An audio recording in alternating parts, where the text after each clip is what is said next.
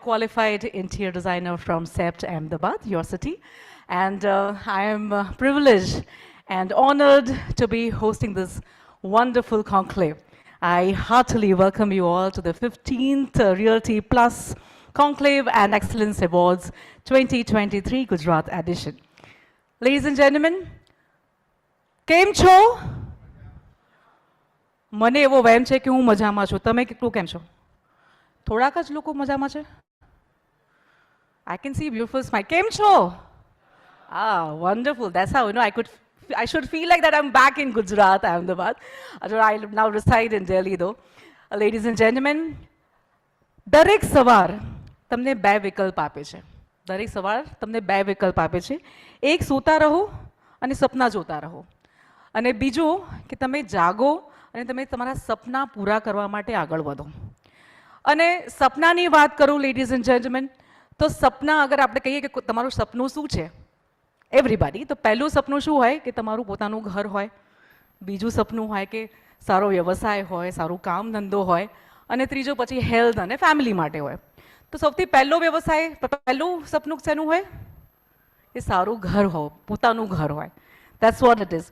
So ladies and gentlemen, what I meant was, you all people present out here in this hall in Courtyard Marriott, Ahmedabad, you all people from the real estate world, the architects and the interior designers, everybody play a very, very important role in this society and making India proud. Right? So can we have a round of applause for everybody out here? सपने पूरे करने में आप सबका साथ होता है. आप हो तभी जाके इंडिया आगे बढ़ता है. In fact, the Ahmedabad, being the largest city of Gujarat, is rated as one of the fastest developing cities in India. The rapid commercial development in the city attracts people from across the country, and not only in Ahmedabad, but I'm talking about whole of Gujarat. I was in Chandigarh a few days back, and I met a real estate agent, and he was talking about the RERA project. Do you have somebody who knows about this project? We would like to have investors coming in Gujarat. So it is just not Gujarat, it has been talked about across the world, across the India, ladies and gentlemen. And I mean it, because we have many people coming down from Punjab and Delhi and nooks and corners of India coming down and investing in Gujarat. So congratulations to all of you, ladies and gentlemen. And the real estate world, the real estate sector in Gujarat witnessed a significant shift in the wake of COVID-19 pandemic. So a critical engine of greater employment with both forward and backward linkages, ladies and gentlemen. It is estimated nearly 50% of India's GDP, I'm talking about 50% of India's GDP, is linked with the domestic real estate sector. So I'm sure the trailblazers out here, the stalwarts out here, the architects, the interior designers, and everybody from the real estate world, I heartily welcome you to the 15th Realty Plus Conclave and Excellence Awards 2023 Gujarat edition. Ladies and gentlemen, it's going to be a long day ahead, and I'm sure we're going to have great learnings and experience sharing throughout the day.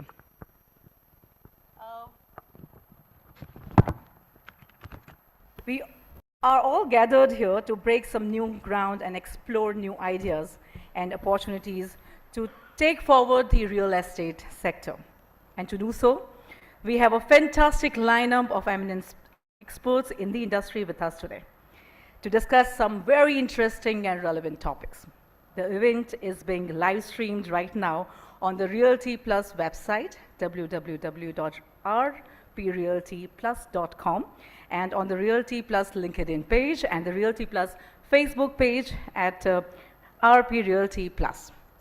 And please, ladies and gentlemen, do remember us to tag us on our social media handles at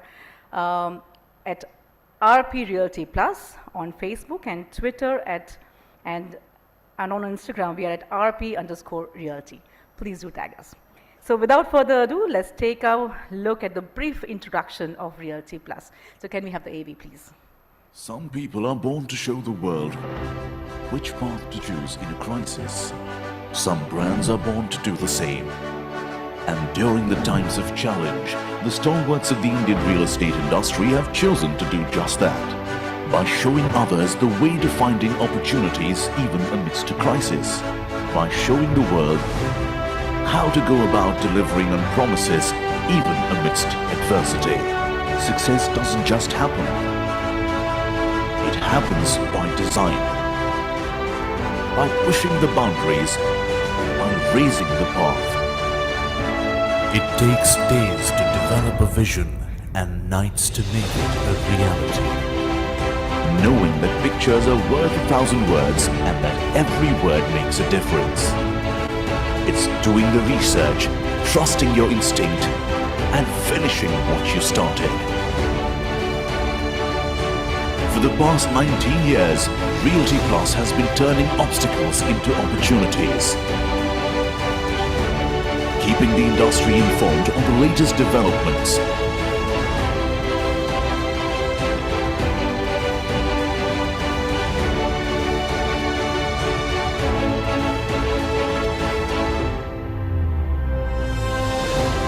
innovating to inspire debates and discussions,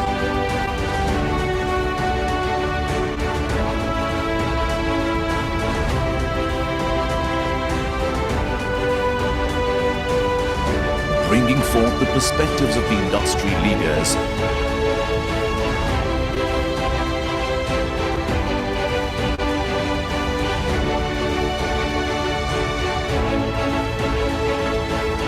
honoring hard work and achievements,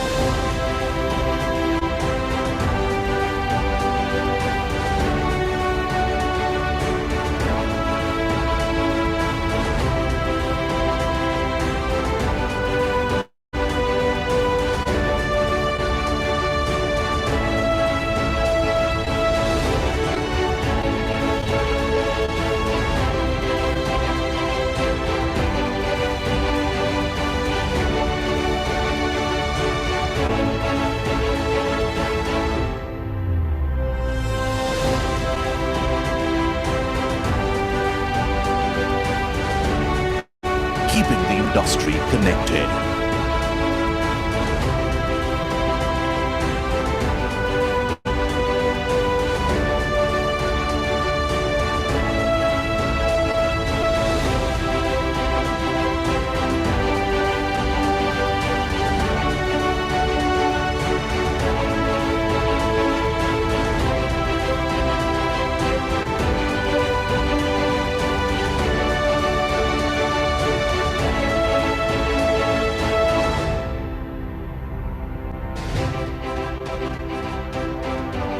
This is what we are built on.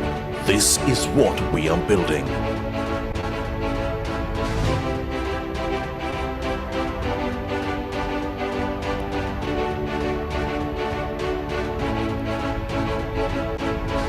We are Realty Plus, and we lead the way. So, ladies and gentlemen, this was a brief snippet of what Realty Plus does and what are our latest initiatives. To know us better, do get in touch with this wonderful lady, Ms. Tripti Kedia, publisher and business head, Realty Plus. Ladies and gentlemen, brightness and prosperity are the symbols of light. Light is a divinity of life, and it shows the right directions of life. So with this holy thought, I would request the following dignitaries to come up on the dais and please light up the ceremonial lamp to begin this day. Ladies and gentlemen, may I please request Ms. Tripti Kedia, publisher and business head, Realty Plus. Mr. Ajay Patel, Chairman, CREDAI, Gujarat, Director, Synthesis. Mr. Neelam Doshi, Director, Civic Organizers LLP, Honorary Secretary, CREDAI, Gujarat. Mr. Raveen Bhojani, Senior Director, Advisory and Transaction Services, CBRE. Mr. Deep Wadodia, CEO, Mr. Kamal Singhal, Managing Director and CEO, Ultimate Smart Limited. Mr. Neil Kothari, Director, Corporate Construction Private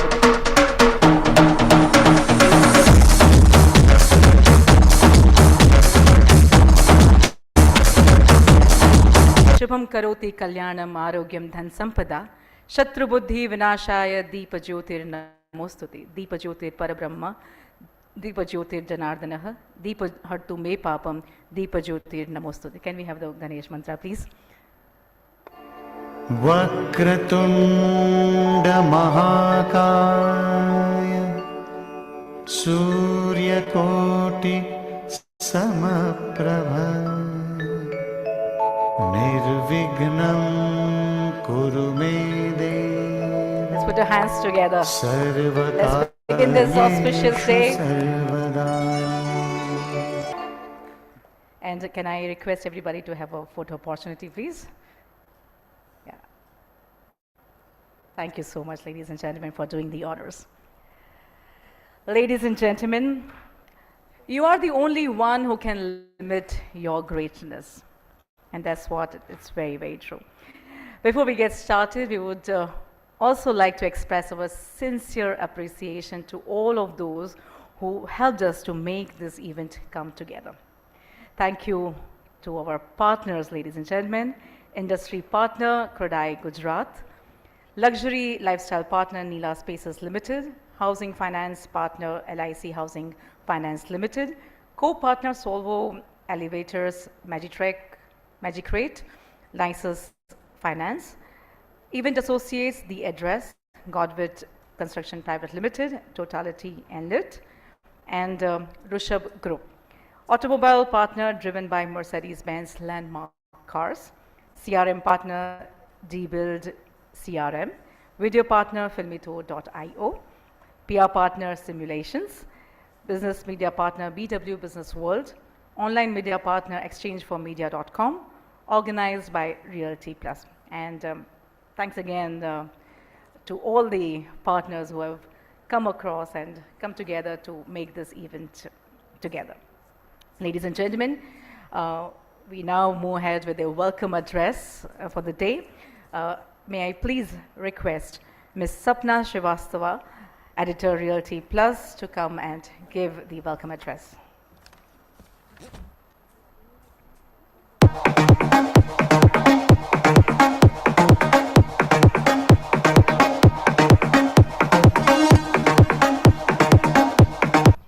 First of all, let me welcome you all on behalf of the entire team of Realty Plus. In fact, it was a very pleasant beginning to the day. We landed 2 days back and it was very hot and humid, but today it was a very pleasant day, beautiful day. And I think it's a sign that we are going to have a fantastic day today. I will not add to what Gujarat real estate is all about, how it's growing, how its cities are becoming the growth engines for real estate of the entire country, because you are part of it, you are already there in it, you know better on that. What I would like to talk about here is us as a national media, what we can bring to the real estate sector. You know, we believe we are now living in a globalized world. No longer any region, any city, any industry can stay isolated, can work within its silos. Because what happens in another part of the country or any other part of the world, it impacts across cities, across nations, across industries. So we as a national media, that is what we endeavor to do.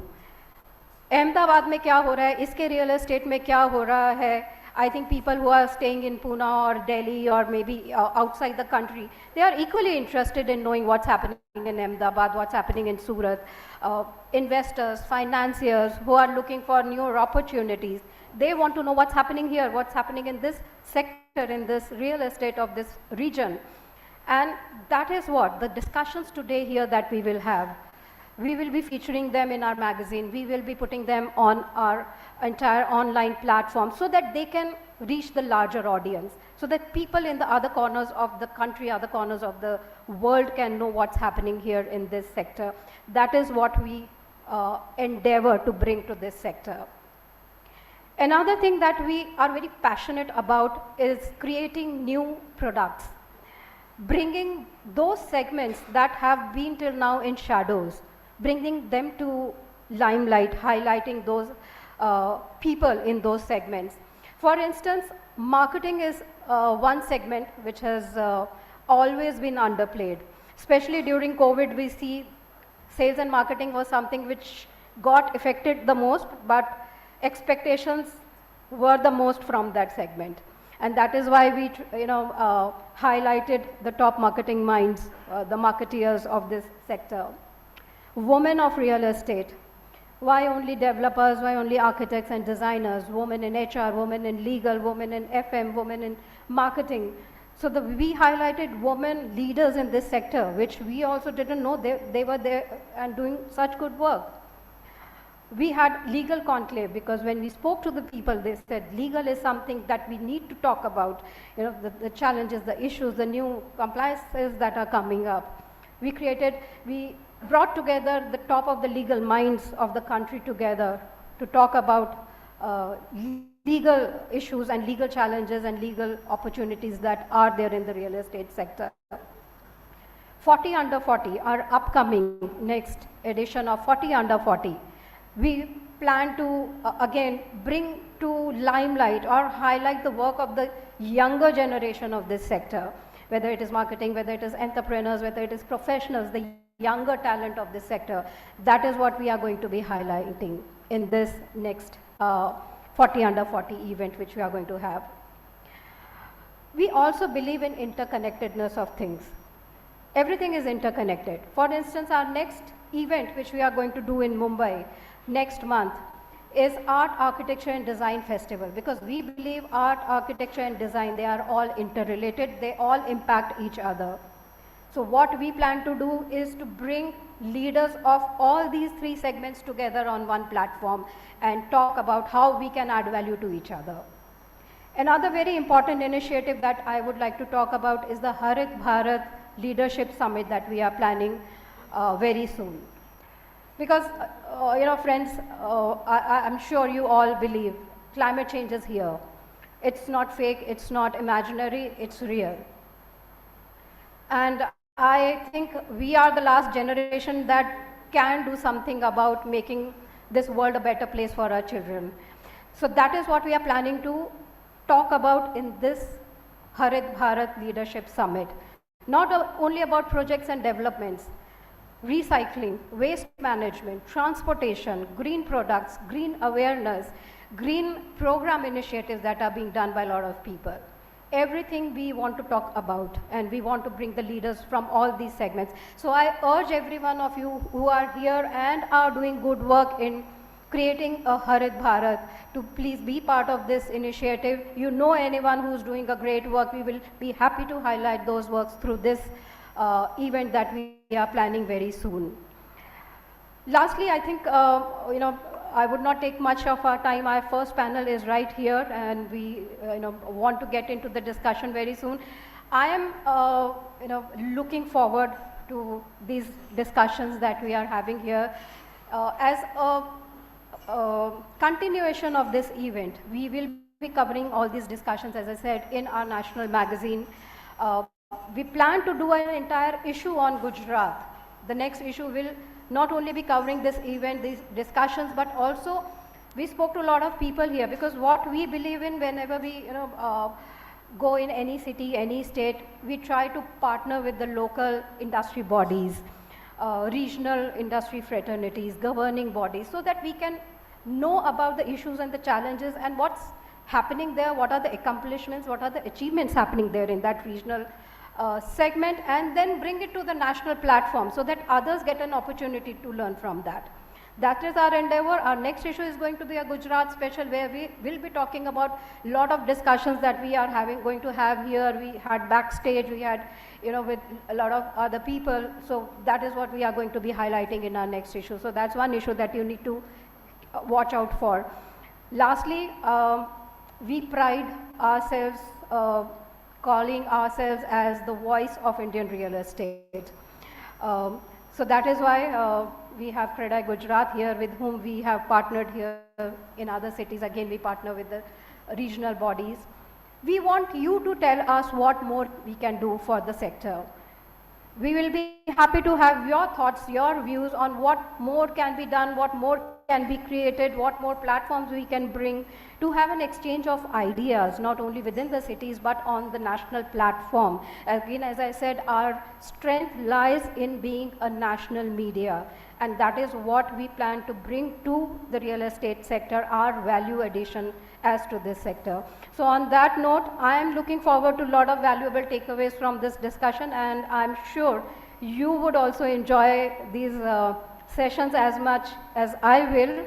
So without further ado, let me give it back to Krishna so that we can move on with the program. And thank you once again for being here with us today, and have a great day. Thank you so much, Ms. Sapna, for these inspiring words and taking through what are the new initiatives of Realty Plus. So, ladies and gentlemen, let's begin the Realty Plus Conclave with the first session of the day on the topic Gujarat, Twin Cities, Emerging Growth Areas of Real Estate. The session will be chaired by Mr. Ravin Bhojani, Senior Director, Advisory and Transaction Services, CBRE. He is a senior management professional and has a demonstrated history of working in various industries, skilled negotiation, budgeting and business planning, strong business development, and he has over 25 years in the sales, marketing, PR, leasing, branding and business development experience in real estate funds, reality and media, retail and healthcare industry. May I please request Mr. Ravin Bhojani to please come over the stage. And introducing our speakers in alphabetical orders, ladies and gentlemen, may I please request Mr. D. Vadadaria, CEO, Neela Spaces Limited.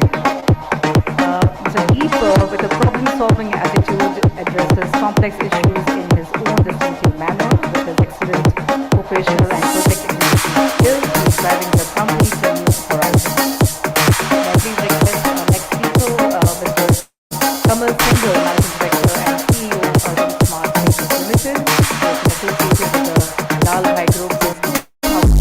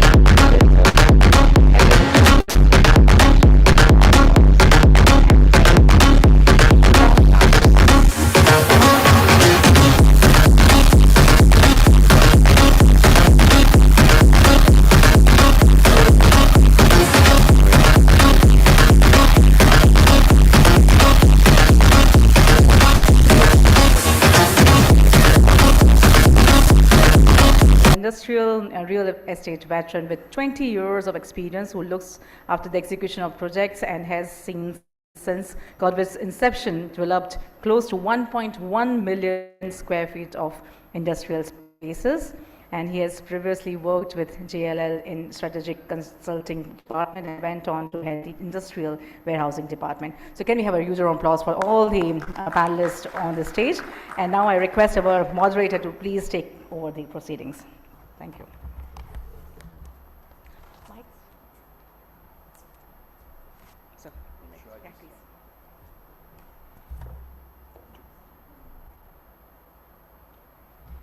Good afternoon, everyone, and welcome to this session. Today, we are starting off this conclave with a discussion with the panels where we have Gujarat Twin Cities, emerging growth areas, and real estate. And you know, the first two cities that come to mind are Ahmedabad and Gandhinagar, the twin cities, which have become the epicenter of a remarkable progress and transformation.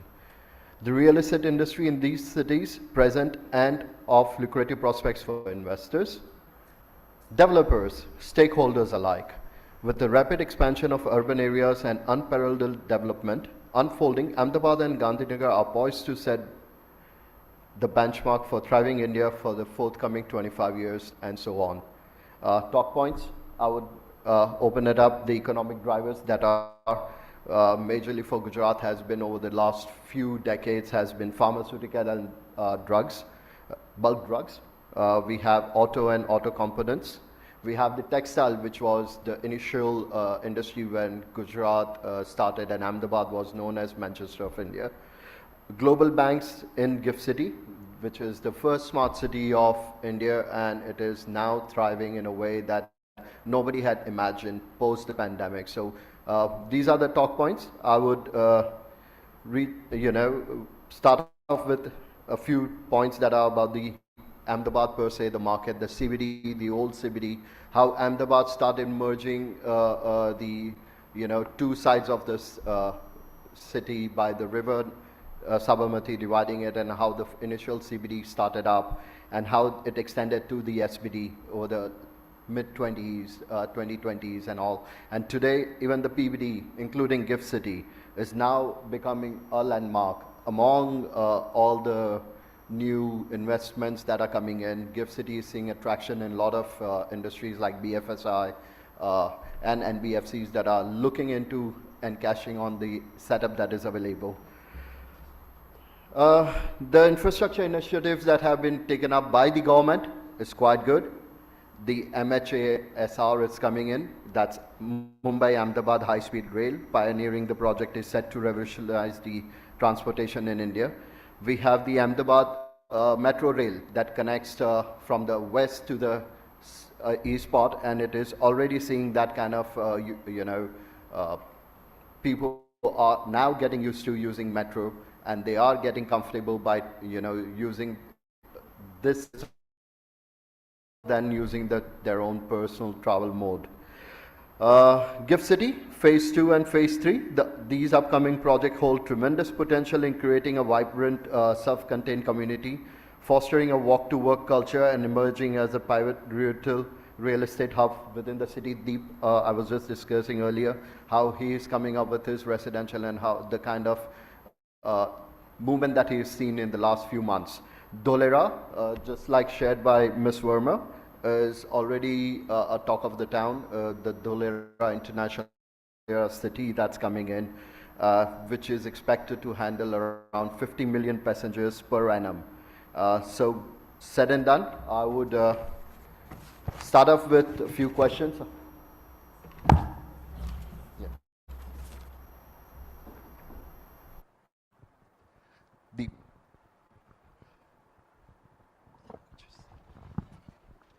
This would be better.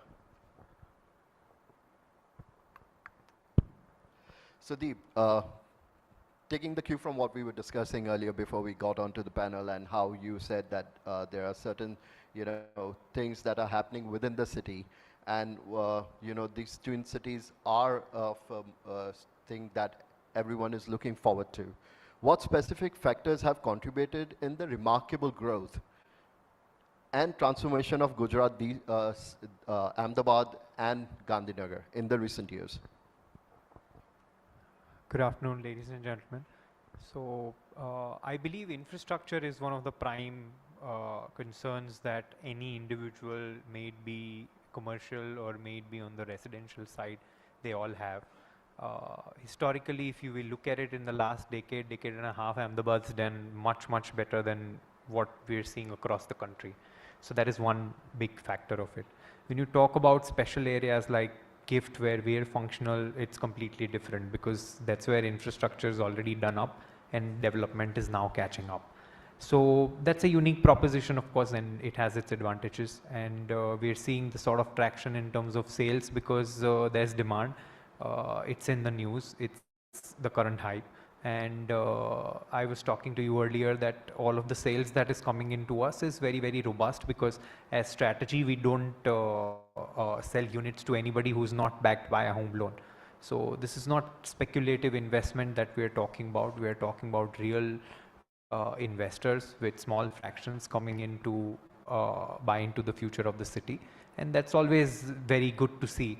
Apart from that, I believe on the whole course, if you look at these lovely townships that large developers have built, somebody like Adani, somebody like Godrej, Savi, and it's very difficult to build these communities, and they've invested their years and years together to put the infrastructure in place. And now, after all of these hard work, it's starting to look like a community.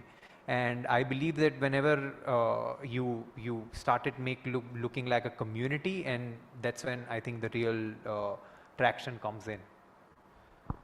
So understanding that all these smart townships that are coming in as well, like Adani, Godrej, are now seeing a lot of traction with their residential sales as well.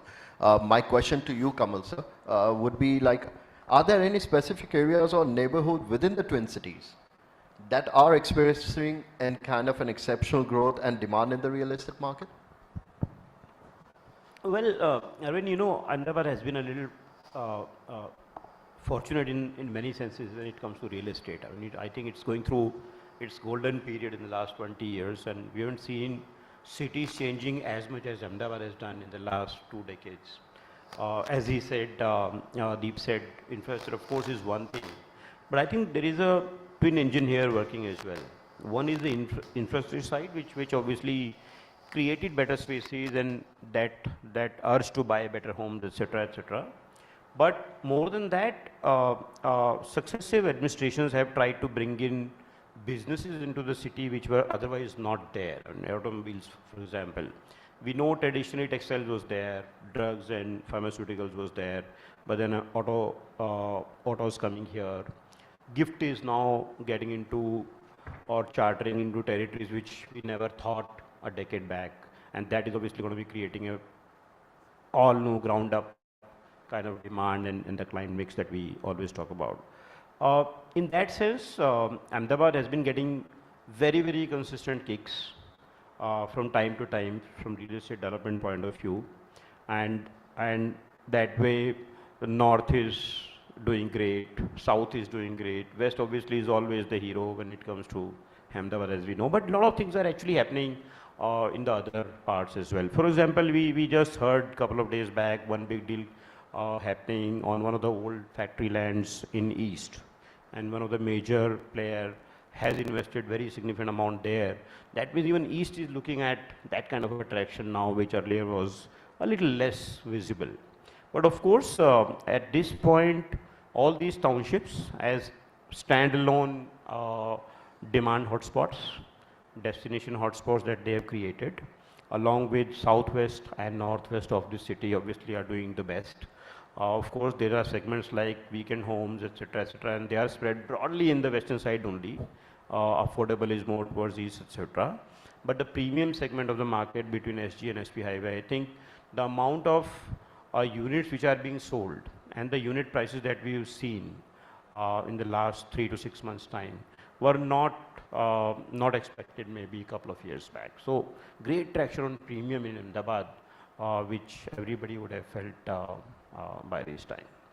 I agree to that. In fact, I was in Bangalore a couple of days, and the kind of discussions that we had with the other developers over there, and they were amazed with the kind of price factors that have come into play within the Ahmedabad market. They were amazed to see that Ahmedabad could have that kind of infrastructure of residential and the price range that it has. So it was astonishing for them, and they were looking forward to now thinking about Ahmedabad as a market to come in and get their footprint in. Neelam sir, હું તમને એક સવાલ કરી sir. અત્યારે જે રીતના major infrastructure projects આવી રહ્યા છે, and they have played a significant role in the development, like rightly said by Kamal sir and Deep. How do you foresee that these specific commercial and industrial area sectors real estate marketમાં અને ગુજરાતમાં particularly our twin citiesમાં support કરશે, અને આપણી પાસે એવું infrastructure other than residential મौजूद છે sir?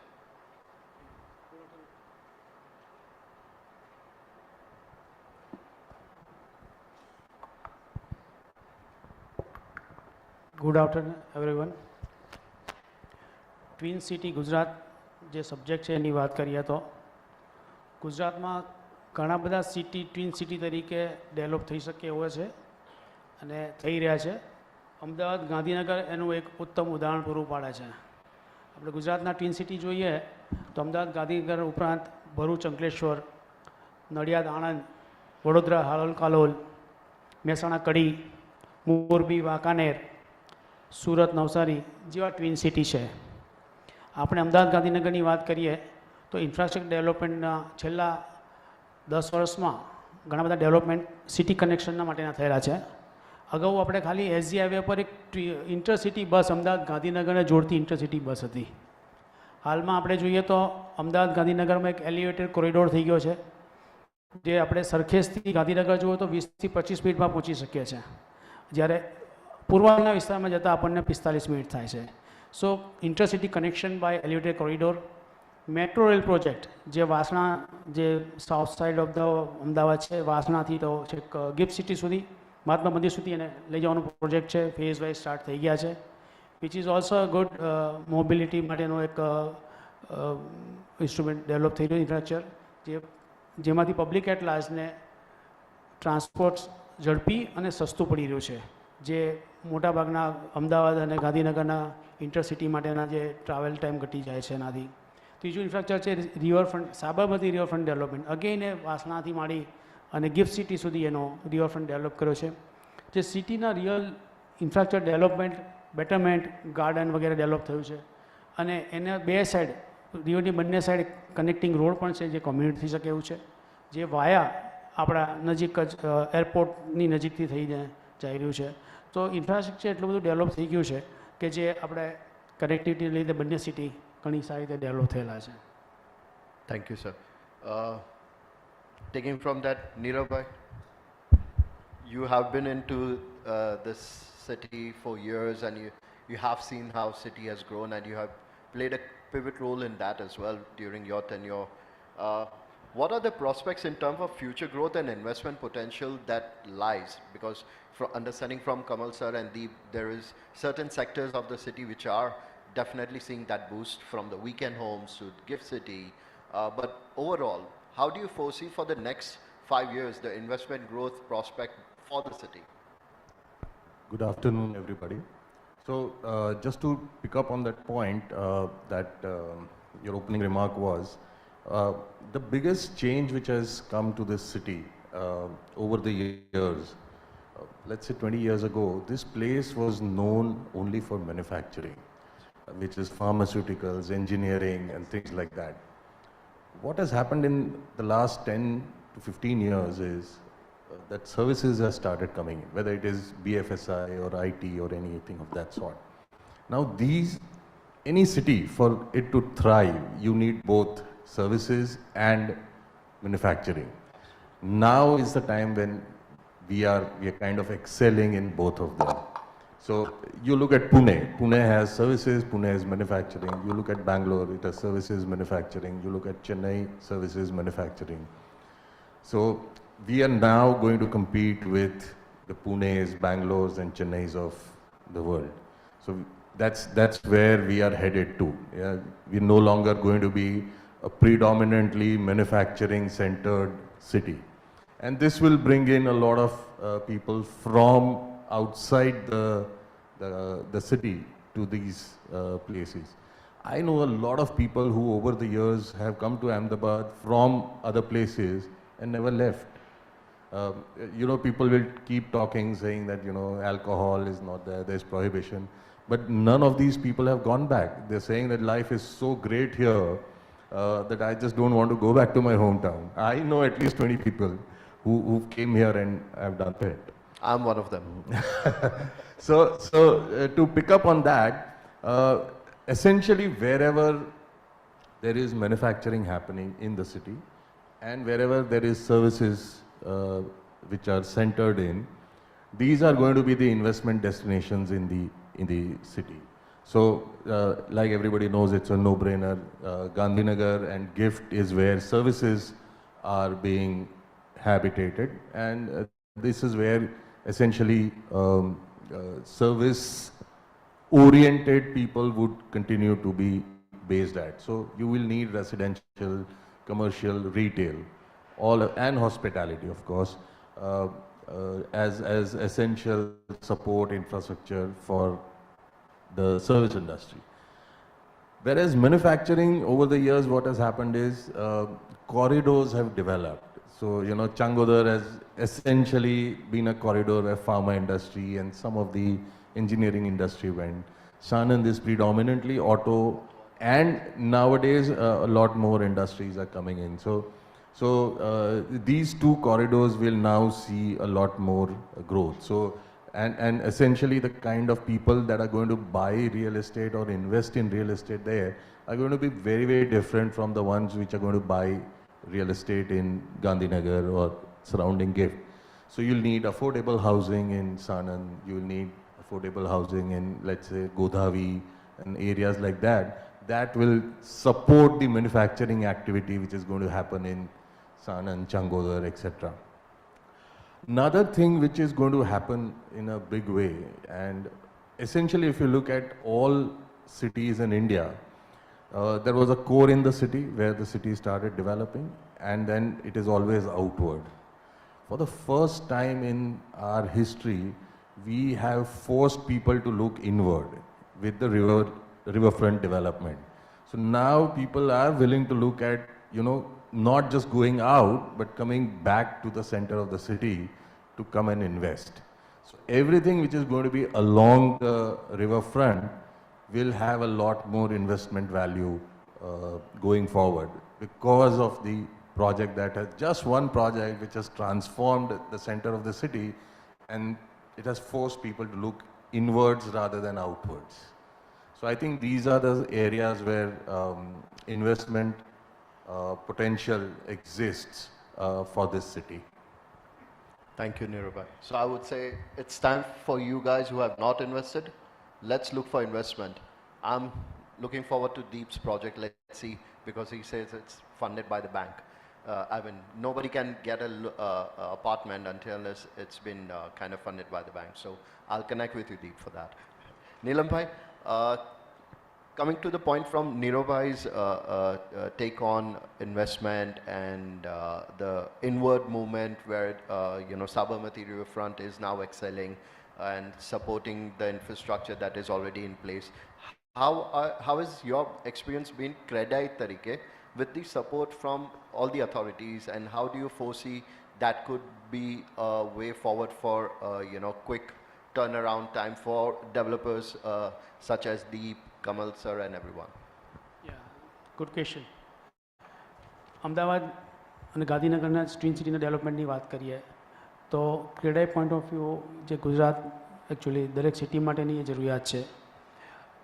રિવરફ્રન્ટની વાત કરીએ સ્પેસિફિક તો ત્યાં આગળ અત્યારે અમદાવાદ એએમસી દ્વારા રિવરફ્રન્ટ ડેવલપમેન્ટ પ્રોજેક્ટમાં રિઝર્વ પ્લોટના ઓપ્શન્સ કરવાના પ્લાનિંગ ચાલી રહ્યા છે. સો આઈ વુડ રાધર લાઈક કે ભાઈ એ જલ્દી ઓપ્શનનો પ્રોસેસ થાય. એકવાર પ્રોસેસ થઈ ગઈ હતી જે સમાવ પીક નહોતા થયા, પણ અત્યારે રિગર્સલી એ થાય તો સિટીના ઇનર સાઇડમાં જે સાહેબે કીધું એ પ્રમાણે કે આઉટવર્ડની સાથે ઇનવર્ડ પણ ફ્લો થાય અને સિટીનો જે ડેન્સિટી જે છે એ વધારે એચિવેબલ છે તો ત્યાં સુધી સ્ટેજ સુધી એ એચિવ કરે, અને જેથી કરીને ઇન્ફ્રાસ્ટ્રક્ચર પર લોડ નવા એક્સપાન્ડ થતા દૂરના એરિયામાં ઇન્ફ્રાસ્ટ્રક્ચરની કોસ્ટ પણ ઓછી થઈ શકે ઓથોરિટી લેવલે. તો ફાસ્ટ એ પ્રમાણેના ઓપ્શન્સ કરી અને એના બાયલોઝ અલગ છે એ પણ પ્રોડ્યુસ કરી અને ફાસ્ટ કરવા જોઈએ. બીજું overall developer point of view વાત કરીએ તો સરકાર દ્વારા ટોલ બિલ્ડિંગ પોલિસી ગુજરાત લેવલે પ્રમોટ કરવામાં આવી છે, which is very nice and excellent policy. અને એ સમગ્ર ગુજરાતના દરેક સિટીમાં 30-40 માળના બિલ્ડિંગ રિસ્પેક્ટિવ પ્લોટ સાઇઝ અને રોડ વિથ પ્રમાણે છે. તો એ ટોલ બિલ્ડિંગ પોલિસી પ્રમાણે દરેક સિટીમાં 30-40 માળના બિલ્ડિંગ શક્ય બન્યા છે. પણ એક ચેલેન્જ અમે ફેસ કરી રહ્યા છે કેડાઈ તરફથી કે એ પ્લાન પાસ કરાવવા હોય તો લોકલ ઓથોરિટી એટલે સુરત હતો સુડા, અમદાવાદ હતો ઔડામાં પ્લાન પાસ ઇન્વર્ટ કરવા પડે છે. એ ફાઇલ જાય છે સરકાર લેવલે, સ્ટેટ ગવર્મેન્ટ લેવલે, અને તેની અપ્રુવલ આવ્યા પછી આપણી સ્ક્રુટિનાઇઝ થઈ અને બિલ્ડિંગ પ્લાસની પ્રોસેસ થઈ રહી છે. અમદાવાદ અને ગુજરાતના સિટીમાં 30-40 માળના મકાનની પરમિશન ટૂંક સમયમાં જ આપવામાં આવી છે, પણ એ સિવાયના રાષ્ટ્રના ઘણા શહેરોમાં આ પ્રમાણે 30-40 માળના મકાન તો વર્ષોથી બને છે. એટલે ગુજરાતમાં આ પ્રકારના પ્લાન પાસ કરવામાં લોકલ ઓથોરિટી દ્વારા પ્લાન પાસ કરવામાં આવે તો વધુ ઝડપી પ્લાન પાસ થઈ શકે છે, which is kind of ease of doing business અને આપણે પ્લાન બિલ્ડિંગ વધારે જલ્દી ડેવલપ કરી શકીએ છીએ. ઘણા બધા બીજા ચેલેન્જીસ છે કે એને પરમિશન, આપણે ત્યાં ડેવલપમેન્ટ પ્લાન અને ટીપીસ્કમના ધોરણે ગુજરાતમાં એક જ મોડેલ છે કે જેમાં આ પ્રમાણેનું ડેવલપમેન્ટ છે. આખા દેશમાં આ પ્રકારના ટીપી સ્કીમ પ્રમાણેનું કામ નથી થતું. આપણે ત્યાં થાય છે 40% કપાત લીધા પછી પણ આપણે એને પરમિશન, ડ્રાફ્ટ ટીપી સ્કીમ વગેરે માટે રાખવી પડે છે. તો ડીમ એને એક એવું છે કે જે ડીમ એને તરીકે જે ટીપી સ્કીમ હોય એમાં ડીમ એને મળી જાય તો જલ્દી ડેવલપમેન્ટ થઈ શકે. ફાસ્ટર ડેવલપમેન્ટ માટેની વાત છે, ગ્રોથ વધી શકે છે. ટાઉન પ્લાનિંગ સ્કીમ, ડ્રાફ્ટ થયા પછી ફાઇનલ લેવલે 10 વર્ષ, 15 વર્ષ, 18 વર્ષ સુધી ફાઇનલ મોડમાં નથી આવતી. ત્યાં સુધી ડેવલપર્સે અથવા અધર સિટીઝન્સની જે જમીન છે એમાં નાણાં કેપિટલ ઇન્વેસ્ટમેન્ટ રોકાયેલને પડી રહે છે અને ડેવલપ થતી નથી જમીન. ફાસ્ટર ડેવલપમેન્ટ માટે અમારે ક્રેડાઈ તરફથી એટલી રજૂઆત પણ છે કે જલ્દીથી ટીપી સ્કીમ ડ્રાફ્ટ થયેલી મંજૂર કરે અને એ એરિયામાં ડેવલપમેન્ટ ફાસ્ટ થઈ શકે છે. આ એક બીજો એક અમારું માગણી છે. હાલમાં સરકાર દ્વારા 2024નો ડેવલપમેન્ટ પ્લાન રજૂ કરવાની તજવીજ ચાલુ થઈ છે જે અમદાવાદ અને ગાંધીનગર માટેની છે. ટ્વિન સિટીની વાત છે એટલે આ માટે હું દ્રષ્ટાંત પૂરું પાડીશ. ટ્વિન સિટીમાં અમદાવાદ ગાંધીનગર બંનેનો જોઈન્ટ ડેવલપમેન્ટ પ્લાન સરકાર વિચારી રહી છે, which is a good part, good initiative કે ભાઈ બંને એક સાથે મર્જ થઈ અને એનું પ્લાન કોહેસિવ પ્લાનિંગ થઈ શકે અને ઝડપી થઈ શકે. રિંગ રોડ, આપણે ત્યાં અમદાવાદમાં એસપી રિંગ રોડ બન્યો છે, ગાંધીનગરમાં બી ડીપીમાં એક રિંગ રોડ પ્રપોઝ થયેલો છે, નવો 24માં એક નવો 90 મીટરનો રિંગ રોડ અમદાવાદની ફરતે આવી રહ્યો છે. So it be all merge, ring રોડથી બંને સિટી મર્જ થઈ જશે એટલે ડેવલપમેન્ટ સારા થઈ શકશે. એ પણ વધારે ઝડપી 24માં થઈ જાય તો અમદાવાદ વધારે, ગાંધીનગર વધારે સારી રીતે ડેવલપ થઈ શકે. This is what we are proposing or વિચારી રહ્યા છે કે આ થઈ શકે. So you have identified two challenges today and you have already presented to the authorities as to how to go about it, and authorities are cooperating and giving you that support, if we are to understand. Am I getting it right? Yeah, authorities definitely try to support some. એ લોકોના આ એક મેં આપ કીધું toll building policy છે તો easily એ resolve થઈ શકે એવું છે. Time ease of doing business અને ટાઈમ સેવિંગ થઈ શકે એવું છે. We have presented the issue અને હોપ કે ટૂંક સમયમાં એ લોકો એ પ્રમાણેનું આપણને મંજૂરી સ્ટેટ ઓથોરિટી, લોકલ ઓથોરિટીથી આપે. Thank you, Nilambai. Deep, coming back to you, with regards to the infrastructures and the twin cities and how the ring roads are developing, and you are coming with a real estate residential project within Gift City. How has the residential properties within the city, both the twin cities and Gift City, changed with regards to what are the factors that has influenced this shift, and how have you changed your way to meet up to that kind of development? So I believe Ahmedabad city and Gift City are completely separate because of the infrastructure and the quality of infrastructure that Gift City provides. So again, I'll repeat that it's a unique proposition in which infrastructure is in place and development is catching up. While if you see anywhere in the country, including Ahmedabad, it's the development that is pushing and then the infrastructure is always playing catch up. So you would have developers going out and, like he was talking about weekend homes. Now, basic amenities for his weekend homes, you're constantly struggling with the civic authorities to bring it there because they are like bare minimums. So I think there needs to be some amount of dialogue and some plans which needs to be shared. I'm sure that's happening at multiple level and government is trying to do whatever that they can. Just to give everybody an example, I think we get a very big reality check, something like what happened last week, 3 hours of rain, and in the costliest areas of Ahmedabad, you couldn't put your vehicle out.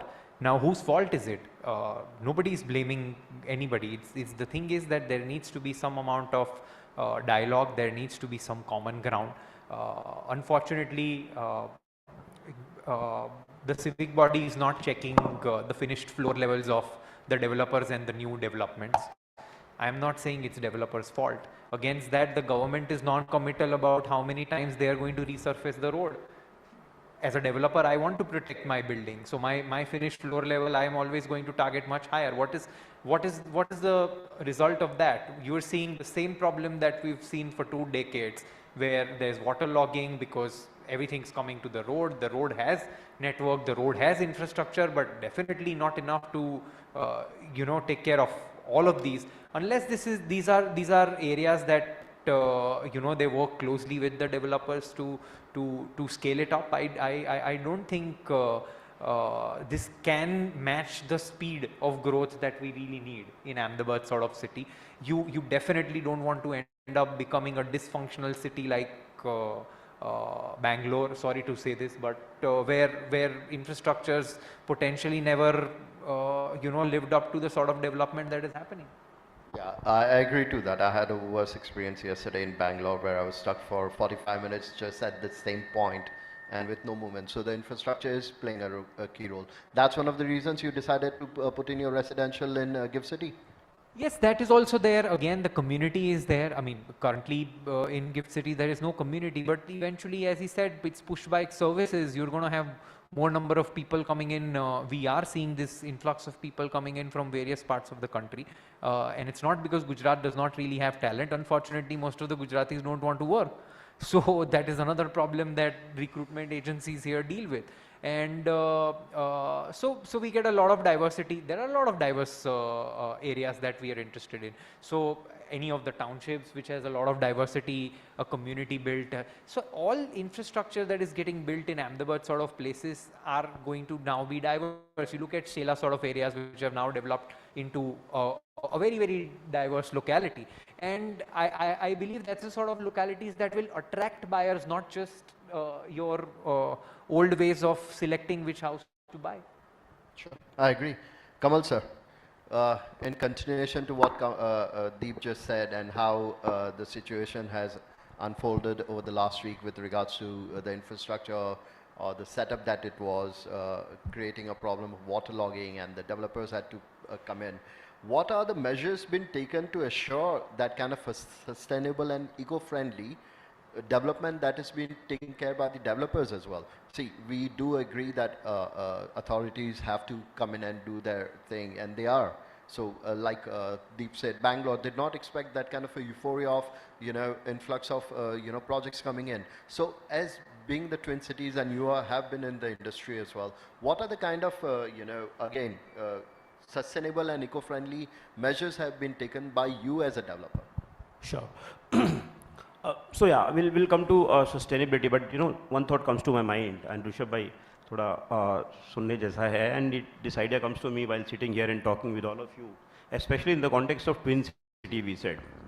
Now, Ahmedabad, if you really analyze 3 decades, one which is gone, one which is currently happening, and the next one. Maybe the decade which has already gone belong to the BRTS of the world, riverfront of the world, and West developing, SG highway happening, etc., etc., and it is brought in great amount of results. The whole TP mechanism, I think this is very, very unique thing. Only in this city that such planning and such systems exist, and they broadly don't get influenced by vested sort of interests, and that's why the city is taking the kind of shape that it is taking. So that's the previous decade. Possibly the current decade belongs to Deep, Gift, and stuff like this. You are at the right time, right place, in the right decade. If things keep moving the way they are moving, I think this will become one of those inflection points where a lot of things can happen. The city has a great potential. There are some mental blocks in terms of liquor, this and that, and weather. But I think once things settle down, the other day I was in a place called Miami. Believe you me, it was a pathetic place. It was hot, it was humid, and it was not worth moving out. But it's that aura, it's that talk, it's that marketing that everybody would have created behind this very consciously. It's not, possibly it has not happened just like that. It has been very, very consciously cultivated, and that's how that perception and impressions have come, that a hell is being kind of labeled as a heaven. I mean, three months of hell at least. It's how you market. Right, yeah. So, I mean, even we have 9 good months, right? I mean, 3 months are bad everywhere on this earth, most of the times. So this is current is great, and the push that currently we have in the form of Gift and equivalent projects are great. But the definition of twin city should change in the coming decade. That is very important. So Ahmedabad, Gandhinagar should rather be from now itself and surely from next decade onwards should be called as one city with two names, not two cities which are twins. It is actually, if you really see and travel between these two cities through any major road, it's one city already, right? And it has two names. That's how it should be taken. And the coming decade, it should rather be talked in the sense of Mumbai and Ahmedabad being twin cities. And it's very much possible. It is happening. And the next decade then belongs to something like a bullet train or a 10,000 athletes of the world coming to our city, playing, staying, and you understand what I'm saying. So next decade really is centered around 2 or 3 such very, very big poles, which will possibly make Mumbai and Ahmedabad as twin cities. People will travel. People will travel. I mean, 2 hours of travel by a train is outskirts of New York. You go, shop 2 hours, come back, right? It's like that. And this is happening. This is the trend. So if you want to invest, somebody said invest. Invest looking at this. Sabarmati is this, that, all that is already factored into the prices, and Deep is charging a premium for this, and I'm charging a premium for this already. But don't worry about it. These prices are rock bottom in any case, because what you need to do is to look ahead the coming decade, which is making Mumbai and Ahmedabad as twin cities, and not Ahmedabad and Gandhinagar. It's already a city. One city is already aggregated in that sense. Coming back to your sustainability question, yeah, sustainability is obviously supposed to be, has to be, there is no option but to be given the topmost priority by every developer. We carry a very, very special responsibility as a group, as a community. At Arvind, we are very, very conscious about it. Fortunately, it comes from our genes where some of the best innovations in terms of sustainability has come from our group.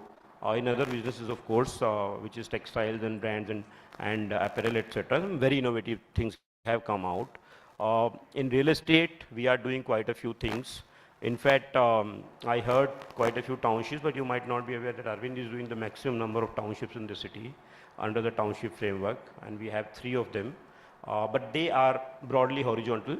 They are villas and infrastructured villas kind of thing. They are not very close to the city, but they are still some of the best in their class.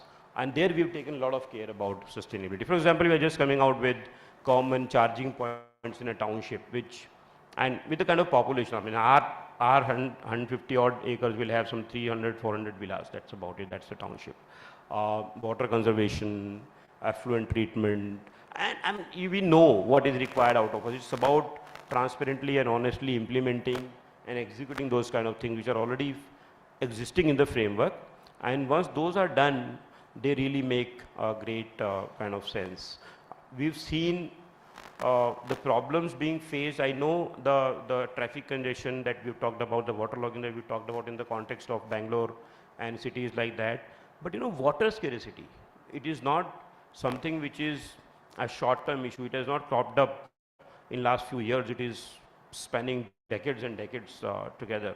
And will you believe that sometimes in a few projects, 30 to 40% of total water requirement for the development work is coming through tankers. There is no water. The societies are getting ready and people have started living. There is nothing, there is no visibility of where the water will come from in 500 apartments that one would have delivered and 1,500 people who are moving in maybe next 3 to 4 months time, and tankers are the only way. So sustainability is an extremely important thing. We are all doomed if it is not taken care. And we are absolutely aware of the fact that developers have a very special role to play, and water conservation in my mind is one of the most important priorities. Absolutely, I agree with. Water has been a main cause of problem across the globe, not only in Ahmedabad or Gujarat per se or India. But again, coming back to the real estate market response in the needs and the way you have developed certain projects which are becoming a marquee in the residential villa projects. How do you foresee that the market will still go on with that kind of a development, or there will be a certain change in it? No, if you're talking about premium segment of houses which are little away from the city, but nevertheless they can be used as first home, maybe within a span of 2 years to 5 years from acquisition, that market is great. And that is happening across the country. The markets that we are operating like Mumbai, like Pune or even Bangalore. Bangalore is predominantly, for example, a IT driven, IT professional driven market. But even there, people have now developed a very, very specific liking for these kind of houses. This market has just entered into some sort of an inflection. And we see very, very clear preference for these houses. I mean, the world over, there has been one CBD, lot of high rises there. So when you fly into a city, you see a lot of high rises.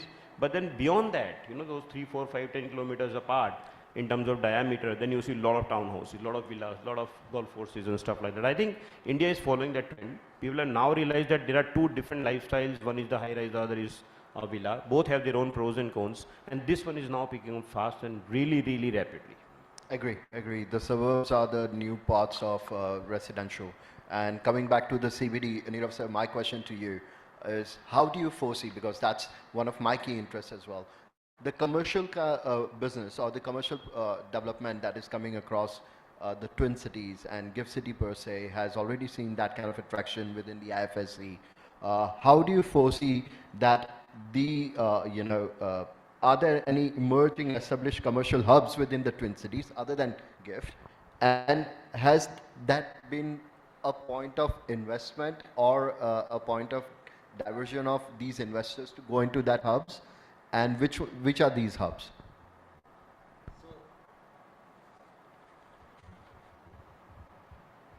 Can you hear me? Yeah.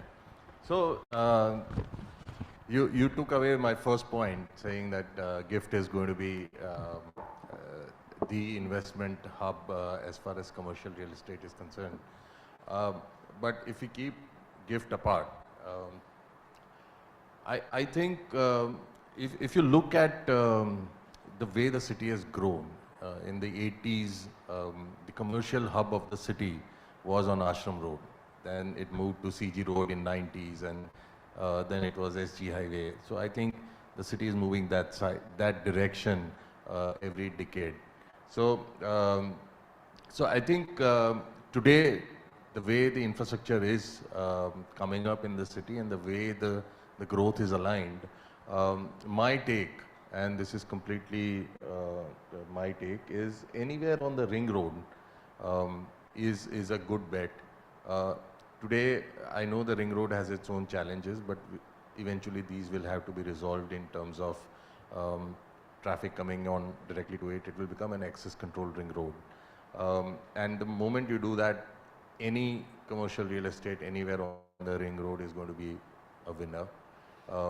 Other than that, we still need commercial real estate in places like, very, very nascent development of commercial real estate happens in places like Sanand, where a huge amount of industrial investment is coming up. All of these need support offices. They need insurance companies to be there. They need banks to be there. They need transport companies. All of these need offices. Today, there are none. So that is something that all these upcoming industrial areas will need. Of course, GIFT. And for the city's needs, it's going to be the ring road. The biggest challenge in doing commercial real estate in Ahmedabad, and I kind of pulled all my hair off while I was in Join the JLL, club. Was that the entire commercial real estate market is designed as built to sell. And unlike a Pune or a Bangalore or even Chennai for that matter, it's not designed to build to lease. Today, if you get a leasing requirement of 25,000 square feet, you would be at your wit's end to negotiate with 10 people, or each having 2,500 square feet of office space. How the hell do you think you're going to manage that? So I think the developers in this city will have to take a look at it, that, instead of strata selling these offices, it makes sense to lease it and then flip it off as an investment sale, whether as a single individual, or there are entities like strata which will pick up fractional ownership in that building. So we will have to look at new innovative models of building commercial real estate rather than just looking at, where it's being built. It's the challenge is in the build to sell versus build to lease.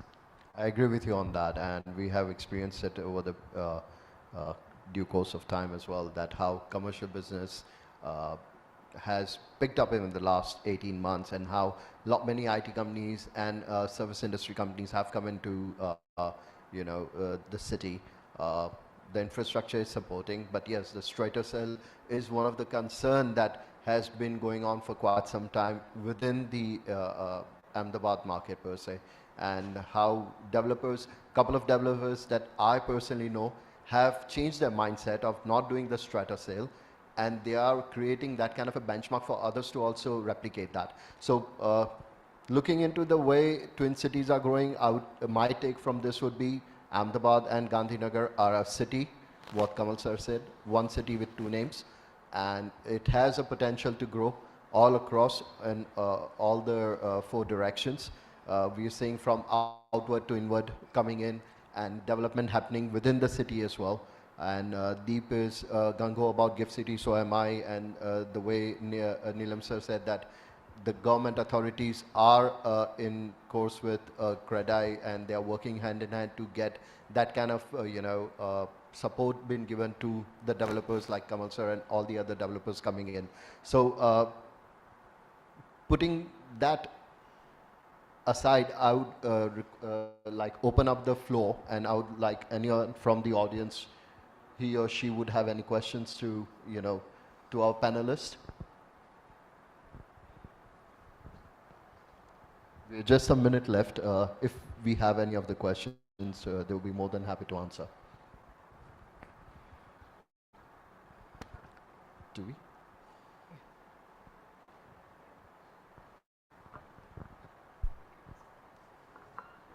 Shakti from Enlight. I just wanted to know, Ahmedabad, Gandhinagar, Twin City market, which you're saying is more of residential or commercial, or what's the mix, what's the percentage ratio, how you're looking?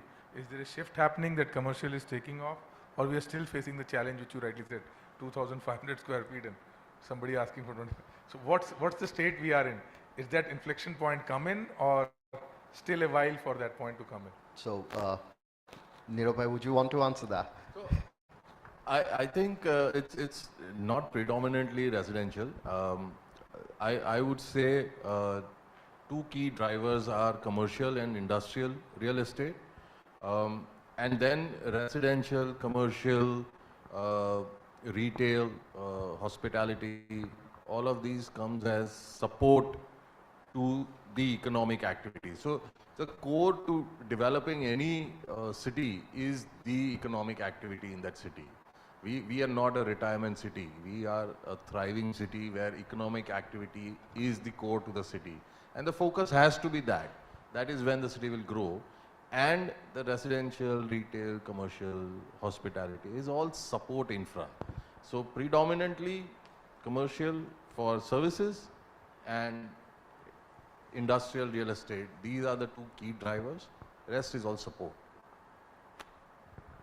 I hope it answered your question. So thank you everyone for your valuable insights. It has been a great interaction, though we were running against time. And I extend my greatest and sincere gratitude to the panel. It has been a wonderful pre and panel discussion, and I look forward to engaging with you on one-on-one during our due course of the year. We would also like to express our heartfelt condolence, appreciation to Realty Plus for organizing this enlightening session and kicking it off with a wonderful panel such as yours. And once again, we thank you everyone, and looking forward to connecting with you often.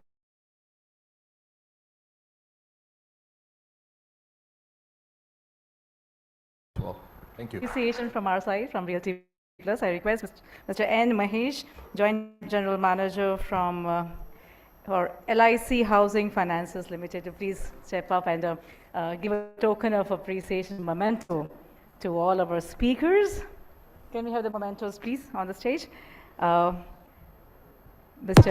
Pravin Modlani, Senior Director, Advisory and Transaction Services, CBI. Please step forward. Wonderful moderated session by Mayu.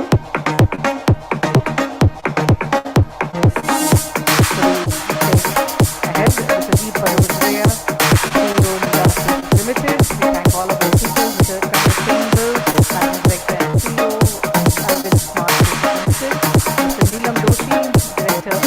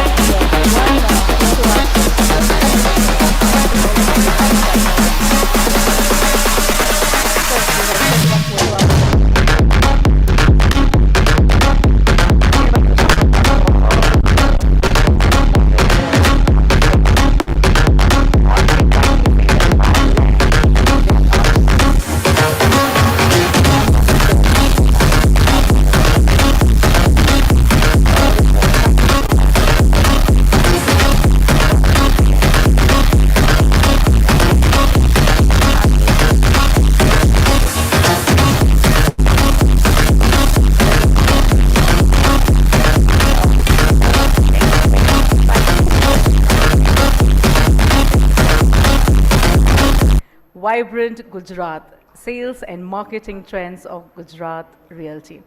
In fact, when you have the word Gujarat coming in, the picture comes as Vibrant Gujarat because the name given by our former CM, who is now the PM of India, Mr. Narendra Modi ji. So this Vibrant Gujarat. So whenever we are like, we're going to the Vibrant Gujarat.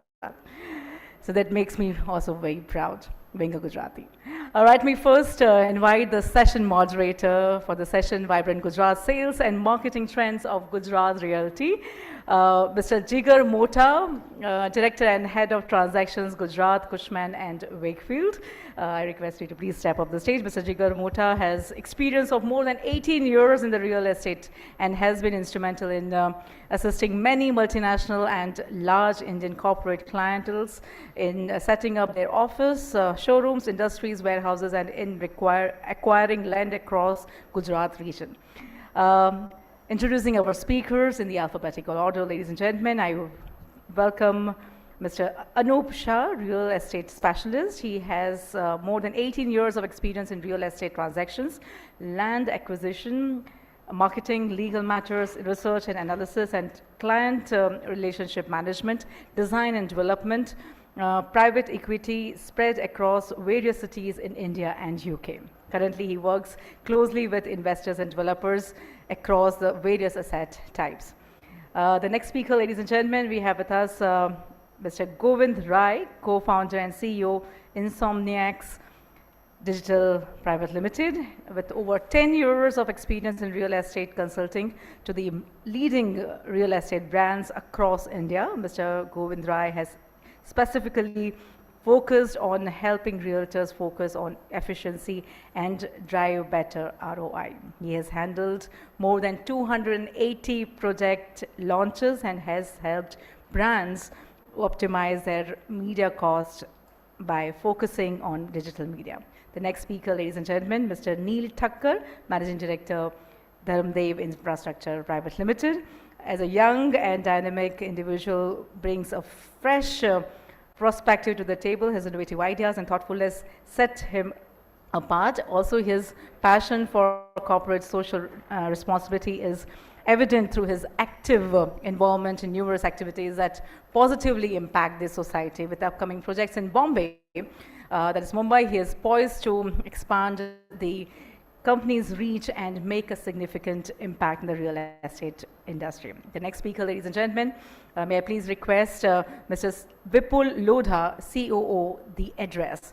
Mr. Lodha looks after business expansion, acquisition, retail sales, operations and business management with an experience of more than 20 years. Mr. Lodha has a vast expertise in advisory and transaction business,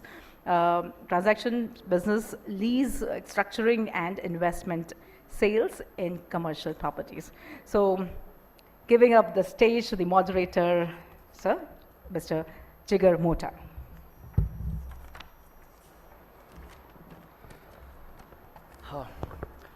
So good afternoon, friends.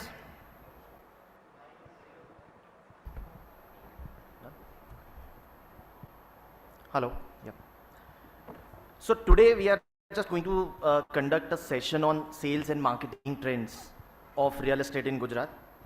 I would first of all like to thank the Realty Plus team for arranging such a nice event where all the market movers, I can see a lot of market movers here. So big round of applause for all of you guys.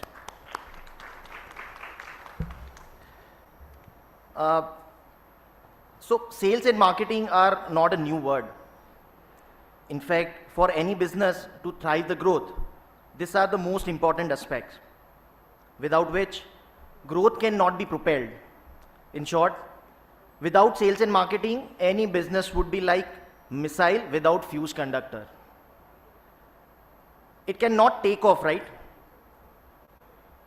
And especially real estate, which is connected with more or less every human being, directly or indirectly, sales and marketing becomes like a central spine of the growth trajectory without any doubt.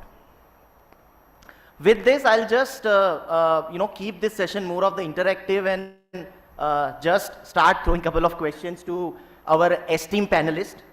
So my first question to Mr. Vipul Lodha, that Vipul, Gujarat being largely investor-driven market, how do you see the requirements of the smaller offices in coming future as compared to flex office solution? Do you see challenging to lease these smaller offices in future? Well, Jigar, basically not only Gujarat, any market across the globe. Am I audible? Yeah. So any market across the globe when it comes to real estate, it's an investor-driven market. There are different categories. Maybe you will be finding some of the funds like BlackRock and all these people are investing, or individual. So investors are the basic core requirement of the real estate market. Now coming back to your requirement on Ahmedabad, whether the smaller office spaces will remain in demand after the flex introduction. So there is an elaborative answer to it, like yes, it will stay in demand. The reason is, like, as you rightly said, it's an investor-driven market. And investors, we have basically, segregated in two different pockets. One is a deep pocket investor who will keep on trading, who will keep on, evaluating various assets across the real estate. He must be having, different set of investment models with them. And that money will churn always for them. And they'll be keep on investing on the larger floor plate of the office space. Wherein every time we are seeing, like, after the government has taken some essential step to, boost up the startup and everything, then also people are taking up the spaces. These people are basically taking spaces in a smaller office space. So mainly like entrepreneur or end user or a professional CA lawyer, these people will have a limited, workforce with them. So obviously they'll need, and being from Ahmedabad, especially Gujarat mindset, you need to be state of your company, right? So most of the people who in that particular category will still explore those things. But when you are getting into a different world of corporate, those people are sensitive. They do understand what flex is offering to them, irrespective of the requirement. Like flex is basically not only agile space, but flex takes care of everything. It is as good as, you are getting into a hotel and you have been taken care of everything. So that's the thing. So that all depends on the operator, what kind of a service operator is providing, and how you are, growing along with that particular segment in your, respective market or a state for that matter. So this is something like, let's assume, like, if somebody is looking for a leisure space and you are still looking for a conventional spaces. So there are so many overheads which is coming across, like office rental, then the internet charges, peon charges, this and that, everything you need. But just assume that I am offering you something, okay, you need 1,000 square feet, but I can accommodate your requirement within, 200 or maybe 400 square feet of a carpet area. So you will definitely, go for it. You will definitely ask us what kind of a service. And at the same time, there won't be any long-term association with anyone. When you are investing into your, like you're buying a property, then it's a long-term investment. But here you are getting a space for 6 months, 1 year, and depending on the investment being made by the investor or operator, the lock-in term can be discussed.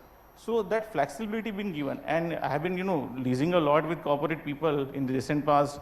a lot of homegrown company has started evaluating this, right?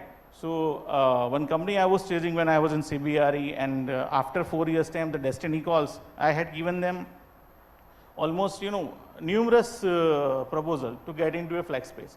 And when they finally got into flex space, I was the service provider. So that is whole, destiny calls, that's the journey. So I think you should believe what you are delivering. You should believe what you are offering. As a developer also, we are also a developer. So we know, like, see, if somebody is passing out from IIM, IIT, and he'll be starting their own business, he'll definitely look for a smaller space. So that's a potential client for me. But after some time, he'll become HNI. Then also it's a potential client for me, right? So we need to, take care of everything in this industry.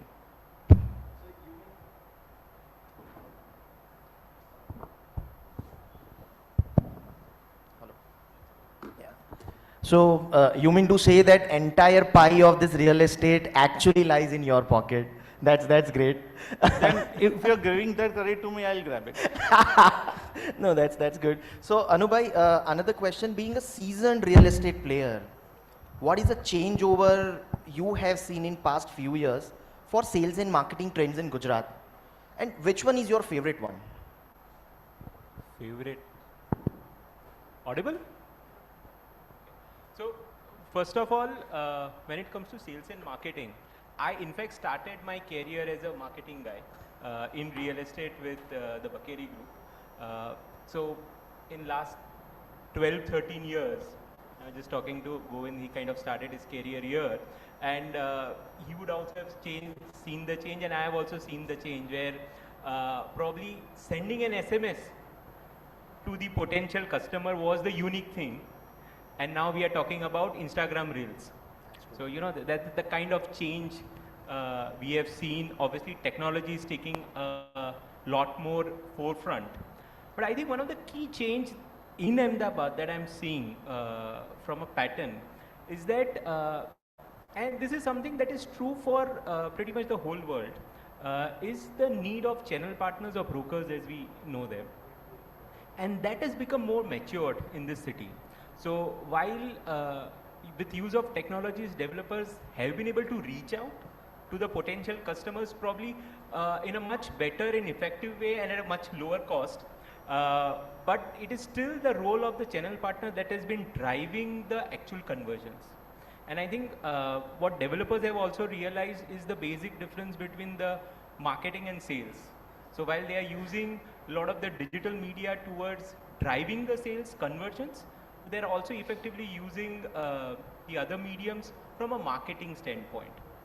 And if I have to answer what is my favorite,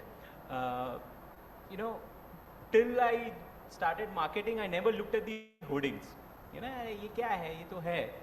That was my thought process. But now, that has become the standpoint. Every signal, and the signal timings have grown from 15 seconds to 85 and 120 seconds. That's one thing that reminds you. And now with the use of visuals, I think they are very captivating. It's a huge cost to put up a hoarding. The developers here will agree. Okay, isme to, I could generate 500 leads. That's what Govind would say. But it leaves a lasting impression.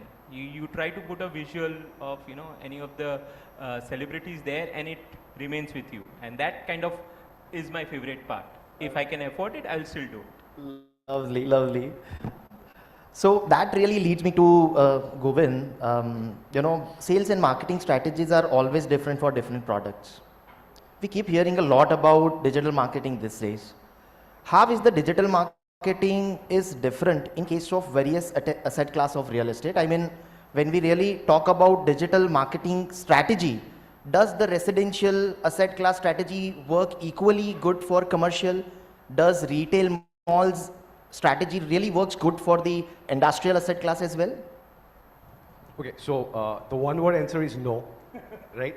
The idea I see, we have to understand the marketing is all about knowing the customers and where the customers are. What do they want? So if these three things are clear, then we can strategize. So when we know that, okay, if it's residential portfolio, let's say in Ahmedabad, if I'm selling something in Chandkheda, Typically, the local area, which we call the local catchment area, from where the people are going to come from, which will be the 5 to 7 kilometer radius, right? That's where you focus. But I'm doing, let's say, a savvy marina in Gift City. I know there's an audience which is going to come from different markets. The local will be there, then there will be a 20 kilometer catchment area, and then I'm going to try for a Bombay market awareness to be created as well, because Akshay Kumar brought a flat there. Then I have an opportunity to bank upon it. So that's the residential part of it, depends upon the location. Coming to the commercial now, there are two parts again. If I have commercial, the same theory applies, where I know that, okay, when I'm strategizing, the customers are the one who are looking for homes. But here in commercial, there are three segments again. One, those who are looking as an end use, one who is looking at investment, and one who are looking for lease, right? Which is where you are, right? So let's say when we are doing a DLF in Delhi, I don't have to work hard. Everything is about branding. But they have a problem in Noida, they have a problem in Hyderabad. They have to market to the local guys as well. And that's where we have to address for the lease market. We cannot market our end user. We have to market it to CXOs, right? So who are the decision maker? So how do I reach out to the decision maker? What do I communicate to them? Every strategy is changing here based on who my audience is. Again, we are doing something very interesting in the branded land category before, with Abhinandan Lodha. Now, for him, you won't believe, typically there's a location called Anjarli and Dapoli. Market to Bombay mein hona chahiye, right? We came in and we ran the numbers and we somehow had a belief system because we were Delhi में हमने DLF के लिए SEO plots sell किए थे, वहाँ पे shop cum offices plots होते हैं. तो मैं समझ में आया दिल्ली वाले बहुत passionate हैं land के लिए, हम दिल्ली को market बनाएंगे. And somehow their data said no. We said let's try. And turns out that it came out to be a huge different affair. वो पूरा बॉम्बे और दिल्ली को भी, बॉम्बे और पुणे को भी आगे बढ़ गया Delhi. Then we said we need going to find a new discovery market. क्योंकि हमें विश्वास था, and I have lived in Gujarat. I said Gujarat is the market.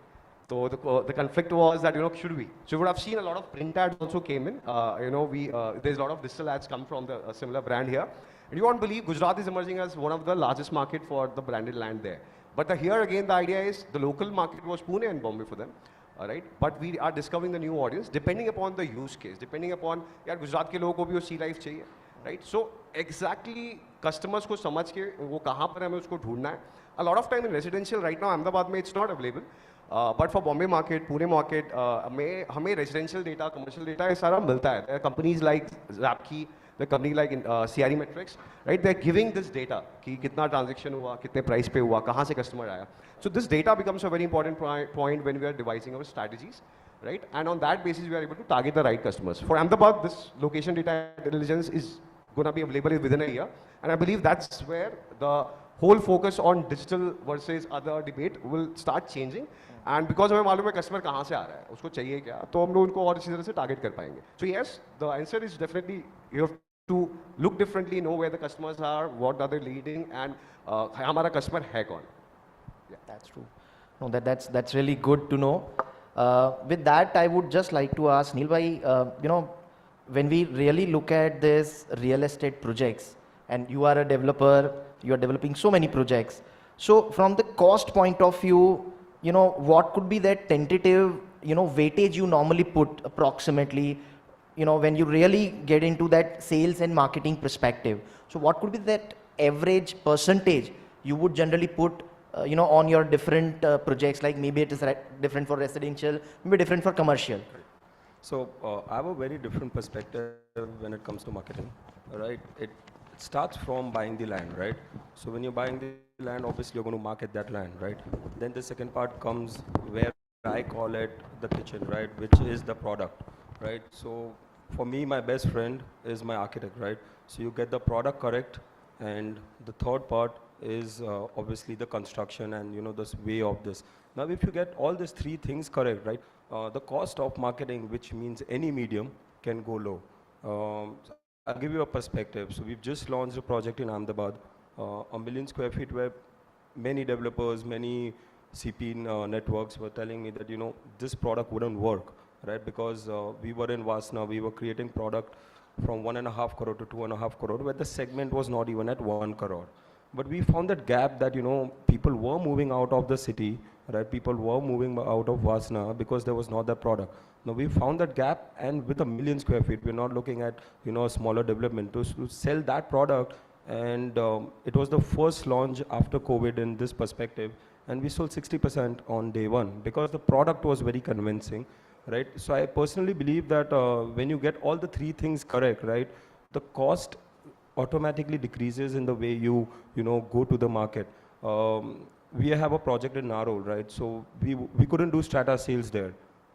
We changed the strategy and we tried to make it an entertainment zone. So we started leasing, right? And we leased about 3-4 lakh square feet, and then the whole strata sale happened. So it all depends. I personally believe that developers who are spending money on hoardings, on social media is very cheap though, but on newspapers, I personally believe if that money goes and if that brain goes in the product, in that location, at the end of the day, the money which is spent on all this hoardings and everything is going to go away. But the money which is going to be spent on the product is at least going to go with the life cycle of the project. So I personally feel that developers should spend money on the project, right? Should spend more time on the product, and so the customers can have, a long life with that. That's great. You have always been pioneer to all this large development. Be it Vasna, be it Narol, you always have come up with very, very large developments there. And that really interests me to ask you, Govind, that,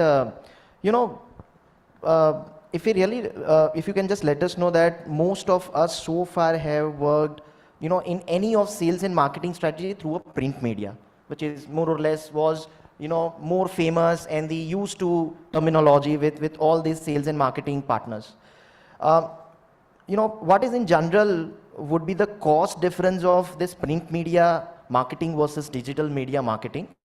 What are the major factors which one can consider selecting between two of them? Okay, so 2014, I left this city because developers ko itna pyar tha print ad se. So we get national touch in that. Now we are now entering back and aggressively working with a lot of Ahmedabad, Surat-based developers.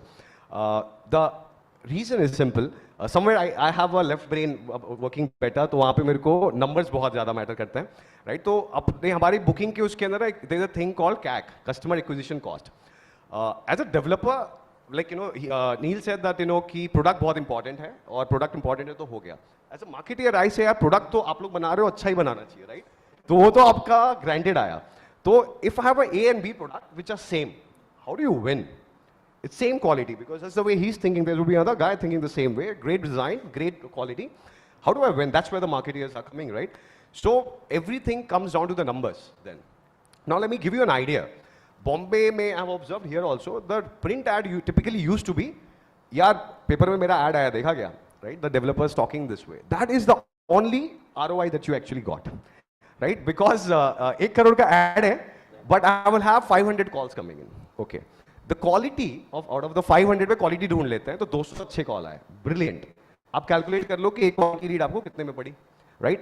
But come to digital, even if I spend 10 lakh, there would have been chances, there have been campaign on the same product, 1 crore के print ad के सामने 10 लाख का campaign चला है, हमारे पास 500 quality lead पड़ी है. Calculate कीजिए अपना cost, it's typically 1:10 ratio, and depending upon the cities that you are. In a city like Ahmedabad, it will be a ratio of 1:5, 1:6. In a city like Bombay, it is 1:10 ratio. So the print ads definitely do work in two reasons. As a developer, अगर आपको बताना है कि यार हम बड़े हैं, right? अपने पड़ोसियों को, अपने customers को भी, तो you have to do a print ad. And there's other strategy which I learned off late, which I will say that it is right. Like when we are doing with Abhinandan Lodha group, so digitally हम FOMO create नहीं कर पाते. Abhinandan Lodha group uses this thing as कि यार ये last 2 दिन है हमारे, आपको लेना है तो लो, राइट? एंड वो 2 दिन के बाद बंद कर देंगे, लाइक प्रोजेक्ट में आपका प्राइस बढ़ने वाला है, गारंटी है. तो like people respond to it. So I learn this thing that print is working in this regard and the branding regard. Apart from that, in Bombay, I've literally worked very hard after leaving Ahmedabad, and I made sure a lot of Times of India guy came to me and they said कि यार आप लोग हमारा धंधा ही बंद करा के मानोगे real estate में, because now we have proven if you have to do the number calculation, there is something called attribution. आपको ये जानना जरूरी है कि कॉल कहाँ से आया. इन्होंने आउटडोर की बात की, बिल्कुल जरूरी है. My strategy is always digital plus outdoor. Outdoor of 5 kilometer radius if it's a residential product or even a commercial with end user use case. So it's a very deadly combination. You do not need print at all. If you have to use a classified. Customers do go there. वो बहुत सस्ता भी पड़ता है. But that is the calculation if you may ask me. So attribution is what I was talking about. Attribution में हमें पता चलता है कि हमने कौन से campaigns कहाँ चलाए, किस customer को target किया. There's something called lookalike audiences which work very effectively. Right now there's a new technology that, you know, being a partner to Facebook and Google, we have used this new tech called Cappy.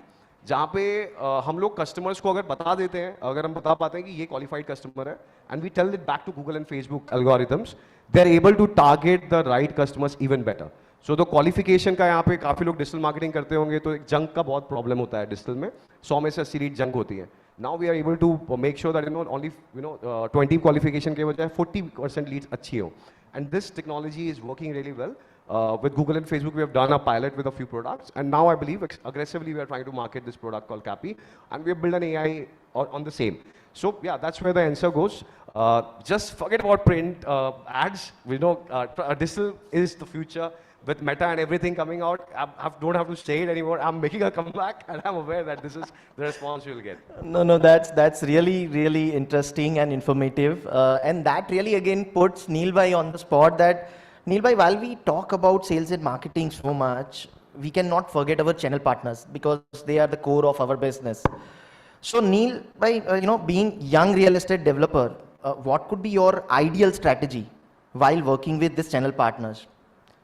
One could be like higher fees, where you pay your channel partners the highest amount of the fees than prevailing in the open market. Second is knowledge sharing, like giving more understanding on the location, product, design, etc. Third could be like more interaction to understand their concern, that you know why that product is not really getting sold, or you know not getting the desired results, or maybe for all of them. So exactly, you've covered all the points. So likewise I said about the residential project we launched, right? We had a CP meet, and in that CP meet it was very unique because, you know, we on the stage, it was me and the architect having a conversation on why we wanted the product, right? So it was one of the first CP meets in the city where we had the architect on stage and explaining, you know, why we have this product, what was the vision, and what has happened after COVID, right? People want bigger homes, but more than that, they want better societies, right? So, you know, we had one of the best gated communities, and because that project was in a very odd location, right? And CPs wouldn't come there because CPs want more options. So, you know, when a customer comes in, he has more options, you know, to showcase them and closure.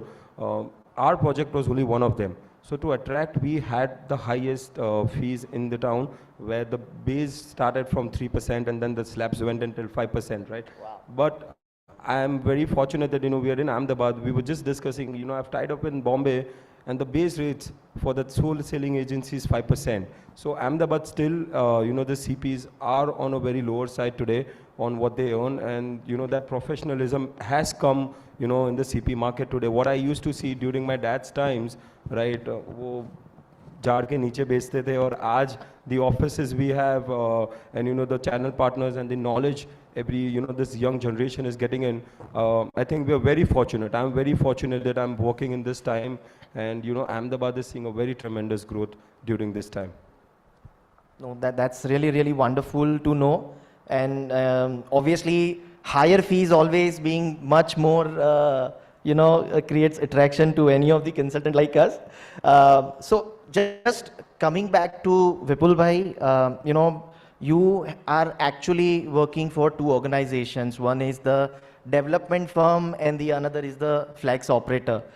So if I may ask you that, what are your thought process being part of a development company at one hand, and other hand being a flex operator, where you are, one side of the story, you are catering more to the investors, where the thought process is just to kind of build to sell.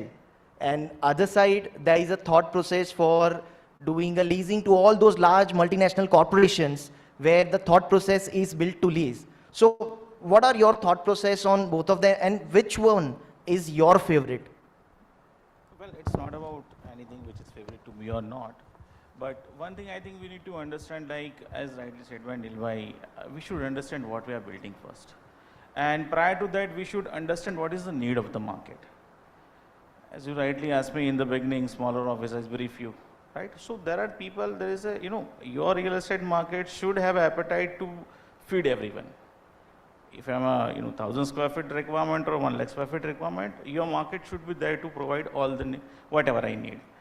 So when you are looking from developer perspective, all the pain has been already described by him. How a developer can have to acquire a land, then so many other technicality. Then you need to work with other folks as well around your firm. Then only the thing is coming out. But when you are starting building something, you need to understand what is the need of the market. Apart from that, if at all you are considering yourself into leasing, corporate leasing, you want to gift your investors a brand, maybe in a retail sector or on a office sector. So that's something you need to keep in mind from day one. Like, what are the mistakes being done by us in the previous project? Forget. At the same time, I also need to think like I had one project in Surat. Okay. So I did not build that project. Somebody built it, I actually leased it, and then I started fit out. So all the ruckus what happened at the same time, that is still popping out from my mind. So we always sit with the technical team, we always tell them, Baba, ye hua tha, I don't want to repeat myself. Because ultimately, see, as a developer, I can swing everything, I can hand over or sab ho jayega, that's so. But when it comes to end user, irrespective of whether I am occupying as the address or not, whosoever is sitting over there, they should not be, feeling like I got into a bad space.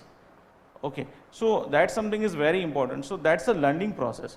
So I don't know whether you have seen Three Idiots or not. So I was actually, during that initial time of Three Idiots, Amir said, first we shoot the Ladakh wala. And from Ladakh wala shoot, we got to know exactly what we want to deliver. So this is something like we have already used the space. Okay, now we know what we are supposed to deliver. We have to take care of everything which has been done in past? No. So that really actually, solves so many problems of the end users, because as you really sort of know that which are the pain points, because you actually operate on both sides of the story. So it's not about the pain point, it's about thinking, it's more of a social service. Candidly speaking, when somebody is relying on me or I need to take care of everything. Like they should not be feel, bad about they got into a better, bad space or something really good is available. So as a developer, it's a learning process. Okay, so that's it. There is no favorism about it. Oh, that's wonderful. Anubhai, with that, just would like to ask you that, in obviously your real estate tenure, you have seen many real estate products, be it residential complexes, villa, commercial office buildings, retail malls, industrial buildings. When we talk about design versus marketing, in any real estate project, which one is more important between design and marketing, and why? I think you asked a wrong question to a wrong person. I'm an architect myself, though I don't practice architecture. So if you ask me, nothing beats design. And I think Neelbhai very categorically has already answered, or even to what Vipul said. You can't beat product. Product is the prerogative. The product has to be right. And then how I position it becomes the secondary aspect. And then I kind of, benchmark it against what the others are giving. I can give you numerous examples when I have been leasing spaces. I've seen spaces which were designed for X, being leased out for a different purpose, and then the whole, all the ruckus comes up. I've seen commercial spaces, any exit points for setting up the HVACs. Why did somebody design that way? Commercial space has to be designed keeping in mind that it will be fully air conditioned. We can talk about sustainability and everything, but it's a matter of fact. So why can't you design a building which has the necessary HVAC outlets? So what happened? I marketed the site, we did everything, we got the customer. End result was he earned 5 rupees less because we had to add more land, space to get the excess out, and the rentals was fixed. So end result was 5 rupees less on the square footage. So nothing beats the product. The design is the first thing. But yes, once the design is done, and like what Govind said, that now with good architects and also developers becoming more conscious. And I think this is where I would like to add one thing which I've personally seen in last, especially last 5 years in Ahmedabad, is that channel partners, they were not typically those scooter pe aake sahib amne જોઈએ છે amne આપી દો. They have moved to that next level where they have been more curious, more inquisitive, and vigilant is probably the right word, in trying to understand the product. And I think the key reason for that has been that instead of helping an end user take a space, they have also grown and become more of wealth managers, investing on behalf of their clients, and they have started asking questions, and that has also made the developer more kind of open to the idea that we need to design the right product. So everything is coming together, and now the social media is nothing against that, but बीच में वो लोधा का video आया था where they were doing those drywall partitions, and people were just banging and showing that this is not the right product, this is not the right product, and probably it got 2 lakh views.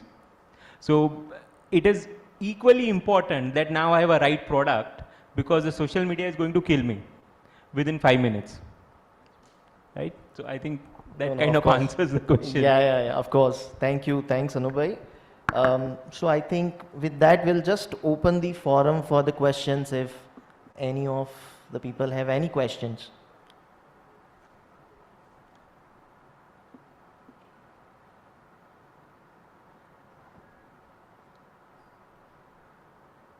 So you guys were so wonderful that obviously people have got a very crystal clear message. So take it that way. So I believe in 2 ways. या तो सब पता चले या कुछ पता नहीं चले. As simple as that. So I'll take it positive way. Yeah. So jokes apart, any questions from any of the guys? All right, we have got the mic. Good evening, panel. I'm Malkarani Agarwal from Shivaraj Construction, Lavacha, Vapi. I have a special question. Any of the team panel members can answer, please. Any particular suggestion for the affordable sector for sales and marketing? The affordable sector. EWS category in specialty. So, my dad has been, a pioneer in the affordable sector across the city, right? Our segment was, 10 lakhs to 30 lakhs, right? And that's what we mastered in, right? So with these people, you have to be very, very careful on the time delivery, right? So when you're dealing with bigger clients, let's say the quality has a little issue, they have that money, they have that pockets to do it themselves, right? If there is a delay in a 5 crore apartment, it wouldn't worry him because he's already staying in some other apartment. So I think the construction cycle of the project, right, the product delivery and the quality of the construction is very important when you're looking at this segment of buyers, right? Because for them, it's their first home or they are staying on some rental, right? So I guess, this should answer that question for you.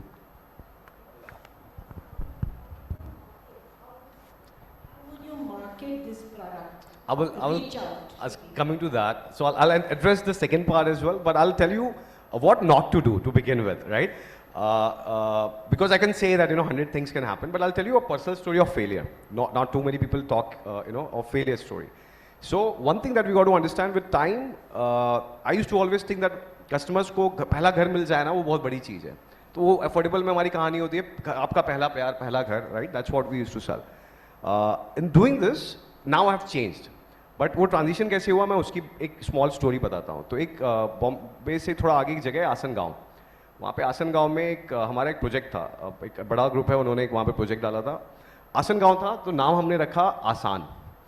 हमने कहा project का नाम था Mayfair आसान. ये मेरी सबसे बड़ी गलती है. तो आपको ये बताने की कोशिश कर रहा हूँ कि हमने जब मेफर आसान रखा, बहुत अच्छी कम्युनिकेशन की, बहुत अच्छी कहानी बताई, लोगों को बताया कि यार स्टेशन पहुंचना आसान, आपकी ज़िंदगी आसान, आपके पेमेंट के तरीके आसान, आप जो आसान कर सकते हो हमने सारी चीज़ें डाल दी। मार्केटिंग में आपका प्राइस, वैल्यू, लोकेशन, हर एक चीज़ हमने आसान तरीके से दिखा दी। मेफर का प्रोजेक्ट का मेरा हिस्ट्री रहा था कि we have done amazing sales always. This is the slowest moving project that we all ever got. 8 महीने बाद हम लोग कस्टमर्स के पास गए, हमें समझ में क्या आया, customers never wanted to live in आसान घर। या वी फेल्ट क्या तोड़ा है हमने, क्या कम्युनिकेशन कैंपेन किया है, लोग तो पागल हो जाएंगे, मेफर आसान, आसान गांव में आसान, मेफर आसान, right? But the brand is very recognised, very big, they sell very fast. This one we had to tweak something and that's where we realise the customers of today are changing. Typically if we sell Hiranandani home also, we use this story कि आप मारुति खरीदते हैं पर आपको Mercedes चाहिए तो Mercedes Hiranandani है, ये हमारी कहानी है जो हम जब सेल करते हैं। बट जब हम अफोर्डेबल बेचते हैं तो हमें ये समझना बहुत ज़रूरी है कि वो बंदे के लिए उसकी ज़िंदगी भर की कमाई है। हम ज़रूरी नहीं है कि उसको एक ऐसा ही घर बोले कि यू नो कि ये आपका पहला घर है तो आपको ये सहूलियत दे रहे हैं। हमें वो एस्पिरेशनल एलिमेंट बिल्ड करना बहुत ज़रूरी है, राइट? आप ये नहीं कह रहा कि आप उसको लग्जरी डाल दीजिए, बिकॉज लग्जरी के बहुत वो है कि आप लग्जरी यहाँ पे जाएंगे तो 10 करोड़ के भी घर हैं, 5 करोड़ का घर भी लग्जरी है, राइट? यहाँ पे जी का हमारा एक वो है बंगलो करके स्कीम इधर, राइट? सो वो 10 करोड़ की भी लग्जरी है, 5 करोड़ की भी लग्जरी है, पर 15 करोड़ की भी लग्जरी होती है। लेकिन वो घर जो 30 लाख का है, 20 लाख का है, वो भी लग्जरी है उनके लिए। We can not say that you know live a luxury life, but give that aspirational figure, give them something to look forward to. It doesn't mean कि आपको स्विमिंग पूल देना है, प्रोडक्ट डिजाइन में all these things have to come, because वो maintain नहीं कर पाएंगे, that's a different case. But you have to talk about those communication angle, आप क्यों अलग हो? क्योंकि बहुत सारे लोग, अफोर्डेबल में सबसे बड़ा प्रॉब्लम क्या है, बॉटम ऑफ द पिरामिड में आता है, बहुत सारे लोग सेम चीज़ बेच रहे हैं। तो आपको एक चीज़ ढूंढनी है जो इनके डिज़ाइन से आती है। कभी कभी जो मैं बहुत ज़्यादा पसंद करता हूँ जब मेरे को यू नो क्लाइंट्स देते हैं, एक अच्छा सा किचन, राइट? बिकॉज एक घर या तो एक जेंट्स खरीदता है या तो फीमेल खरीदती है। रीजन में एवरीथिंग इज अबाउट घर देखने के बाद रात को लड़का और लड़की का, लाइक हस्बैंड एंड वाइफ का एक डिस्कशन होगा। आपको एक को तो जीतना है, हस्बैंड को जीतना है तो प्राइस अच्छा दो, फाइनेंशियल ऑफर अच्छा दो। अगर लेडी को जीतना है तो you have to make sure the space is good, the kitchen is nice, the ecosystem is nice, the view is nice. अगर आपके पास, आपको एक जीत गए तो आप घर आप बेच पाओगे, right? So this is where you know you have to be very clear about the differentiator.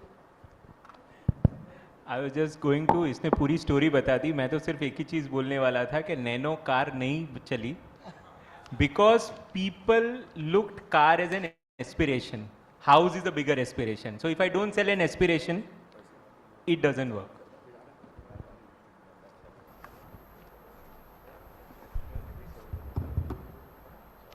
Hello, my name is Deval and I represent Tanbook Success Private Limited. My question is, what not to do with the luxury real estate? Pardon me, sir? My question is, what not to do with the luxury estate, luxury real estate? What not to do in luxury real estate? What more precisely not to do when we cater to the luxury client. As a property consultant, what we should do for catering luxury clients when it means to the publicity, marketing, and media concern. Okay, so the first rule of selling luxury is to not using the word luxury, right? That's level 1. Never use the word luxury to sell luxury. You sell luxury by telling a story, okay? And that story is not about जो हमारे साथ हो रहा है। वो luxury की जो कहानी है वो आपको एक कहीं ना कहीं एक, शायद आप भगवत गीता से ला सकते हो वो कहानी और उसको आके मैच करो। आप मायामी, पिछले डिस्कशन में मायामी वॉज पार्ट, राइट? तो मायामी से वो कहानी लाओ, but bring a story that people have not heard. People should be in luxury. What is happening? Luxury as a word is being spoken too often. All the real estate project that I said, 5 crore 2 crore सब कुछ luxury है। तो आपको ये देखना है कि हम क्यूरियोसिटी कैसा पैदा करें। वो प्रोडक्ट का पार्ट है, ग्रेट। अगर प्रोडक्ट का पार्ट नहीं है तो आपके नैरेटिव का part, how do you make the it to be a narrative का पार्ट। बट ऐसी चीज़ जिसमें कस्टमर को इंक्यूजिटिवनेस हो और वो बोले कि यार आपका जब कॉल आएगा तो मुझे फ़ोन उठाना है या उनको सामने से फ़ोन करना है। If you have that one thing clear, तो that's level 1। And when they get on the phone, your 2-minute script where they really feel that mujhe let me come and look the home. So there, as I said, that you know, I was taking a left turn today. So when I was leaving, that was the last project that we were working upon. That Z ka yahan pe bungalows karke scheme hai, right? This was the 2014 last project that I was involved with, right? So at that point of time, it was not built. So उनका ceiling height बहुत ज़्यादा था, right? तो हमने वो ceiling height के ऊपर, we were playing the whole narrative at that point of time. So the narrative is एक चीज जरूर यूनिक होगी उस हर एक प्रोजेक्ट के अंदर, ढूंढो, वो आपकी एफिशिएंसी से मिलेगा, वो that can come from how you 10 feet की हो जाए 11 फीट या 12 फीट का आपका हाइट है तो वो आपका यूनिक है, 2 फीट एक्स्ट्रा की हाइट है तो उसमें कहानी है कि दो like we have done that, I have sold a limitless story on Limitless, there is a movie called Limitless, जहाँ पे हमारा ब्रेन 18% पे काम करता है, अगर वो 100% पे काम करे तो we can predict the future also, right? So if you have 2 feet extra in your life and above your head, you can do different. So it's just a story. Get a story, get more creative, and for that, learn as much. If you want to be a marketer, you're self-consultant, you're a consultant, you have to learn as many stories which are around you and use it with the customer. You will be differentiated. Thank you so much, and no more questions as we are running short of time. Who would like to sum up? Yeah, I think. Yeah, thank you so much, and yes, जैसे कि कहा कि सपनों के इर्द गिर्द stories बनाओ, that's how you market, That's what I could get it. Thank you so much. Can we have a huge round of applause for all the panelists out on the stage? Very insightful session.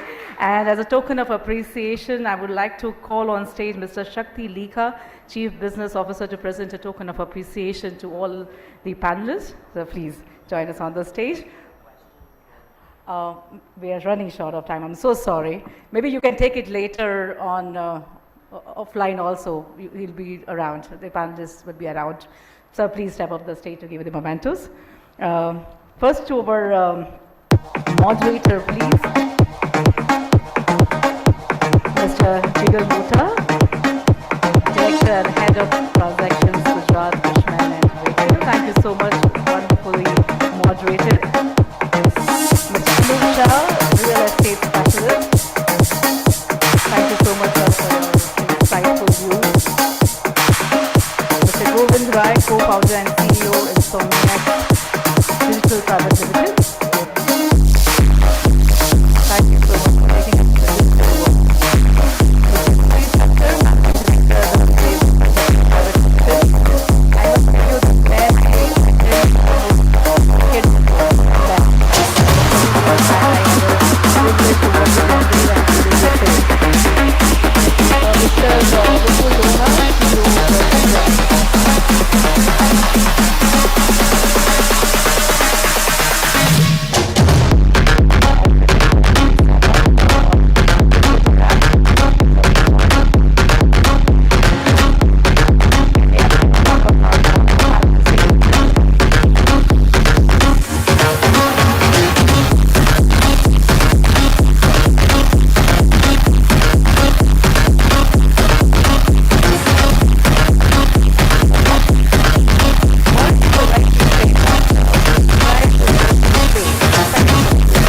Price is what you pay and value is what you get, and none other business, other than the stocks would be there, but real estate is the world where you can actually mint in money. Ladies and gentlemen, the next presentation is going to be very, very informative. The next presentation is on the GST structure for redevelopment projects. And for that, let me introduce you to the speaker, Mr. Vijay Thakkar, IRS, retired. Shri Thakkar, IRS, retired from CGST and Customs after putting in 37 years of service. His area of skills like gathering intelligence, search and seizure operations, investigations, drafting of show cause notices, preparing of order in original, apart from his expertise in customs and DGFT matters. Shri Thakkar has worked in various field formations like Director General of Central Excise Intelligence for more than 7 years, Commissioner Appeals Office, Audit Section. He has also worked in various field formations of customs, mainly at International Airport. Shri Thakkar has been a master trader on GST implementation for senior officers. Please help me welcome everybody with a huge round of applause, Mr. Vijay Thakkar, IRS, retired.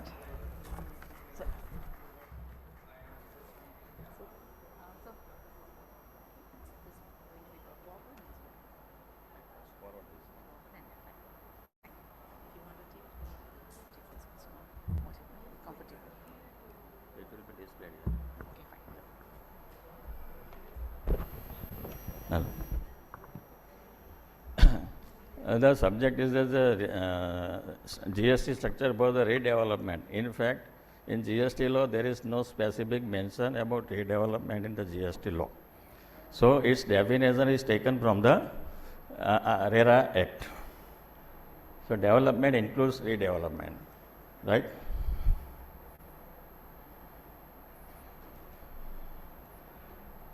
There are two types of main project: real estate project, and second is residential real estate project.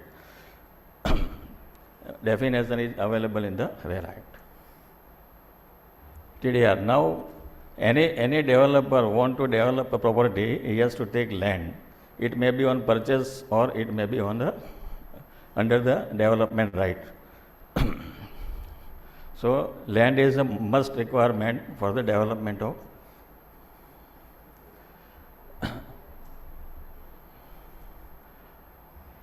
TDR is a main raw material, we can say raw material, because without that land is not available for development.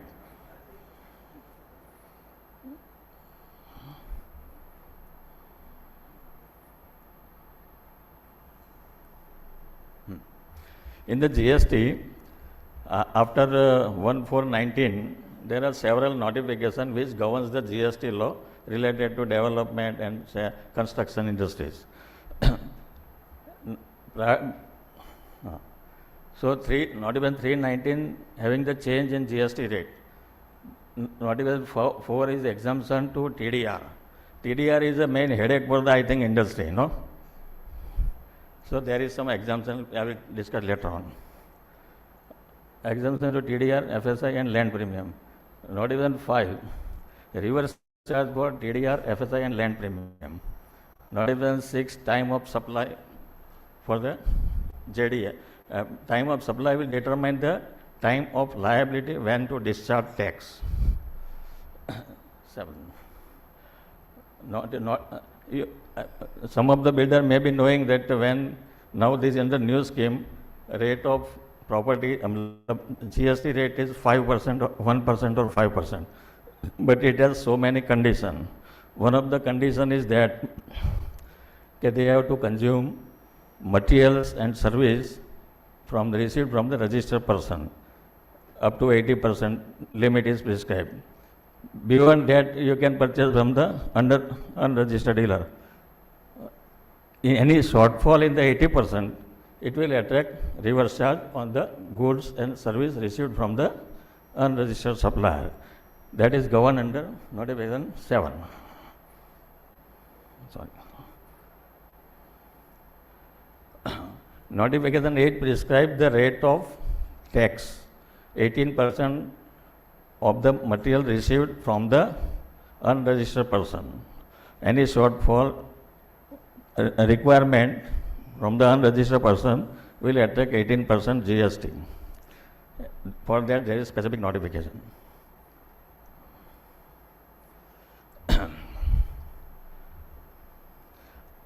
Affordable housing, it will attract 1% rate excluding the land value.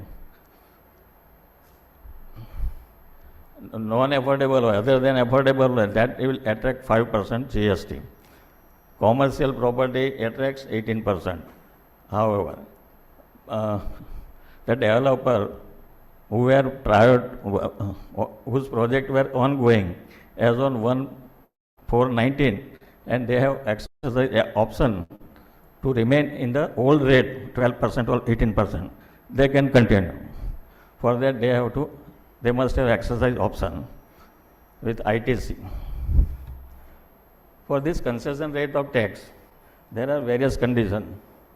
Main condition, GST to be paid in cash, no ITC, no ITC. 80% supply from the registered person, compulsory. Any shortfall in 18% if received from unregistered dealer, GST to be discharged at the rate of 18%, irrespective of where the supply is classified. Commercial apartment opted for old rate with ITC, 18%.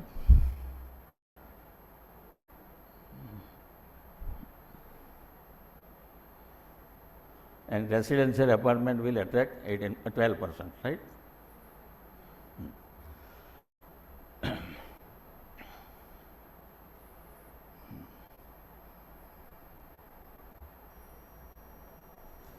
Notification 4 is prescribed for services provided by that the promoter shall be liable to pay tax.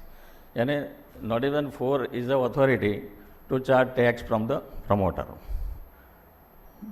Similarly for lease, this notification, and notification 5 has to be read with this 4. Notification 5, एक minute.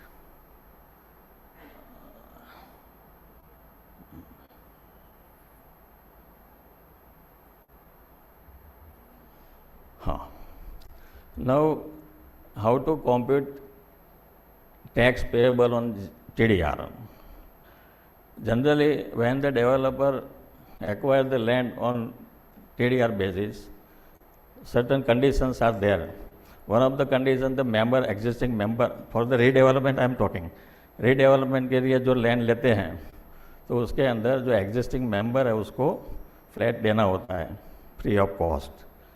तो free of cost अभी for them it is a free of cost, but GST department will ask for the payment of tax on the free flats given to the members, on which tax is payable. So that is a part of consideration of TDR. So TDR includes two parts. One is a free property given to the members, which will attract tax at the respective rate as per notification 3. For balance amount, there is one condition, कि unsold flat, on completion of certificate received, there will remain unsold flats. So on which GST has to be calculated, and that has to be paid, not on the entire amount of TDR. It is a misconception, because part of the payment is paid, part of the GST is paid on the flats. TDR value की जो है, it is a two part. One part is flat given free of cost, on which tax is already paid, and for balance amount, which is unsold units on the date of completion certificate, on which we have to work out GST payable. For this, these are the steps.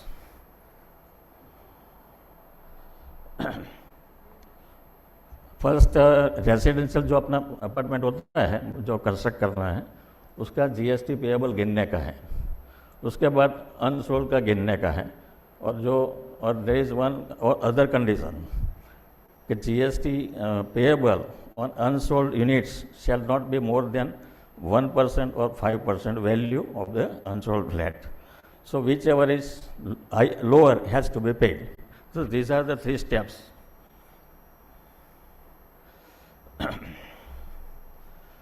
If this project is including residential plus commercial, for that this formula has to understand critically, because for residential only exemption is given. So a TDR exemption is given to this extent, and that tax is payable by the promoter under reverse charge. So TDR two component free flats given is liable to tax, that is a part of TDR. Unsold flats tax is payable by promoter on reverse charge basis, and that it has to be calculated in this manner. This is continuous step.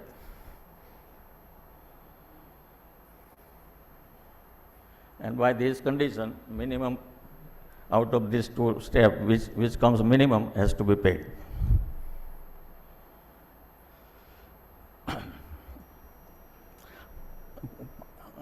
Notification 6.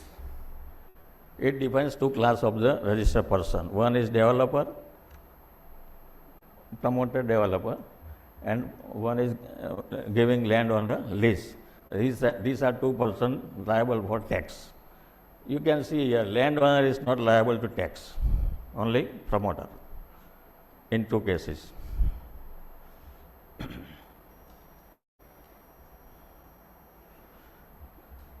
कौन सी price पे tax भरना है, on which price tax is to be paid.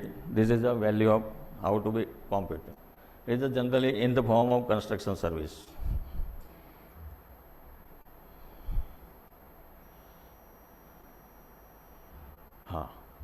This notification 7 is in relation to 80% threshold limit prescribed in notification 319. What 319 says 80% material has to be come from the registered person. Any shortfall in that will attract GST at the rate of 18% payable by the promoter. So this notification prescribes that RCM. Supply of goods or service other than development rights. This service is excluded from here because it is separately charged. So remaining services are chargeable here, which is provided by unregistered person. Similarly, goods purchased from the unregistered person and is liable to tax under reverse charge by this notification. Cement. Cement is also covered here. Capital goods also covered under here. If it is received from, supply is received from unregistered person, this will attract reverse charge in terms of this notification.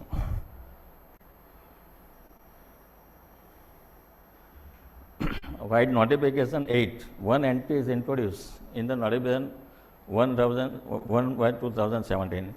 It is a prescribing rate of goods received from the unregistered person. This is scheduled 3 entry. It will attract 9% GST. This notification will attract 9% GST for goods. Now question comes, if goods purchased are different, having different rate of GST, but by this notification it will attract flat 9%. It may possible goods may be having lower rate, but this notification stipulates that they have to pay at the 18%. This is the taxation procedure. Ultimately, whatever tax required to be paid by the promoter. TDR, I have explained that there are 2 components. One is the free supply of flats to the members.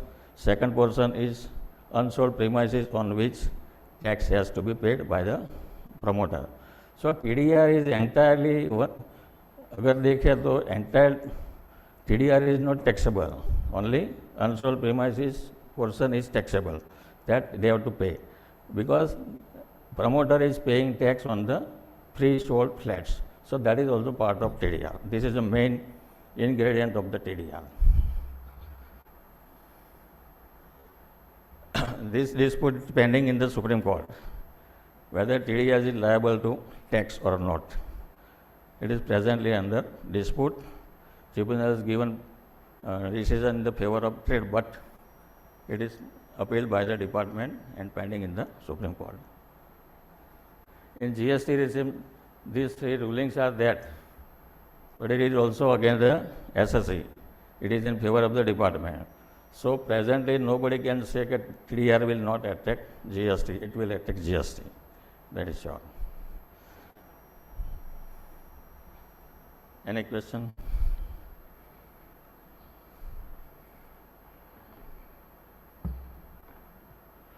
For redevelopment, there is nothing specific in the GST law. But these are the rates, these are the important notification. One have to go through it. Some intricacy is there, how to calculate the 20% supply received from the unregistered person and this value of unsold premises for flats on which tax is to be paid under reverse charge by the developer. These are 2 main key issues in this entire GST as far as this redevelopment is concerned. Any questions for Mr. Thakur? Yes. Thank My you. colleague will give you the mic. She's there. We have one question, sir. Yeah. Sir, one question. Huh. When you are taking up a society, Huh, huh, huh. now a new society is coming to existence, right? Now, as per the new GST rule, that whatever maintenance deposit of the previous society will have to be transferred to the new society as well. Do we also have to pay GST on that amount? Yes, see, existing member will ask for the units because they are surrendering their rights. Their rights is transferred to promoter for development, against which they will definitely ask for the flat. So that flat will be given by the, constructed by the promoter and given free of cost. Society will have not to pay anything, but on which tax has to be paid, because it is a part of consideration of TDR. So tax has to be paid on it. And the units which remain unsold on the date of completion, on which we have to work out as per step 1 to 3, and you can have to pay the tax. So this is a, see, one representation is from trade and industry that there is double taxation, but actually there is no double taxation, because TDR value जो है, that is given on which tax is already paid. It is a part of TDR. So tax is already paid, and against which remaining FSI, the developer will sold on his own account. It is his profit or whatever you can. So on which tax is paid, this cost on pre-flat cost that is included in this. So tax is paid on that, and while supplying the free flats, it is also tax paid. So industry is telling that it is a double taxation, but actually, in fact, not double taxation, because TDR is separately taxable. Thank you so much, sir, for taking the question, and I request you to please come on the center, and I request Ms. Sapna Srivastava to come up on the stage and give a token of appreciation to Mr. Thakkar. So.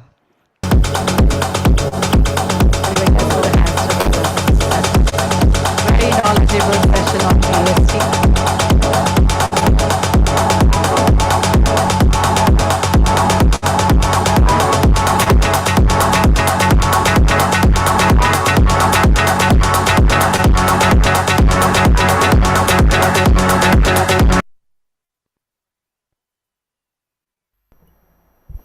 Thank you so much, sir.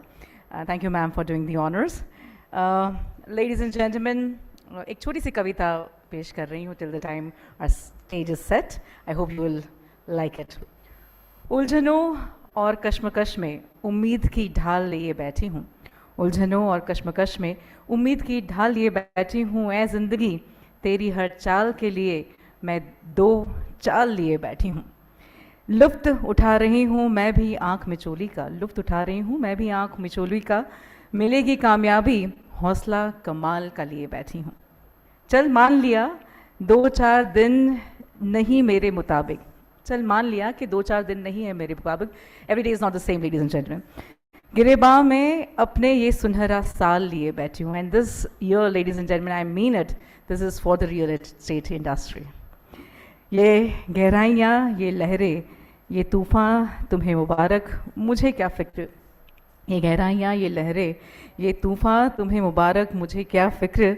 मैं कश्तियाँ और दोस्त बेमिसाल लिए बैठी हूँ. I hope you like it. Thank you so much for the applause.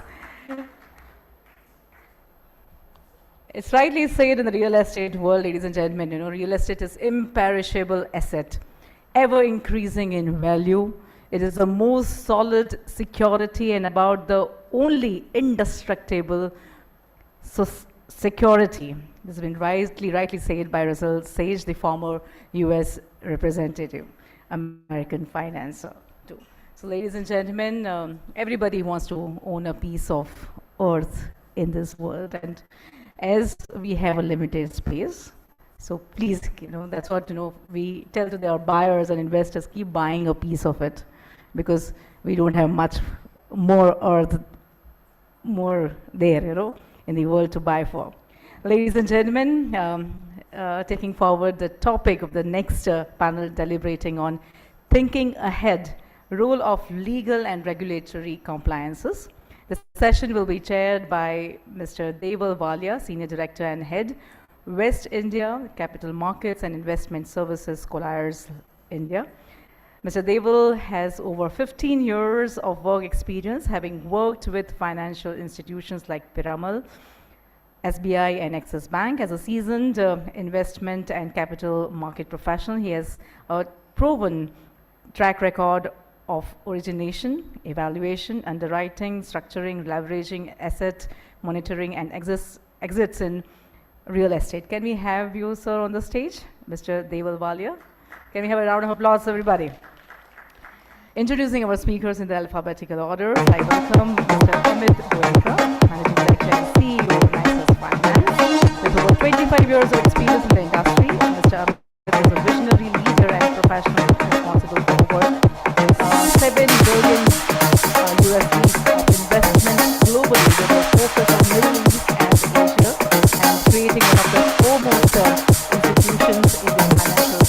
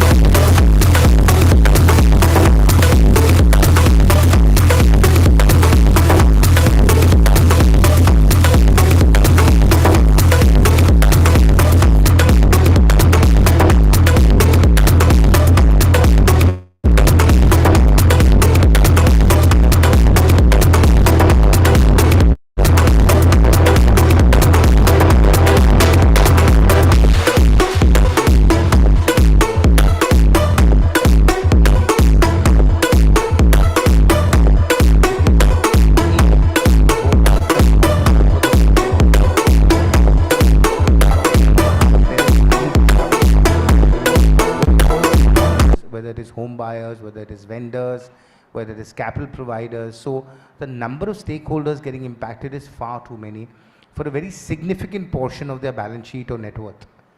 Unlike other sectors, for example, let's take aviation. There are well, of course, flyers will be impacted, but the capital employed by flyers as a percentage of their net worth will be too small for them to actually worry beyond a point.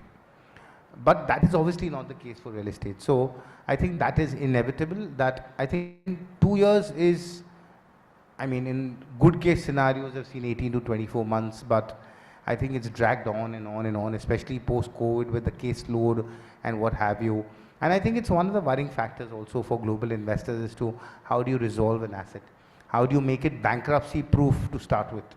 I think that's the first and foremost. So I think it's a writing on the wall, and enough endeavors are being taken now in that direction. Sure.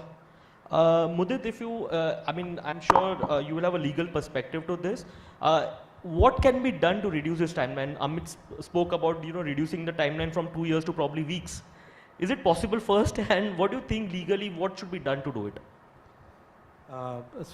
Just to begin with, definitely, I echo the voice like it should definitely be reduced. Now, this lacuna per se, it's not just for a NCLT or maybe, for a real estate projects which are stuck at NCLT, it's across the judiciary system. So all those steps which you really need to take at a judicial level, you need to more particularly take at NCLT because it's a tribunal. It's not a court. It's a separate tribunal per se. While the idea of establishing tribunal itself is, for a quick, disposal of cases, but ultimately, unfortunately, that's not being achieved.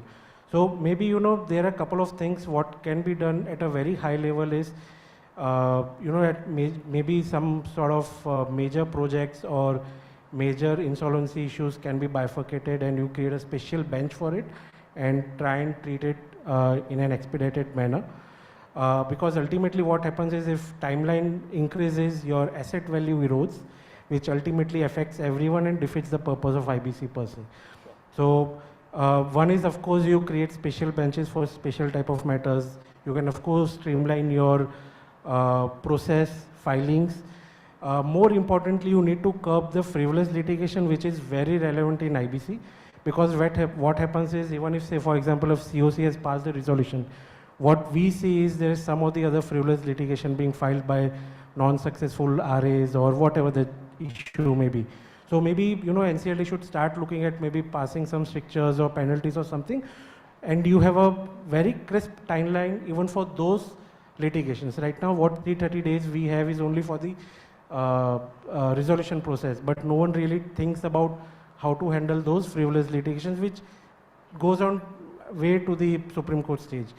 I think what is going to happen, good news is that what we have seen in the newspaper is government has realized this, that real estate cannot be treated at par with all other sectors in IBC. They are planning to come up with a specific amendment in IBC. Hopefully, what we are hearing is it should be tabled in the monsoon session per se. Sure. So one of the good positive outcome what we are hearing and which is very likely to come is that they will treat IBC as a project specific, not at an entity level. It will be more or a project specific, which will of course help fasten your process. The rumors are that even it is likely that there will be a separate fast track process for real estate, but honestly we are not very sure right now. It's just a hope what we are having. So these are broadly the steps which definitely needs to be taken in mind. Sure. And we all talk about foreign capital coming to India, real estate being benefited, but I'm sure with this measures taken, they will have more confidence in coming to India, because ultimately when they lend, they will also look at timeline for their stress resolution. And I'm sure this will definitely help them take a faster decision. Prashantji, coming to you, I'm sure you'll not like this question, but still I'll have to ask. The sale agreements between buyers and sellers are very lopsided. Time and again, courts have discussed standardizing those agreements to ensure parity in terms and conditions. Do you think this is feasible, considering that every transaction in real estate is different? If yes, what role legal will play in ensuring this, and how it will benefit all the stakeholders in consideration? I think you rightly said that it's not my interest question, but yeah, standardization is not possible in the industry itself because each contract has different terms, different conditions and everything different. So what authority can give a guidelines, principal norms for that things to define a contract. It cannot be set it out that each terms can be defined by them and it could be incorporated into the contract.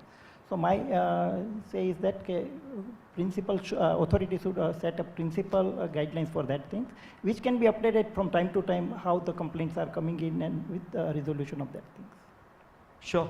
So, Mudit, do you agree that there should be a standardization in documents, and what advantages, disadvantages this will bring to the table? So I kind of agree with Prashantji that standardization is a very tough job. Like one size cannot fit all. Each project has its own nuances. There are investors; they'll have their own say. There are multiple parties, stakeholders. So definitely it cannot be standardized. But maybe so the issue was that there were a lot of one-sided contracts, which in a way, honestly saying that it is not just in the real estate sector, it can be in any sector, whatever you pick up, more particularly in sectors which are facing, it's a B2C sector or a retail facing sector, because customer would tend to not have a power or a capability or capacity to negotiate pushback. Yeah. Now, drawing that analogy, same goes for the real estate sector. A developer is not going to sit and negotiate each sale deed or an agreement for sale with each unit holder. Of course, there can be some bits and plus and minuses, but it can't be really they can sit and negotiate. So it is, of course, they will prepare it keeping their interest in mind, irrespective of what the enforceability of provisions are. Now, having said that, courts did realize this to be an issue. They attempted to solve it in RERA. To a certain extent, they are successful. And as Prashantji mentioned, it's completely what they have done is they have created the four corners within which you can play. They have given some baselines that, these are the types of provisions should be there. They have given you a model form of contract with a liberty that, yes, you can customize it. You can, both the parties, if they consent, you can customize it. But you cannot go beyond those baselines. And if you go, it will be void and the RERA, whatever those principles are, they will be upheld. So maybe what can be done is, maybe in certain states what they have done is, RERA has only touched upon maybe some 4-5 key principles. I'm speaking about the central level of Central Act. Maybe what some states have done is they have enlarged the scope of those principles and made it a wider list of key principles which should be there and kind of favoring the customers so that they are not at suffering end. Maybe that is a thought process which can be evolved and taken seriously as a first step, rather than just standardizing contract, which I don't even know practically is possible, nor legally I cannot say, because ultimately a contract is to be freely negotiated and signed with consent. So maybe standardization of principles is, yes, of course, a way to go ahead with, rather than looking at a standardization of agreement, irrespective of project, irrespective of the sector of the building, what it is, residential, commercial. So it has to be a customized one. Yeah, but what I was trying to mention here is that it should be fair to both parties. Currently, if you look at any contract or any sale agreement between a developer and a customer, I've always seen the clauses the developer puts in are very difficult for the customer to follow. However, the reverse is not true. So that is something that I wanted to discuss here, that has to go. So just to give you an example, like say for example, maybe the first step would be you bring out more principles which should be there. Like say for example, giving from a personal experience, even if I went to buy a unit, I was not even entertained by the developer, with all due respect, Yeah. It was like as if you want to buy, you buy it, take it or leave it kind of thing. It's coming out from my personal experience. So I can kind of echo that voice. But so we are also advising a lot of developers, So they also have a lot of stakeholders, a lot of nuances, all those aspects into mind. So where the law should really come in is you give the guidelines, the principles which should not be breached by the developer. And those principles guidelines, of course, you keep on increasing or varying based on the needs, the market, the type of the project. Right now, we are not seeing principles being made based on the category or type of the project, residential, commercial, or whatever. So you can maybe enlarge that particular scope of principles, but it seems to be a distant dream for standardizing the agreement per se. Yeah, but at least, you know, if you have the principles in place, I think it brings a lot of transparency to the system. When RERA came in, developers were very circumspect, but if you see now, I think a lot of customers are happy purchasing because RERA, everything is available on the website. So as long as you start standardizing things, make it more transparent, I think at the end, developers will also benefit, is what I would say. Completely agree. It boosts your investor confidence, sure, retail customers' confidence. And also the investors' confidence to invest in that project. Yes. Yeah. I think it will be criminal of me to come to Ahmedabad and not talk about Gift City. And here we have an expert in Gift City, and we are very lucky to have Anandji here with us in the panel. So Anandji, my query to you would be, what are the advantages to be in the Gift City? Because I'm a layman here. So I think you are the best person to answer. And how would a person benefit coming to a Gift City? Deval, as you said that you are in Ahmedabad and you don't talk about Gift City, it's really criminal. Yeah. I have been Joint Development Commissioner with SEZs in Gift City. I tell you, there is a lot of difference. I am really scared hearing the conversation from a fellow panelist. You know, the problems they are facing, the investors, the developers, all put together. We have a single window clearance in Gift City. I'll divide it into two things. The advantages, tax part we'll talk later on, and how fast this works. Gift City is divided into two parts. One is the Gift City SEZ and another is the IFSC, where financial institutions are there. Now, coming to the procedures and all, it's really single window clearance in the sense that you have SEZ online, you fill the forms, like that if it's a private limited company, the directors, all balance sheets, income tax returns, everything you give for the last 5 years. You give your project report.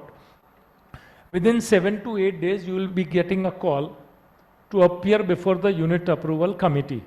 The Unit Approval Committee comprises of the Development Commissioner, Income Tax Additional Commissioner from GST, and from state government like district and industry, 2 or 3, to name a few. And now IFSC representative is also there. So I think in the interview, it's virtually a formality because your papers are already scanned before you come. The questions are ready. And let me tell you, we've gone to that extent that we pass on the questions to the incoming gentlemen so that they are ready. Ready the they answer. would, it's all on email. There's no handwritten or computer this thing, you know. So it's very easy. Within 15 days, everything is, all clearances are given. Then you have to give a acceptance of letter of approval within 45 days. And you can start your businesses. And you get all the exemptions also. Regarding tax benefits, I'll talk at the later stage. Thank you. Sir, relating to, you have already discussed about the procedure for obtaining the letter of approval. So just one query, does a real estate developer get into Gift City? Yeah, they are really scampering for it. There is no space. In all, Gift City per se, in the processing area is around 237 hectares. And the non-processing zone is 600 and odd hectares. I don't remember the exact figure. But it's around 1,000 hectares. And there's a queue for the developers and the co-developers to join. Neela is one of them. Sure. Thank you, sir. Amit, as a fund manager, to attract foreign capital, what are the key legal compliances required by a real estate developer? Do you think the developers are ready with those sort of compliances in India? If no, how can we improve the compliance to ensure better transparency? Thank you. I think we're living in an amazing time where everybody knows everything. So everybody sitting here knows what is RERA, what is IBC, what is SARFAC, everybody knows everything. So now nobody can hide things under the carpet and say, नहीं नहीं ऐसा ही होता है. सबको मालूम है क्या करने का है. Everybody knows which court to go and how to drag the developer, to whichever forum they want. So I think one is that this awareness has gone up, which obviously means that the evolution of jurisprudence and evolution of regulations has to continue and be sharper and be more consumer centric, so that the issues still being faced by consumers and other stakeholders can be addressed faster and with a very finite outcome. It's not left to chance. In terms of compliance, I've seen a sea change. Today the big are getting bigger and the non-compliant are disappearing. So I don't think there's any room for people who can get away with law. There's no room. I mean, because even Tihar is full, so there's no room for anybody left. So you're out of business because now there's no room for somebody who's not compliant. So I think one is first and foremost is that if you're compliant, you're in business. When you're in business and you're compliant, then capital will follow, customers will follow, and all other stakeholders will follow you. RERA is one of the foremost compliances required. It's of course unfortunate that RERA is not strictly followed or dispensed or crafted equally in all states. There are certain guidelines, there are certain general principles by which RERA operates in most states, but there is still a very, very big difference between what a Maharashtra does or a Gujarat does and what a UP does. Some are extraordinary, like I think RERA in Maharashtra is a leader when it comes to implementing RERA. They enforce quarterly reporting, they enforce compliance reports every quarter. Errant developers are pulled up. Almost 200 projects were asked to be deregistered because they were not falling within the ambit of RERA, and notices were issued as to why they should not be deregistered. So there are a lot of things that a RERA can do. We've seen also, surprisingly, in the state of UP, where everything else doesn't seem to work sometimes, that the UP RERA has actually taken away a project from a developer, handed it over to the Residents Association for completion. So you don't need to go to NCLT, you don't need to go to anywhere else. RERA has been a huge reconciliation and solution-based forum. I mean, it's also got its own tribunal. So I think there is a sea change. What can be done more? I think lots of things can be done more. First, I think there are just too many fora for legal recourse shopping. Consumers can go to Consumer Forum, RERA, NCLT, High Courts, Metropolitan Courts. There are just too many recourses. Some of them don't even have an outcome or a very, very long drawn. So I think like we talked about IBC requiring a sea change when it comes to dealing with real estate. I think it's essential that other acts, whether it is Consumer Forum or whether it is RERA, need to be further empowered, streamlined, and be made more relevant for consumers to, and also for other stakeholders, including investors, to approach and get their answers from or get their resolutions from, and having more legal teeth. Right now, it's a quasi-legal body. It needs to have more legal teeth. It needs to have more power, like a court, to be able to dispense justice. So in terms of compliance, as I said, any developer which is following RERA to the T, following the local development norms to the T, is compliant with tax and local authority regulations, I think is a clear winner as far as buyers and investors are concerned, because then they have no risk of any adverse impact or action by any of the other agencies against these projects and developers. So, and I think that's the other beauty of RERA, that it requires you to disclose all your litigations on the website. It requires to disclose what is it that you've done, what are your building plans, what have you sold, what are your contracts. Everything needs to be disclosed. Now, the issue is only about implementation. Is it getting implemented? So those who follow it, and funds like us ensure that they follow. Because if they don't follow, they're not deserving of a capital. It's a mandatory requirement for investors, for institutional investors, to go to those parties who have that track record, who are willing to do it, have the necessary framework and systems in place to actually be very, very compliant. So I don't think there are two ways about it. Having said that, because it's a very large and a very evolving function, today compliance, legal and regulatory has become a very important department in every developer's organization. It's a very important department in our organization. So I think those who have that organization strength are clearly people who can deal with it and can keep on keeping pace with the evolution of the regulatory landscape. Sure. Nicely put, Amit. Anyways, I have also attended a lot of court cases wherein asset has been discussed, and trust me, guys, the lawyer will discuss each and every clause in the agreement. So I'm sure everything that is put out is extremely important and has certain value attached to it. Thanks, Amit, for that. Prashantji, continuing with what Amit said, coming to you, we hear a lot of developers say that we are RERA compliant, and they boast about it. You know, is that really so? I mean, don't think that you are a developer as of now. You are just a panel member. What steps are required to ensure that they are fully RERA compliant, if they are not? And what legal recourse can be made available for timely dispute resolution? Thank you, Deva. Amit Bhai covered some of the points which I need to be there with the RERA. But now I am not with the standard answer I am just giving. I am just sharing my experience to it. Sure. We have recently applied for the RERA for our scheme at Gift City. We have frequently visited the RERA and observed some of the things. First thing is Gujarat is really a front runner with the RERA, and they are just innovative, tech savvy, transparent, and they are doing excellently good. I think whoever developers have passed this procedure and get that certificate from the RERA, any developer could not say that, any project could not say that they are not RERA compliant, because there are a lot of formalities are being set it out, lot of norms has to be. So whatever the guidelines being set out by the government have been implemented at the Gujarat. Some of the states are not following those things. So I think Gujarat, any project who are saying that okay, they are RERA compliant, I think they are. Okay. Okay. Second thing, they are resolving the complaint very fast. They are giving a guidelines to the developers, each developers on each part. It might be the marketing material, it might be the legal agreements.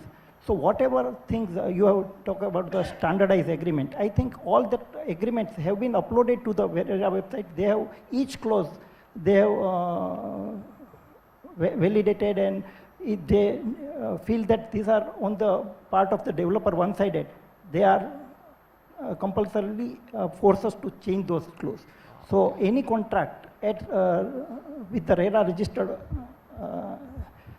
site projects might be the completely fully RERA compliant, and they are equally now prior to this RERA implementation, developer have that scope to make lopsided agreement, but with the RERA they are working on behalf of the purchaser or client. I think this may do. I'll just add 1 minute to what Prashantji said, and he's completely right. I did mention RERA and Gujarat, or Maharashtra and Gujarat, as being front runners. But to supplement your question, Deval, I'll say that you have to be RERA registered. I think there's no doubt about it. I think today even a consumer will not step into the sales office if he doesn't see a RERA number. So I think there is no true doubt. But the question of compliance is, are you uploading all the data on a quarterly basis? Yeah. Are you keeping that record current and standard? Are you ensuring that all your sales are registered? Are you putting all your legal cases? Are you putting all your plans, approvals and other data online? Are you putting your 70/30 account compliance online? Now that is the bigger challenge, because that people once they register से license मिल गया, अभी जो करने का करो. Yeah. तो कौन आने वाला है अपने ऑफिस में पूछने को? रेरा नंबर लगा दिया, हो गया काम, अभी सेल्स बेचने का काम करने का. So that is one issue where we see when we do due diligence on projects that post registration number of quarters are there where filings have not been done. Yeah. Because if you don't have that filing and you don't have that authentic data, then what is compliance? Second is, अगर मैंने अभी जैसे ना we used to joke in school that you have to fill pages. Yeah. You know, बीच में ऐसा गाना भी लिख दिया तो पढ़ने का टाइम किसको है? So if you're uploading trash, who has the audit of RERA data? Who's auditing that data? You know, who's confirming that what you mentioned is correct or wrong? So I think the scope is there, but the bandwidth and the ability of the authority itself to actually monitor and enforce compliance is, I think, one ongoing issue in my mind. I think that is something which has to be brought out in a big force, that given the total value of assets being transacted, this is a very important authority and it has to have more bandwidth, more technology, more power, more ability to monitor and dispense.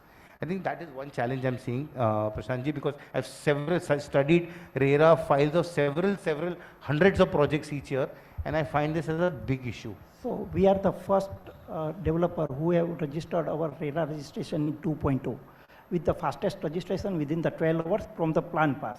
Right. Okay. So RERA is right now at the nascent stage. Why we have applied for the 2.0? What is 2.0 RERA? So we rightly said that the compliances need to be checked manually. Now RERA 2.0, all the compliances which are uploaded automatically, like the SEBI, they are based on the AI tools, they are going to upload those things. They are making more stringent norms to incent. So that's why some of the developers are not trying to, there might be some loopholes also in the scheme right now and not having, but we think that 2.0 is more stringent and more compliant part. And AI-based compliances might be the so compliments to you, Prashantji. You just sold Neela very well here. So I'll be the first person to come to Neela, because if you're following, RERA 2.0, I think that's fantastic. So compliments to that. It's very hard to find people who are willing to go down that path. The other thing about dispute resolution, what RERA doesn't do is advertise. Yeah. They have a fantastic mechanism by which they have a mediation cell, which comprises of home buyers, it comprises of developer bodies, it comprises of ex-judicial members, and it's a beautiful association of people who can actually resolve issues which are actually created because of lack of communication first. Yeah. It's never, what I've seen is that 8 or 9 out of 10 cases of disputes are actually a communication issue. I didn't get this, I was not told this, why did you do this, etc., etc., etc. It's mistrust that gets created over time. Okay, everybody is a willing buyer, but it's an issue of mistrust. Yeah. So that body is what creates that forum for resolving a trust, because you've got all stakeholders there. I think that is a very powerful body. I mean, I've represented there, several of our friends sit there. Plus, it also is a tribunal and an appellate body, where again the people who are sitting there are fairly sharp people. They understand he kya karne ka hai. So unfortunately, people don't even know where to start. How do you go to RERA? How do you address issues? That is why they keep on forum shopping. Somebody will say, one lawyer will say, chalo IBC chalte hain, fees zyada milega to chalo IBC chalte hain. So there are a lot of this noise, I think. So I think RERA has a very beautiful mechanism inbuilt, but it's just that not well propagated, not well documented, not well easily available. People don't talk enough. But you're right, Gujarat and Maharashtra are effectively leaders when it comes to RERA. Sure. And Amit, I think as fund houses, indirectly you help developers comply, because you spoke about legal and compliance department in your fund. I'm sure they would be checking how the developer is compliant or not, and I'm sure projects which are funded are probably better complied than what projects which are not funded, is what I would assume, and I'm sure indirectly you're helping the customer buy the right product. So that's how it is. Anandji, my next question would be to you. You spoke about Gift City. Now, from a tax benefit perspective, what are the various tax benefits for normal units in Gift SEZ, and what are the tax benefits for an IFSCA unit in the Gift SEZ? Yeah, I'll answer in two parts. Sure. See, Gujarat has been forefront as far as SEZ is concerned. Gujarat was the first state to have incorporated Gujarat's SEZ Act in 2004. Correct. Center came out later in 2005 bringing this act. Now everybody knows that GIFT and IFSC are the Honorable Prime Minister's dream projects. But emotions don't matter. Yeah. Ultimately what matters is benefit. Businessman वहीं जाएगा जहां उसको tax benefit या naturally कुछ benefit मिलेगा. Now SEZs per se, I'll tell you, they have withdrawn all the tax benefits pertaining to income tax. Okay. पहले हुआ करता था 100% income tax for 10 years, then 50% for 5 years. That is all discontinued. 18% MAT remains, and small tax exemptions like GST and other taxes are exempted, stamp duty and all. They are all still exempted in SEZ per se, in GIFT City. But as far as IFSC is concerned, the income tax benefits remain same, 100% for the first 10 years, then 50% for the next 5 years, and the MAT is only 9%. Okay. And all the other exemptions like stamp duty and all other taxes are exempted. So that is the best part, because we want to compete with the world financial hubs like London and Dubai and Singapore. So we have no choice. Every day, you know, some announcement is there, and every day new units are coming up. So I have a latest updated list day before yesterday. Sure, Now, yesterday there was a unit approval committee. So it would be wrong to say that this is a perfect list. Sure, But sir. to name a few, I can definitely throw some light in which areas IFSC has been prevailing. It has capital markets, as you would know, latest being the SGX being shifted to GIFT SEZ. Absolutely. Then there is aircraft leasing. We have ancillary financial services, broking services, bullion trading. We have fintech. We have banking units. We have bullion also, to name a few. So we are on an expansion free. Now, see, it's very easy to announce in the parliament. Yeah. But when it comes to implementation, Yeah. I'll talk about, there was a scheme 2 years back when the FM had announced. It was called Desh, if I'm not mistaken. But it didn't see the light of the day. Yeah. There was a clash between the Commerce and Finance Ministry. So it's easy to announce, but luckily, whatever said and done, SEBI and all the regulators are very efficient. We ought to be very careful in our country. I'm sorry to use the word, we are jugadus. Yeah, we are. We ought to be very careful, and the regulators are realistic. They take their own sweet time. And I appreciate it's going to happen. See, if they are going to be careless, we are doomed. Yeah. And this is a financial market. I mean, the consequences could be immense. unbearable Yeah. and immense. Yeah. That's it. Yeah. Thank you, sir. I think we are running short of time. I would ask one last question. Mudit, I would first ask you to answer this. How, according to you, will the role of legal change in the next 3 years in real estate, and how would the relevant stakeholders benefit from it? So, firstly, yes, nowadays due to technology, you should keep horizon for 3 years only, Yeah. because there would be sea change if we ask for 7 years or something. Now, see, law is a dynamic thing, so is a legal profession. It keeps on evolving itself along with the economy, along with the market, everything. It has to keep its pace along with all that. So technology is one thing, you know, which is definitely going to see a lot of changes. In Gujarat, it's one of the better managed states. When I speak to my counterparts in other jurisdictions, other states, yes, we are better equipped, land records are better managed. So recently what we have done, like we in the sense, sorry, Gujarat has done is, you get all your certified revenue records online, like by just paying 5 rupees, you get it online, you need not go to the government office. A couple of months back, they have again digitized, and you get SRO encumbrance certificate reports online. There are some initial issues to it, but maybe next couple of months even those will be solved. So basically half of your title diligence effort is now doable on your desktop. We have very good softwares which we as a firm are using, wherein you can do litigation searches across courts. Earlier, no title lawyer or no lawyer used to do it because it's a manual process and no formal mechanism. Now we have very good system in place. Keeping these things in mind, what we have started seeing is there are few startups who are developing a tool or a software for title diligence.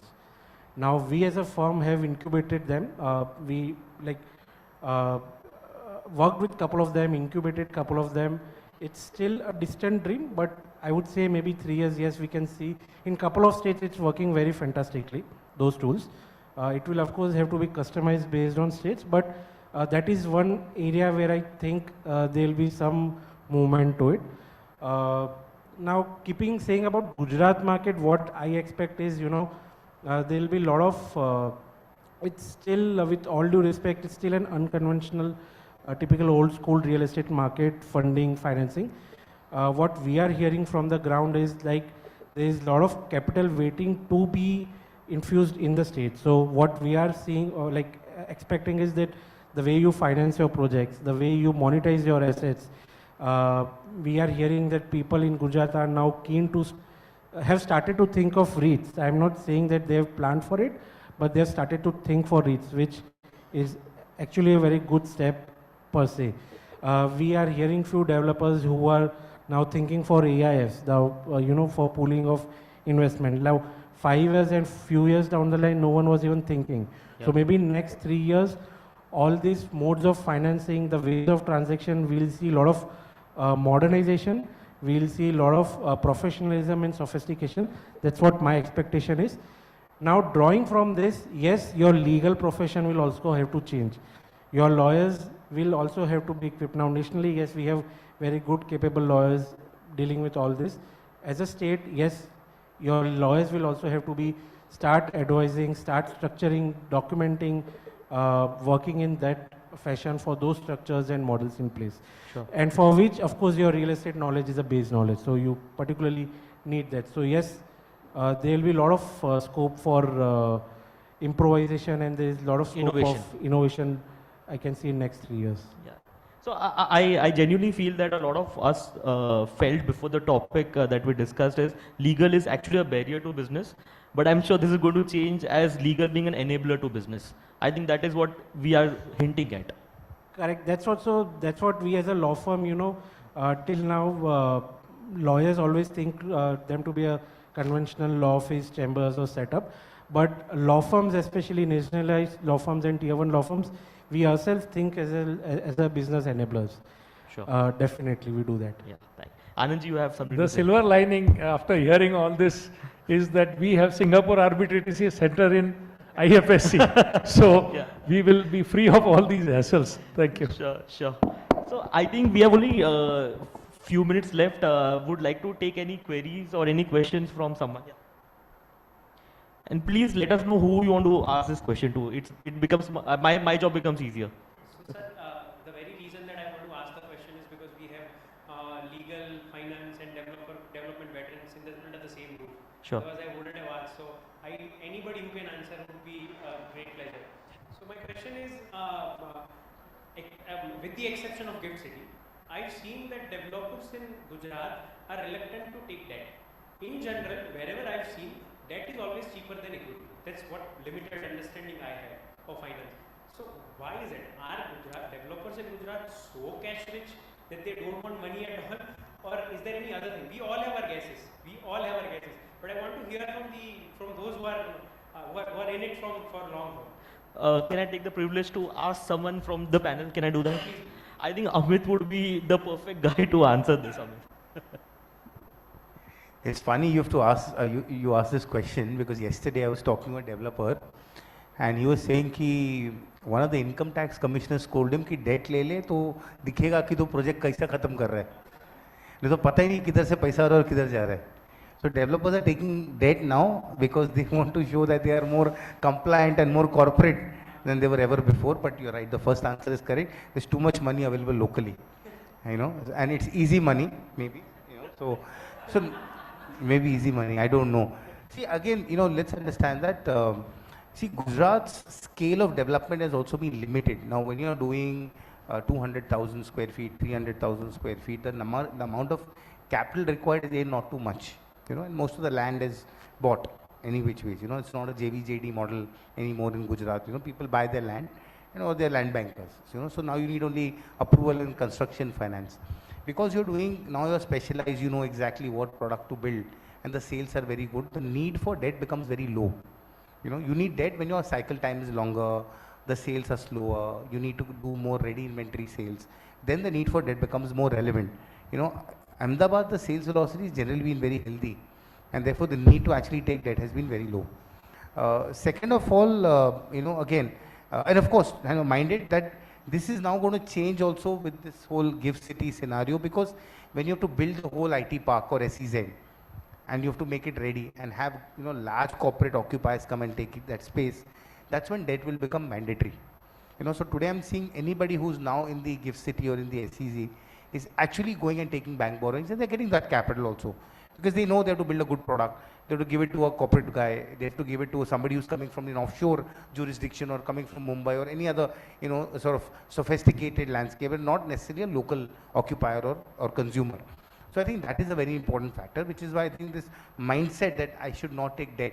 First, I think it's a very traditional mindset. He said that, as you also Mudit, you know, said that, you know, अभी भी traditional finance और traditional काम ही होता है अहमदाबाद में कि भाई land लेने का अपना पैसे से और फिर उसके बाद you know we are the king, क्योंकि कुछ नहीं किया तो भी 5 गुना तो पैसा मिलने वाला है लैंड में, तो कंस्ट्रक्शन करने के लिए डेट क्यों लेने का, you know. So first of all, I think that is that mindset, and we've seen that also.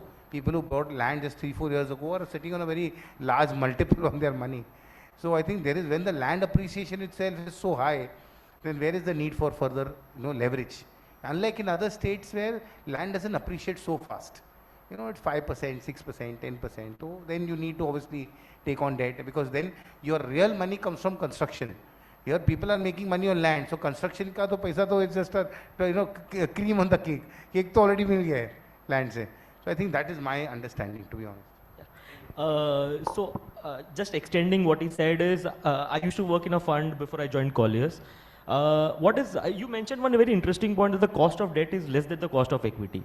We all understand, but what is important is, when a developer takes any sort of money, what is the sort of structure that it requires? Some projects will require equity even if their cost is very high. So I think whatever stress was created in the last 5 years, Amit would, I'm sure, be okay me mentioning this, was because the developer did not understand that. Developer said cost of debt is 12%, 14%, let's take it. But you understand, when you take debt, you're always on a treadmill. You always have to run, because every month interest to bharna padega. You cannot say no. But if the project is of larger cycle, then you definitely require long-term patient capital. And hence, we should never say that debt lena chahiye because cost kam hai. Important is कि कौन सा sort of financing चाहिए उस project को. I think that is more important. Amit, if I may. Yeah. Yeah.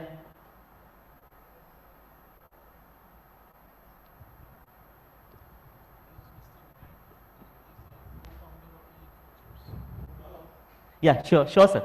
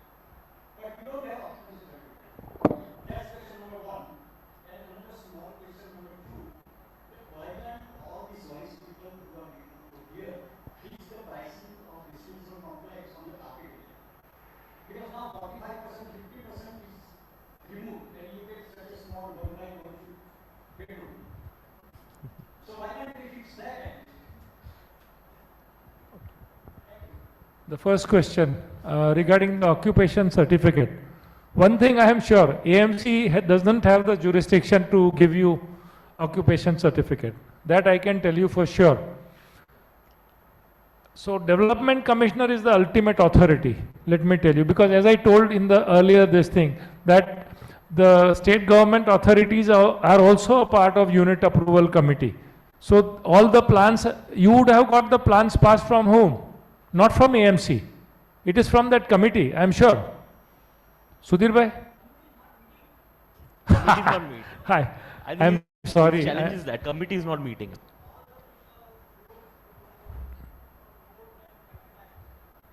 I assure you, I'll take this up. I assure you. No, I don't believe in talking, Sudhir bhai, you know me. I'll take this up, and with your this thing example. Yeah. Yeah, because one fine morning some agency will come and catch you by neck. I am sure of it.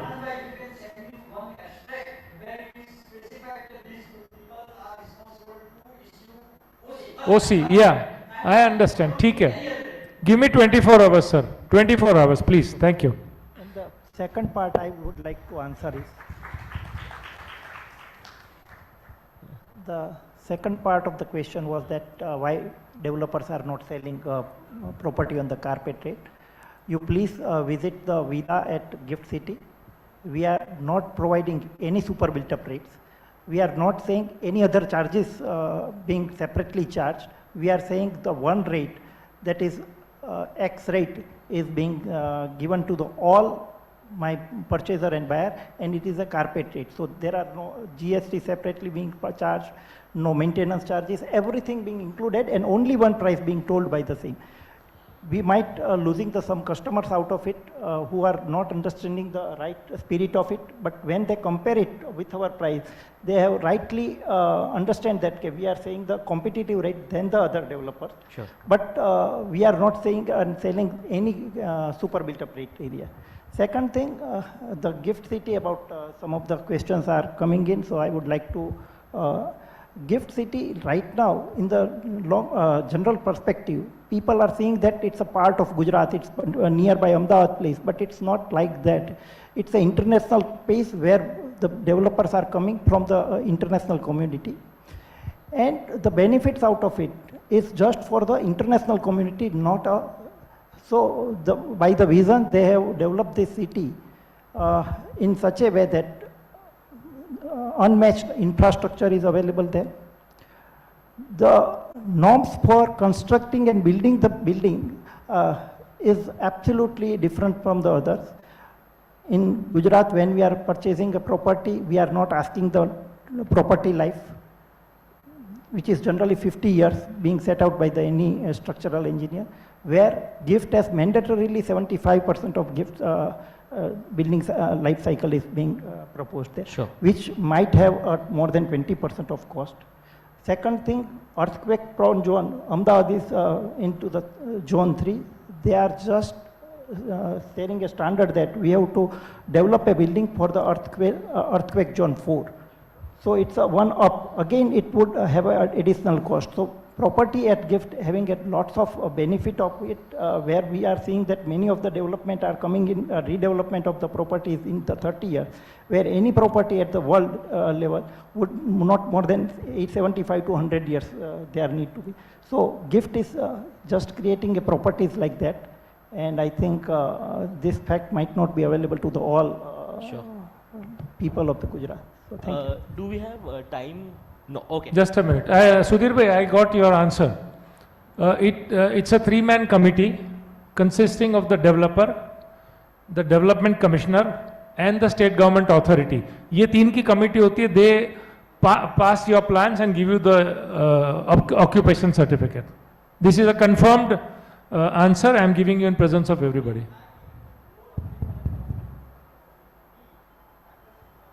I can't hear you, Sudhir bhai.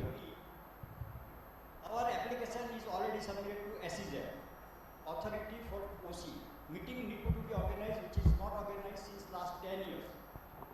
And many others approvals also pending. Last 10 years में तो Not a single approval has been given to SEZ for RT. I think I can record. But I mean, sir, if you allow me, sir, what I would suggest is after this session, you and Anand bhai can definitely have a cup of we'll coffee work it together. out, not an issue. I think that's better. I immediately passed on the message and this is what I got. I'm telling you, the fact of the life is that for 10 years, we are pursuing, it is, there is not a single meeting has happened, 3 people or 2 people or 10 people. One meeting should take place for approval process for. Sudhir bhai, I'm sorry to interrupt, but let me assure you one thing. In 3 years when I was in charge, I never received this application. Now I am not there, but during the 3 years, had I got this application, this question would not have come today. Anandji, my question is it people dependent or is the process? No. It has to be.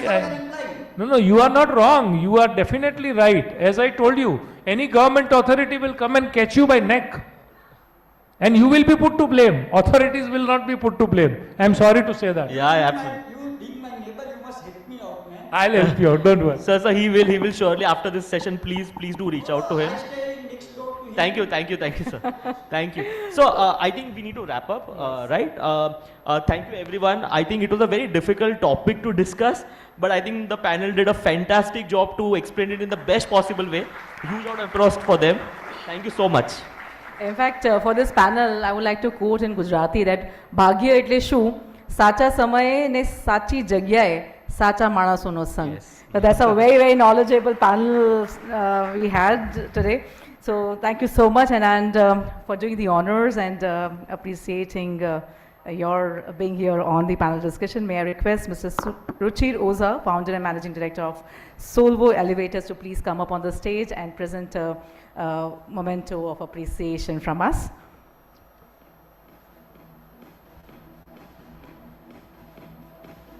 So we go with the moderator first, Mr.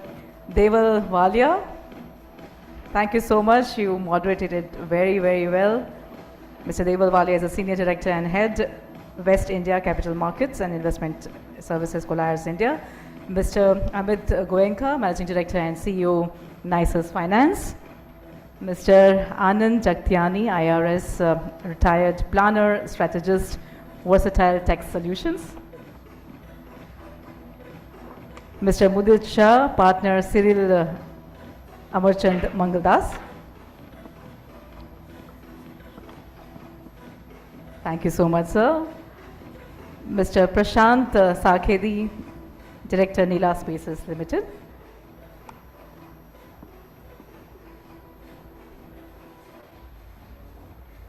And I request Mr. Ruchi Rosa to please join us for the photo up. Can we have a huge round of applause for all the panelists, ladies and gentlemen?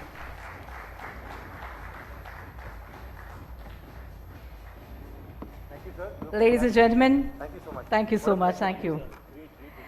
Ladies and gentlemen, 90% of all millionaires become so through owning real estate. And that's the truth, ladies and gentlemen. Our next section is on the very exciting subject of designing for Bharat, connecting people, places, and urban plan. For this, we have eminent speakers lined up. The session will be conducted by architect Vatsal Joshi, founder, director, Associated Architects Private Limited. Since 1993, Mr. Vatsal Joshi has actively worked on around 700 plus projects globally. He has a keen interest in designing institutional projects such as academic institutions, government offices, assembly house, etc. He is proactively working for the betterment of the design fraternity by leading projects within the institutions like Indian Institute of Architects as Ahmedabad Center chairperson and Indian Institute of Interior Designers as chapter chairperson. May I please request you to be here on stage, sir? Can we have a huge round of applause for him, everybody?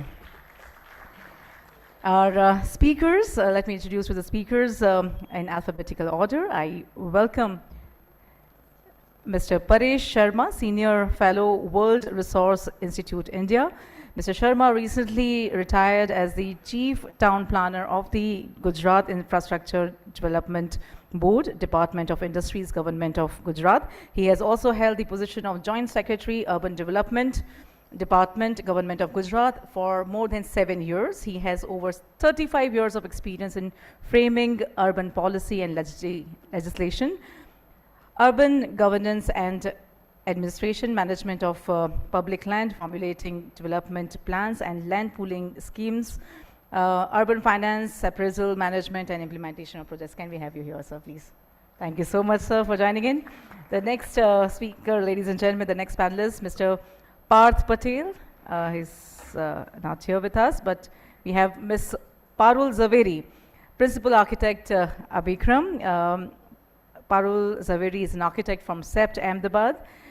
She co-founded Abhikram in 1979. She pursued alternative technologies and use of solar energies and recycling course of Arcosanti and Cosanti foundations with architect philosopher Paolo Solari in Arizona, USA. She has been visiting faculty of School of Interior Design, CEPT, University and National Institute of Design, Ahmedabad. May I have you here, ma'am, please? I'm an alumni of SID CEPT. Dr. Vatsal Patel, next speaker, founder Setu Infrastructure. Dr. Vatsal Patel is also the past president, Gujarat Institute of Civil Engineers and Architects. He started his career as a structural engineer, then served local government in urban planning policy making. He was a technical consultant of RERA and member of National Building Code Sanction Committee. His expertise lies in urban governance and execution of large public projects. Dr. Vatsal Patel, so please join us on the stage. And I now request our moderator to please take over the proceedings ahead. So.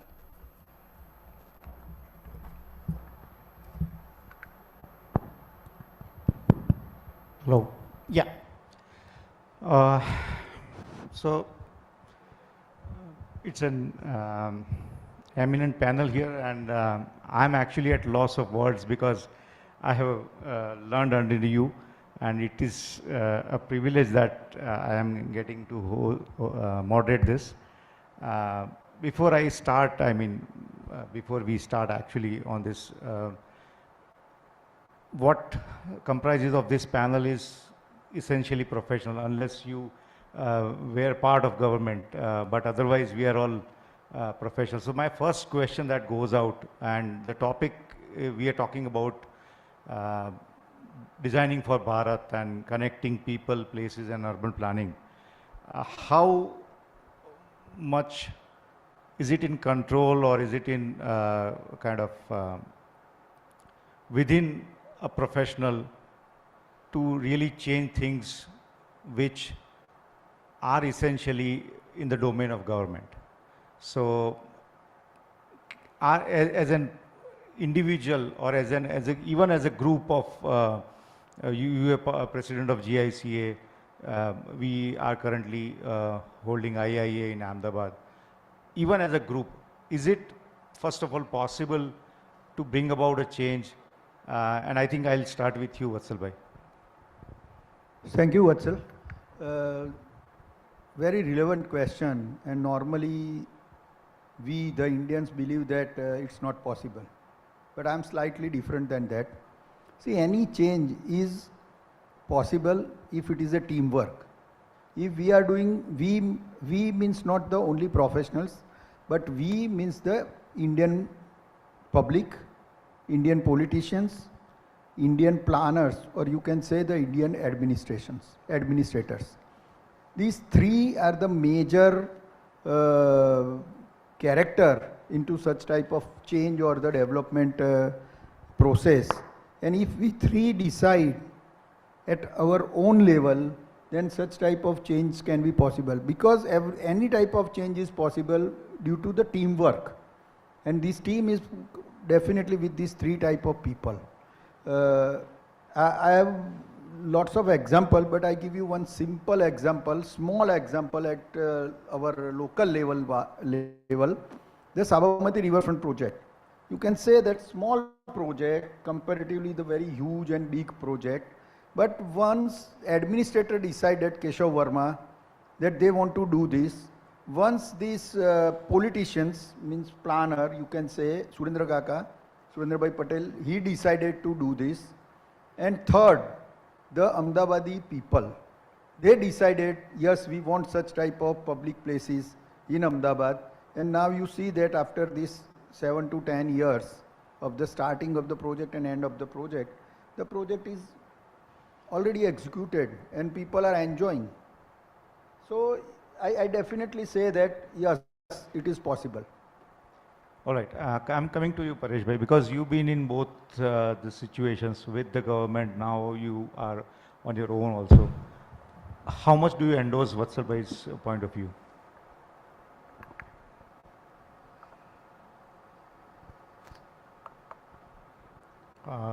Thank you, Vatsal bhai.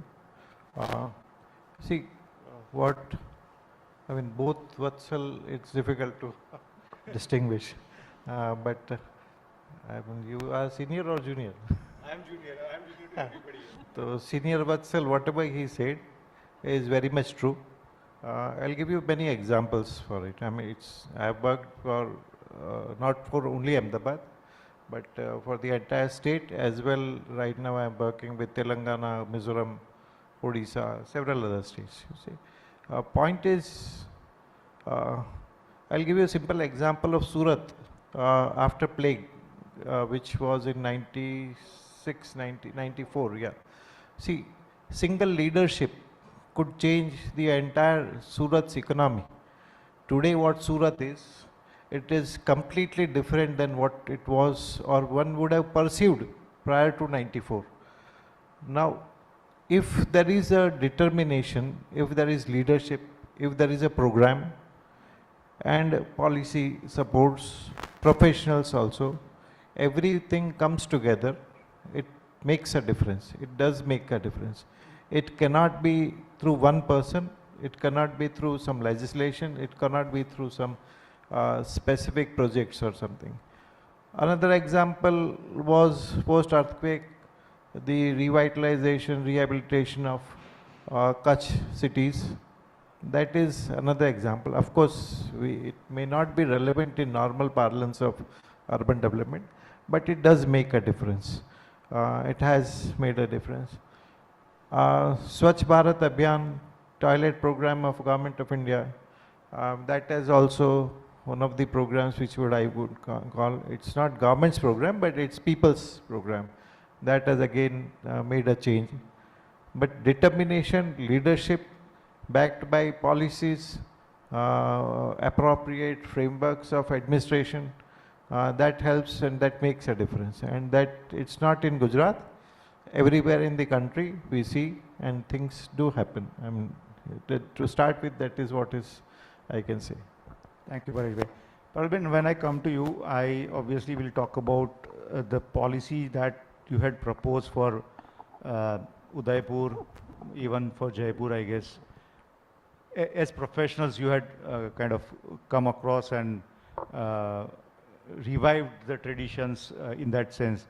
How much was it fruitful in the entire process that the government took positive things from it?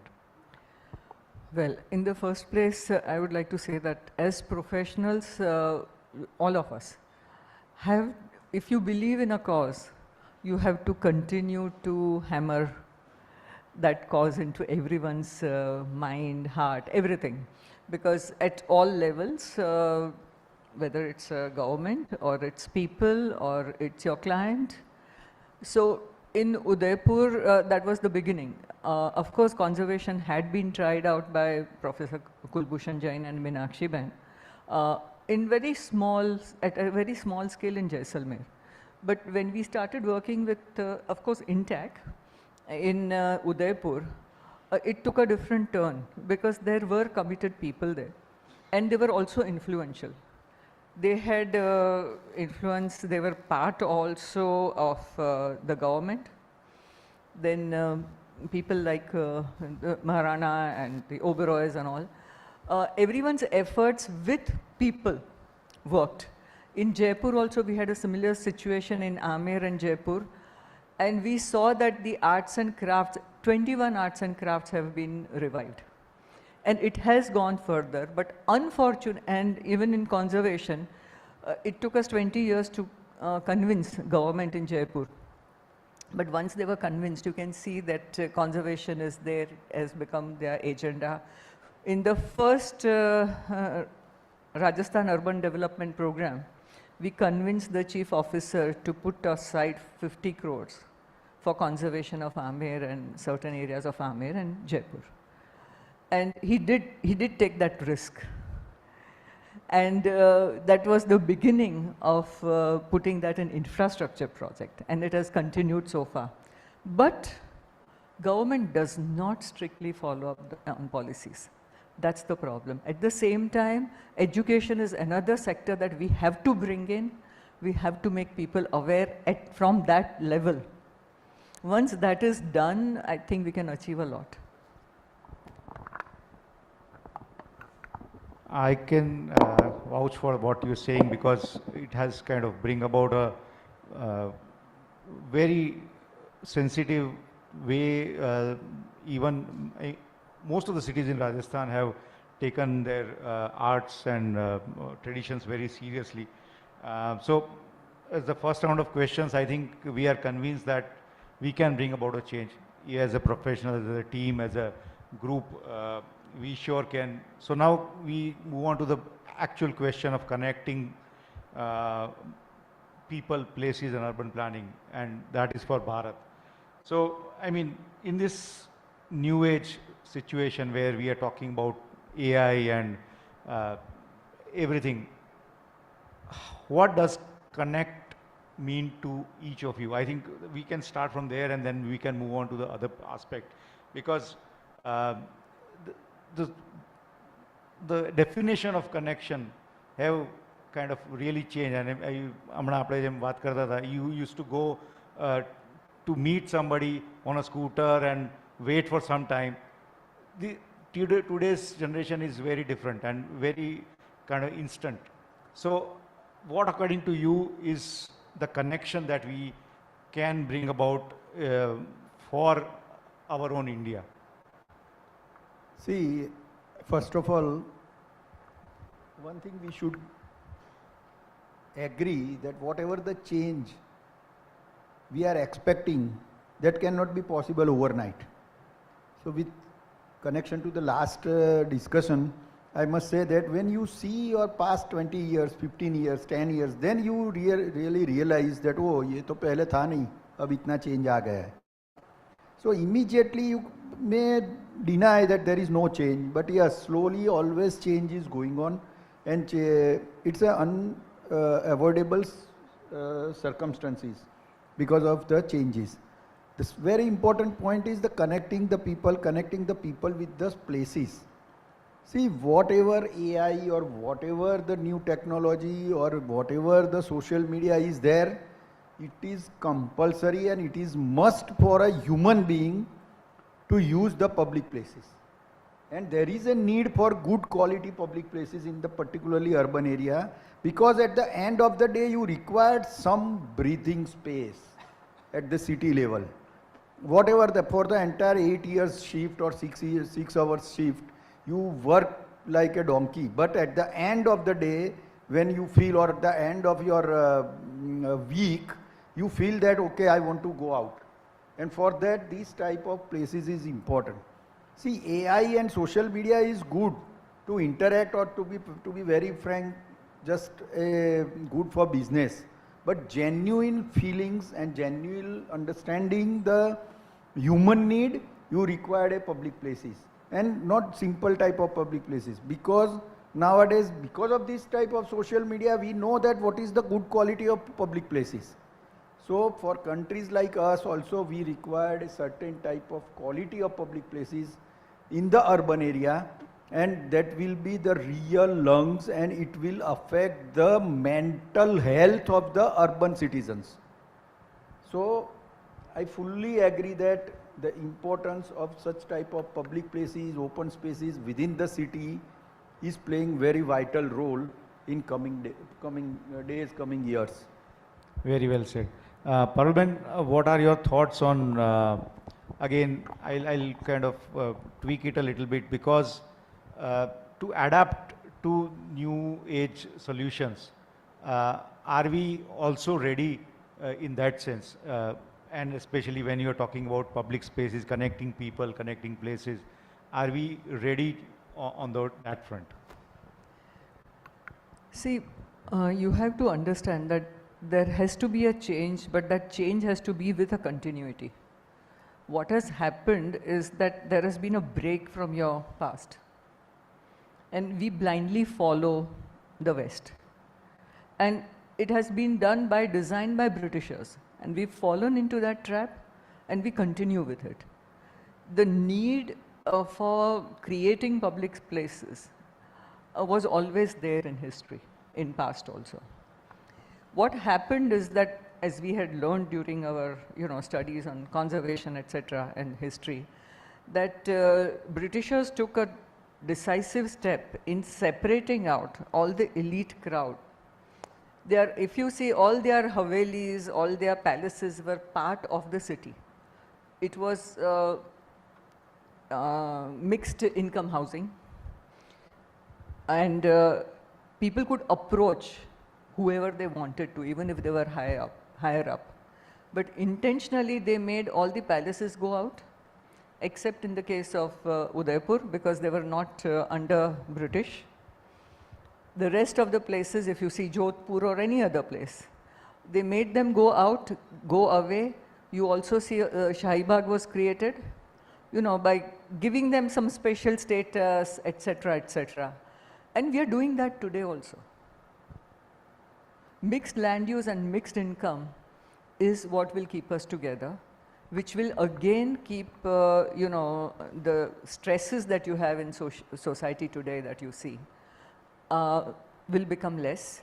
And I've also been talking after we got this, your mail to the younger generation. And they say that, see, today there is lack of trust, one thing. So you want to approach someone and still you're afraid.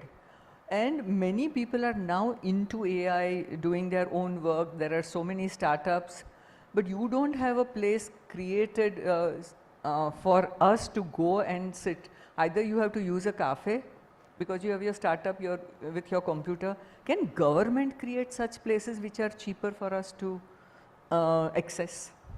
That's one thing. Another thing that something like Happy Street that they have in Bhubaneswar, those are things required. Then there was some kind of a kitchen where someone is paying for the goods there, but then anyone and everyone can come and cook and share that. So people, I'm told that those experiments were done in quite a few cities and they were very successful. So can we think of doing things together? That's one thing. And how can we break the divide? And it's happening more and more. Like people from the city went out from the walled city, which was a cohesive unit. Then now they are further going away because it was COVID, and then it is like status symbol that, oh, now we don't want to stay here. They'll sell their beautiful houses and go and live in expensive flats, which I can never understand. Why would you want to do that? Because when there'll be earthquake is imminent, it's definitely going to be there. That's when they will come back. I don't know what's going to happen. And then that divide is created more and more. And how do we break that? That is also has to come through education. Like you're in a hi-fi school, and where only millionaires attend. The children attend. So they don't even know what's happening into the other side of the world. And I was definitely with my daughter, because she traveled with us and she came to the palaces and all other places and other place, that she would also go and play with the slum children. Yeah, I understand what you're saying. Yeah. I mean, that divide has to kind of come down. Probably when I come to you, and since you have the legacy of working with the government, and you currently also, I mean, essentially all the real estate guys here know that we kind of are cut off by 40% on the land that you own, and the government takes it up. How much of that really is transformed into communal spaces, community gathering spaces, public spaces? And I mean, is it the right number, first of all, and does it help in making a place, a city better, is my question to you.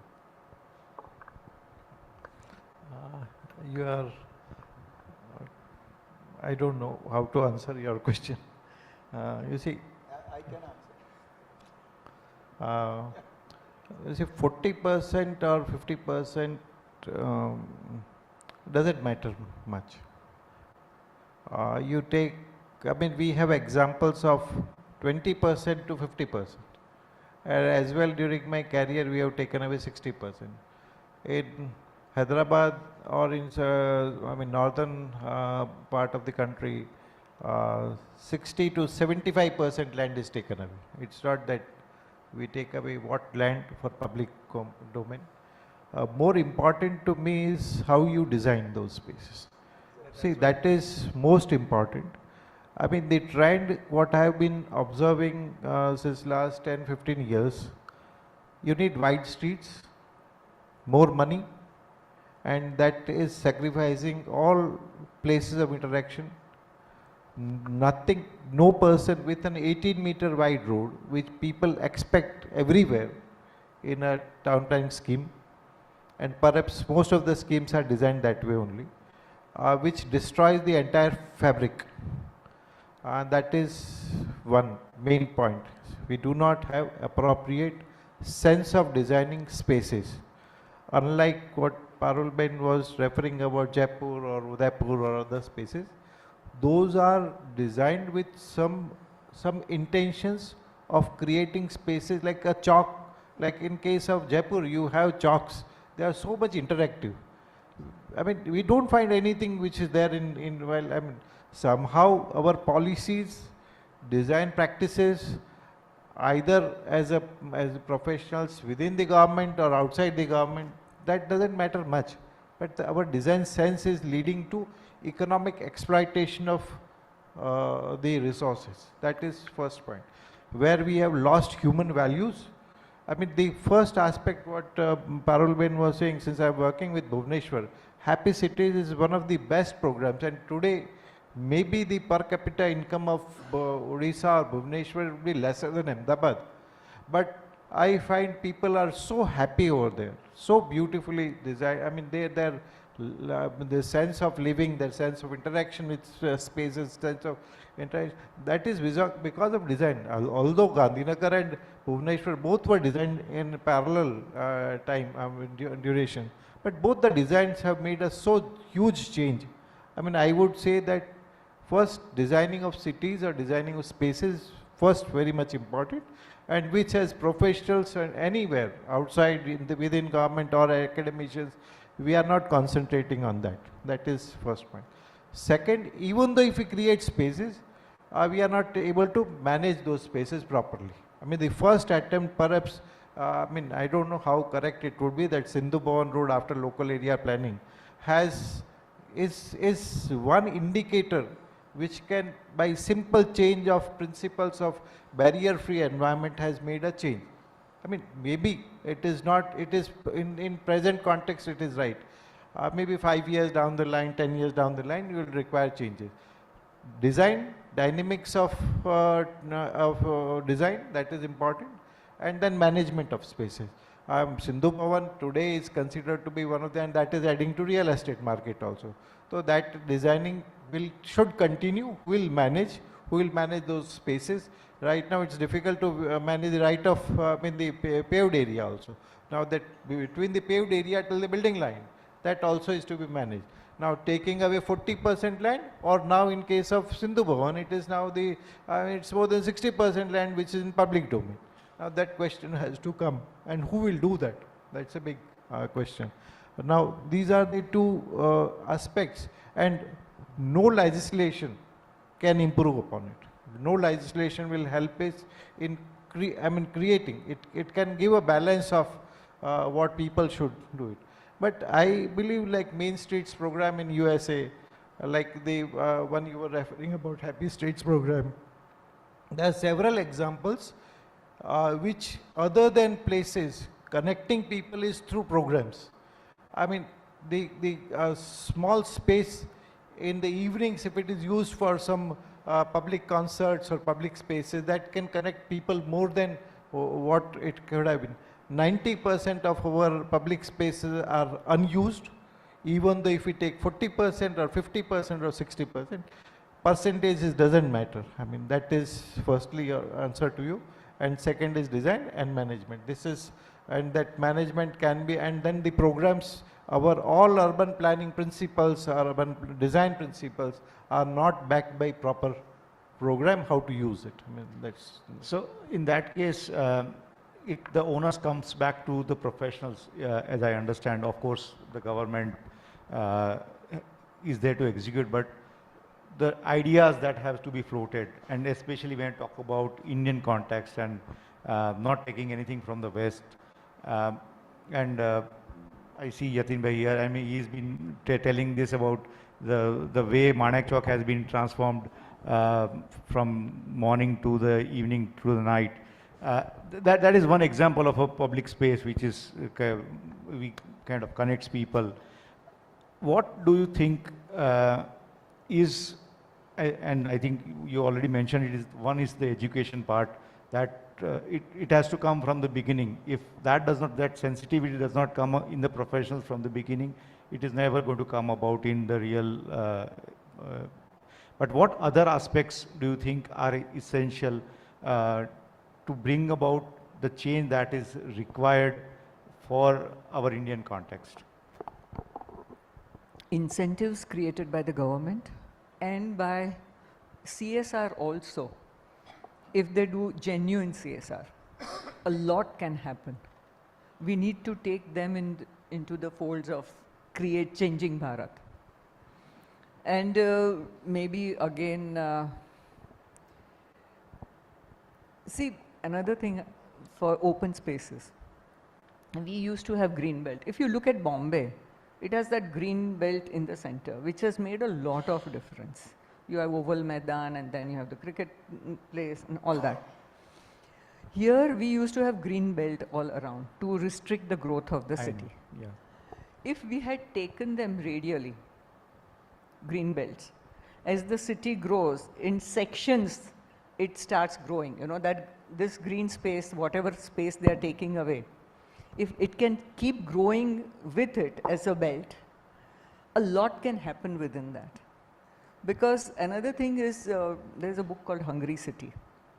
The city, as it expands, it has a lot more hunger. It eats away all the agricultural land.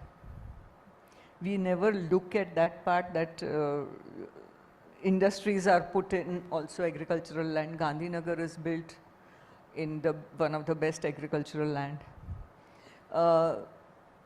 China has bought agricultural land all over the world in huge expanse. I mean, hectares and miles and miles. They're not stupid. They know that they will someday need that. And what happened during COVID? In UK, because the farmers are not farming, they had to import. They keep on importing, and there was crisis for food. Are we going to create the same crisis here? If you keep having such belts, which also can have these farming activities of people, the city dwellers. What we are talking of, the city gardening, creating your own kitchen gardens, etc. Your milk comes from elsewhere. Can we think of a city in a different way like this? That's... I take your point. Vasalbhai, I come to you with a similar question, but as we are talking about not importing ideas from West, but one idea that I find interesting is what is called a 15-minute city. We, as cities grow, have been traveling 1 hour, 2 hour, Bombay, Delhi, Bangalore. I mean, you are stuck in traffic for 2 hours and nowhere to go.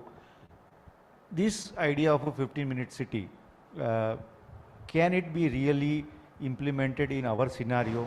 And I mean, you get better life in the sense that you have more time for your family, your professional life, everything. This whole thing is obviously a very large vision, but do you see it is coming into a reality in Indian context? Definitely. Actually, this 15-minute city is not a new concept. It is basically our own heritage. नीचे पान की दुकान, ऊपर गोरी का मकान. So in the same premises, ground floor is occupied for commercial activity and the first floor is occupied for the residential. It's very common, all the cities of our ancient cities, they functional accordingly, because at that time transportation was not so easy. So सीधा ऊपर से नीचे उतरो, काम करो और वापस अपने घर. Only socializing point of view people traveled, or only recreation point of view people travel. For work point of view hardly people travel. So it is not a new concept, but just when we are talking about today's context, I must say that the Ahmedabad or Gujarat town planning basically is actually heading towards that, because now we do not have, before 2000 we have pure commercial zones, pure residential zones, pure such type of local area commercial zones. But after 2000, the last two development plan, we have all the mixed use zone and depending upon the road width. So you can say, of course, there are so many debates on it, whether the residential and commercial mixed together is a good concept or not. But I must say that because of that situation, now it is possible that with the minimum traveling distance, you can get the jobs, or you can get the opportunity to get the your basic need for the day-to-day life. So I definitely, I'm very much hoping for such type of thing, that 15-minute city, or maximum you can say that in transportation planning we always said that if one can travel more than 45 minutes by their own vehicle, then only public transport can be viable, because normally people used to travel up to 45 minutes by their own. This is one ballpark figure, find out with the lots of studies. But I can say that even 30-minute travel distance is available, and if you get the job, nowadays people prefer to do that. And this is definitely the future. Every time we expanding the roads, and every time we try to push the people for the public transport or private transport or whatever the way of transportation, definitely it will not going to work. And last point that I want to share with you, I had one interactions or small study with the group of people who is working in the office of 120 employees. And I asked them at that time from where they are coming and which mode of transport they are using. And then we asked them for the suggestions that if you get some nearby accommodation, then do you prefer to come by bicycle or by walking? You can't believe 95% said yes. So people like to do such type of concepts. Yes, of course. I mean, it's saving time and, but yeah, Parveen, you wanted to come in. But I want to add at this, and as Vatsal said, it was always in our kind of backyard that the houses and the આપણે ઓળ કહીએ છીએ ત્યાં આગળ નીચે દુકાન ને ઉપર મકાન છે એ સેન્સિબિલિટીઝ ચેન્જ થઈ due to the needs, the way cities grew. Again, we are talking about going back to those scenarios. I'm just putting things in perspective એટલા માટે કે because you've been working a lot in this Udaipur and Jaipur, those scenarios, are they still workable? I'm just trying to throw a different perspective to that. Sorry, come again. So those scenarios of having હમણાં જેમ કીધું કે નવા mixed use scenarios છે, are they still workable in the current age? We have to make them workable. It has to be the will to make it workable. In the first place, I see the cities, our large cities, as the firefighting cases. So instead of concentrating on them, just do what is necessary to stop the, douse the fire. But we have these 15-minute cities almost waiting for us everywhere. The advantage that we have in our place, I'm not talking about Rajasthan, but say Gujarat, Kerala, all such states, that your villages are just 5 minutes away, 10 minutes away from each other. 5 kilometers, 3 kilometers, right? Why don't we connect them, give those 5 or 10 villages, each cluster, make them into this 15-minute city? Instead of expanding the city, going beyond the limits, and those also should have a limit to growth. And you give them these facilities, they don't want to go out. Yes. The minute Gujarat gave electricity to people, all 24 hours, which is not necessarily so, but at least it was not unpredictable totally. For farmers, it was not unpredictable that the light has come, so everyone runs, to start their pump or anything like that, and by the time they reach their farm, it's gone. When Modi ji came, he gave 8 hours slots. That helped a lot. Many people with electricity getting back into the villages, they went back, and some of our office people went back, and they were so happy living in their village. Their health had issues here, all those medicines had gone. Their expenses came down. So can we not look at that, can we not just change our mindset and not follow the West again? We have to create our own, write our own story. Yeah, yeah. So I think I have 7 minutes left, and I think I'll come to a last question for all of you. And that is, we talked about the challenges that we have faced and we are facing currently. But let us talk about, end this session with a positive note, in the sense that I want from each of you, and you have already also mentioned, but I want a reconfirmation that what has worked for India, what examples can we kind of boast about, and if there is a tweaking to be done, that's fine, but let us put across to the audience examples that have really worked and that can be followed or groomed upon or can be things to really change the way other challenges are to be mitigated. I think Paresh bhai, we can start with you, because your work experience across India will probably bring that more value. You see, we are talking as an example for across pan-India. Yeah, and examples that have really worked well. Point in the context of the topic that we're talking about, connecting people. The point is, no solutions are which can work across the country. That's impossible. First is, like I'll take a few minutes. Town planning schemes which we feel are good. I definitely say that it can achieve all the objectives of 15 minutes walk if we design properly. It can achieve the objectives of proper places to interact. If we design in some more better way, it can be better. That is first example that we have demonstrated in Gujarat, at least through town planning, how spaces, land can be acquired, how they can be designed. Now it is further more refinement and inclusivity has to brought in, how people can be incorporated in the design exercise.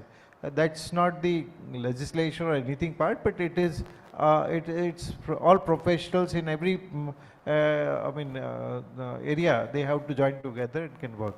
That is one thing I can talk. You see, same thing we were dealing with Mizoram, Imphal. That is Aizawl, not Imphal, Aizawl. We had same town planning scheme, did not work there. We tried to bring in pod cities. Pod cities was the concept which had adopted, and then right now it is working.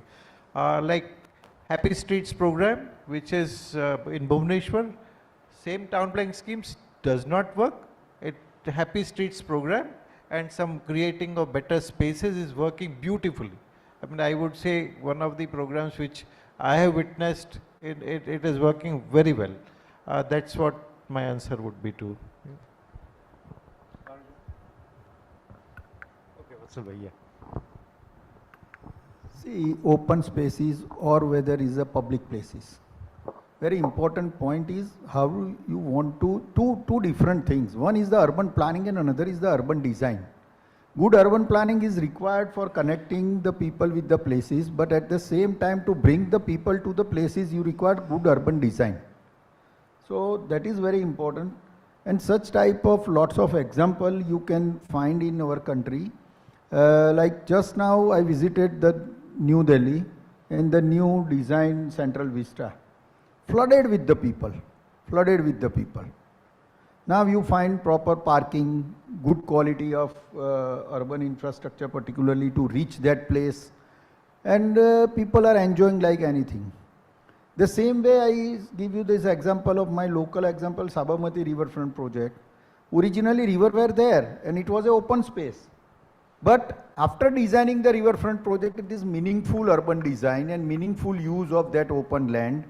And whenever I visit the Sabarmati riverfront and I see lots of couple, particularly enjoying that open space, I really feel job satisfaction.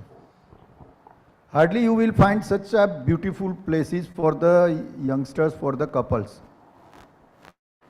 So see, such type of good design with good infrastructure definitely attract the people from the urban areas, and that may be the places where your interaction with other type of people. Other type of people means not only with the same type of cross section of the society, but different type of cross section of the society. They are also enjoying such type of things. I give you last example of Ahmedabad, this newly designed Victoria Garden. If you did not visit it, please visit it. Newly designed Victoria Garden, excellent place, excellent happening place. Last example is the urban forest at the Sabarmati riverfront near Vasana barrage. If you did not visit, please visit it. At least in this monsoon, be conscious because lots of snacks and everything is there, but you can find the real forest within the Ahmedabad on the Sabarmati riverfront. So yes, connecting people with this type of projects is possible with good quality of design, with meaningful design, with meaningful inputs from the society also. This is my submission. And I'll, Parulbene kidhu apramane CSR, if you talk about a similar forest, Symphony Forest Park, very well done CSR project where they created a forest within the urban park, and a corporate like Symphony can come about and change the way the parks are done. So I think, yeah, Parulbene, your turn. Hello, can you hear me? Okay. See, we are now into festivals. You see many more people getting involved into festivals. So can we create spaces, more spaces for festivals? Such smaller festivals at local level. It becomes a craze, like Ganesh,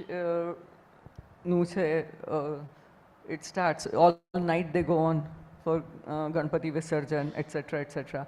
Can we make all these places, I'm sorry, I'm not that positive, but like the lake edges, the way they are handled in different places, more in Rajasthan and other places, where people do enjoy that, like our riverfront. But my only objection would be that it should be in stone, brick and lime. The materials that would last for thousands of years, not something that is short-lived and 75 years maximum. I'll tell you what, Vatsal, we had invited me. We were there in the corporation big conference hall, and Bimal Bhai was presenting this project, and Nimish Bhai was obviously there, and he used this word, મને મારા કહેવું છે એટલા માટે કે મને કે એક આર્કિટેક્ટ તરીકે બોલાયો છે પણ કે મને એક અમદાવાદી તરીકે બોલવાની છૂટ છે કે નહીં એમ. And then he had a lot of objections that he raised, but yeah, of course, I mean, there can be always debates on that, but all said and done, it is something that probably Ahmedabad is breathing currently. With the way that it is done, it is really, I mean, you can see people jogging, cycling, yoga, Zumba, whatever. A lot of things are really happening at that pace. It has created an example for people to follow, but because you had to have one example. So that was done. And whatever are the shortcomings of that should not be repeated in other rivers. That's my only thing. But whatever it has given as a positive thing, it's there. There is no takeaway from that. All right. Any last words, Vatsalbhai? But before we wrap up, I think what has come about is that, yes, it is possible. Yes, we can take an approach which is very Indian, very local. Of course, India is so vast, as Paresh Bhaiya said, no examples can be also replicated across India. Local situations, climate, people will influence the local design. But all in all, I think what we can at least conclude on this session is that we are ending on a positive note with positive examples across, maybe not in complete sense, but in parts.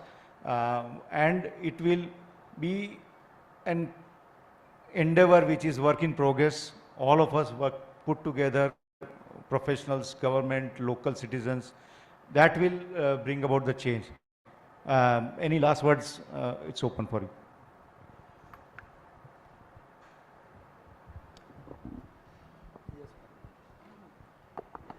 I really want that we all, you know, conclaves like this make people commit for CSR, genuine CSR, commit that we must change the education system, must change our approach, and at the same time interact. Like, how many of us go to the city, world cities? I think a visit that we start doing that, we will realize and help them to also become positive, start using these places which are dying. Some places, they are crowded. If we go there and CSR starts participating in that, we can change the face of walled city of Ahmedabad also, because I wouldn't want to separate out that from Ahmedabad as such. And there is a lot of work required there and a lot of collaboration that is required there, that I would request from this platform for people to make. And maybe one day we will have such conclaves in the walled city, and that will help it to revive.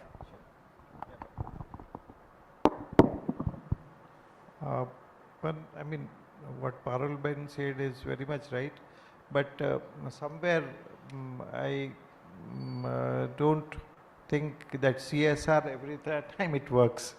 You see, my point is, it does. I see what we are missing is we do not assign a value to such spaces, right? Like, it's a social value which was given in cities like Jaipur or whatever places you mentioned. But today we do not assign any value. Like, for example, Kamathi Bagh in Baroda, or for that matter, any gathering spaces which used to be there. I mean, sincerely, I don't understand. For example, one big ground in case of Rajkot. I mean, these are gathering spaces which used to happen. Today also, every festival, Janmashtami festival in Rajkot or Saurashtra, whoever it comes, it's a celebration which makes a difference. And that is a value which is created, social value. Now, we do not have anything in our design elements which create social values. If you create social values, things would change. And then I don't think you require any CSR funding also. I mean, to start with, it is good to create infrastructure. But then to sustenance, long-term vision, we do not attach to that. That is very much important. Once we assign value, and then communication. We are very poor in communication, how people should interact, again I'll tell you, we are working for Bhubaneswar, this Happy Streets program. It is done since 6-7 years, and people communicating to people, communicating across the states. That has made it vibrant. Now that is what we are missing. Any good street, one street if we design properly, and if we start communicating and assign value to it, it will make a great change. And that is what I believe such forums should address, that issue also, so that people start projecting this as a mode of creating a capital to the city. I mean, city capital should be such nature. Right? Thank you for giving me. Nothing much to say, we already discussed, but last point that I want to share with you with this forum that at least just try to use the open spaces in the city and try to give big advertisement for that. Use the social media. You visit the Sabarmati riverfront or you visit any public place and put it on social media. So people can able to understand that such type of places is available in the city and they are genuinely required. See, so many times people don't know that such a beautiful places are, now I'm not talking about only Ahmedabad, in every city. And the worst part is people are trying to spend money, spend time in the malls. Malls are not the right place to just window shopping. But instead of going mall, you can go to the any garden, good design garden, CSR activity gardens, lots of now under that, designed by one of the leading landscapers of our city. So I request all the forums, please visit at least open spaces which is available, meaningful spaces which is available in the city and make it more popular. Thank you very much. Thank you. And on this note, on a positive note, we end this. Thank you everybody for Absolute wonderful, insightful session, and I thoroughly loved. In fact, I would like to add, because I left Ahmedabad, say about 13 years back, and whenever I come back to the city is new. I forget the roads. There's something new happening, and riverfront, the Conclave Lake, the recreational spaces which is developed, amazing. What sir said, that people should actually market it on the social media, that these places are there. It's very, very important.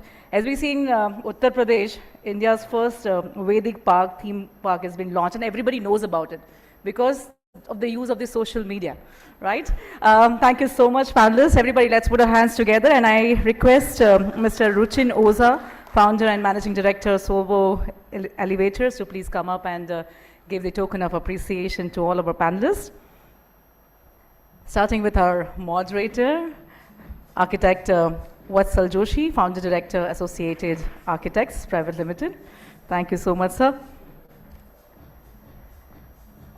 Mr. Paresh Sharma, senior fellow, World Resource India Limited.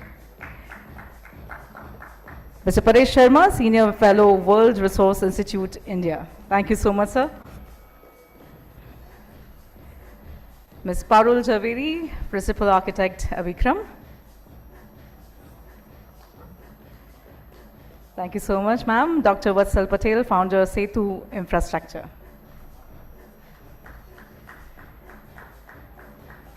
And I request all the panelists to please step forward for a photo opportunity, please. Let's have a huge round of applause for all the panelists. Wonderful discussion.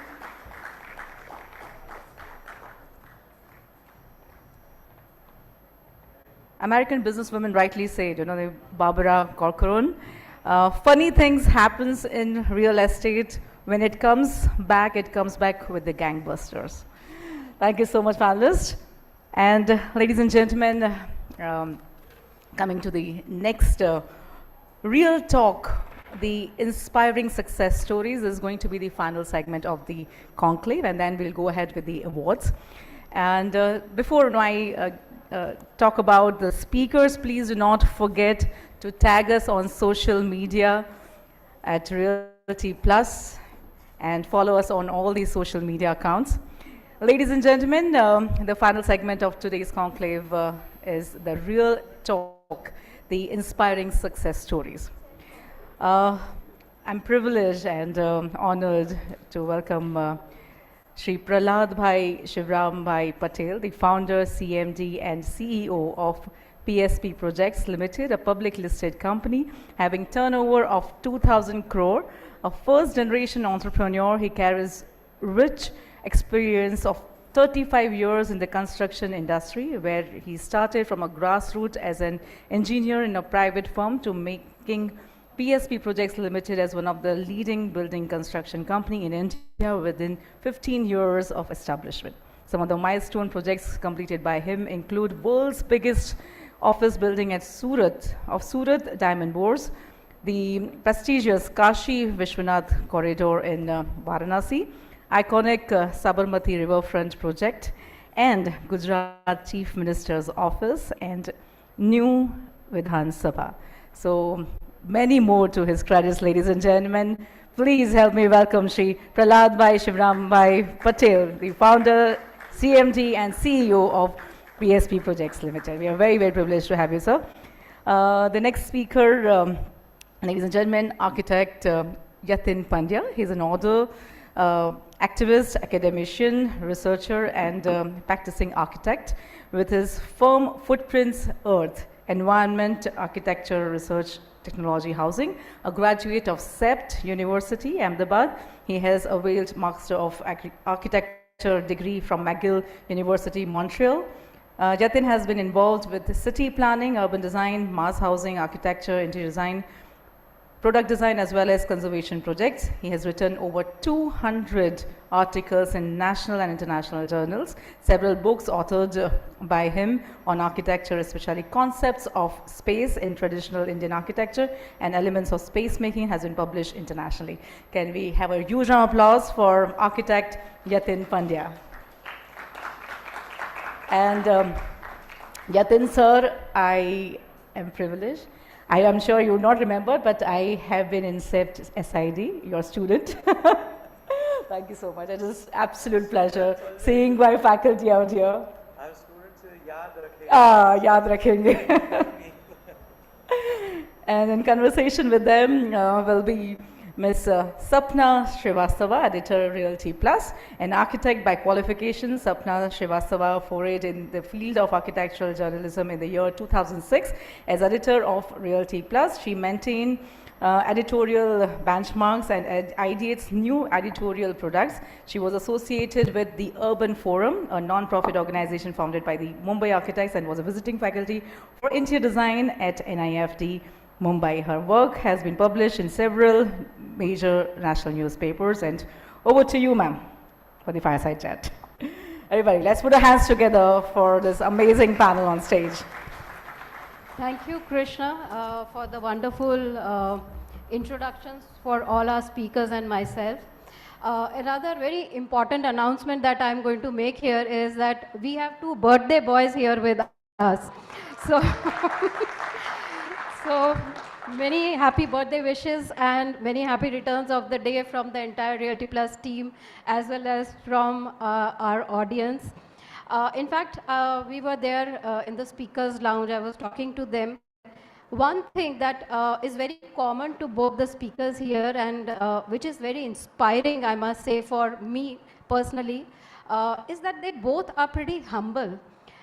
इतना कुछ achieve करने के बाद भी इनके profession में personal professional life में जो विनम्रता उनमें आज भी है, I think that's quite something that we need to learn from. So on that note, Mr. Patel, you are very passionate about, you have time and again stated, build to last is what you talk about.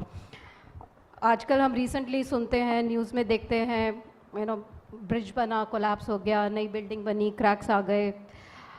What do you have to say about that? Because build to last is your philosophy. Thank you, Sapna, and thank you, Realty Plus, for giving us this opportunity to talk on the forum of all architects and real estate people on the audience. See, first of all, think there are three fraternities. One is engineer, one is doctor, and one is advocate. Advocates are never questioned. When you go to a person for an advocate, he advises. You are not able to advise an advocate. You are not able to advise a doctor. But everybody will advise an engineer. See, this is the worst. Yeah, this is the worst part of this industry, I would say. So the ownership. When she was talking about passionate about build to last, I personally own myself as I am an engineer. See, once you consider yourself as the part of this fraternity, you will automatically come to a conclusion, then I have to deliver a quality. I have to understand the norms of the construction. Money can be a part, but as an engineer, money can't be a part. Yes, businessman, you always seek for money. But as an engineer, you can't seek for money out of your field. So that's the biggest difference which we are seeing. And what I personally see when I talk about my building, my passion, this is because I started from my career and I always think what is the best. how we can do the best. So this is what the whole society or the whole fraternity which we are now going through. And I would say that this is a good part of the Ahmedabad city and little bit good part on the government side also. Now they are taking initiative and more strict actions on going on this quality part of the general infrastructure like bridge and road. It's not about their taking strict action. I would say this is awareness to deliver the best. Because see, the systems on which we have passed through last 10 years, that's the tendering system which is going as per the lowest.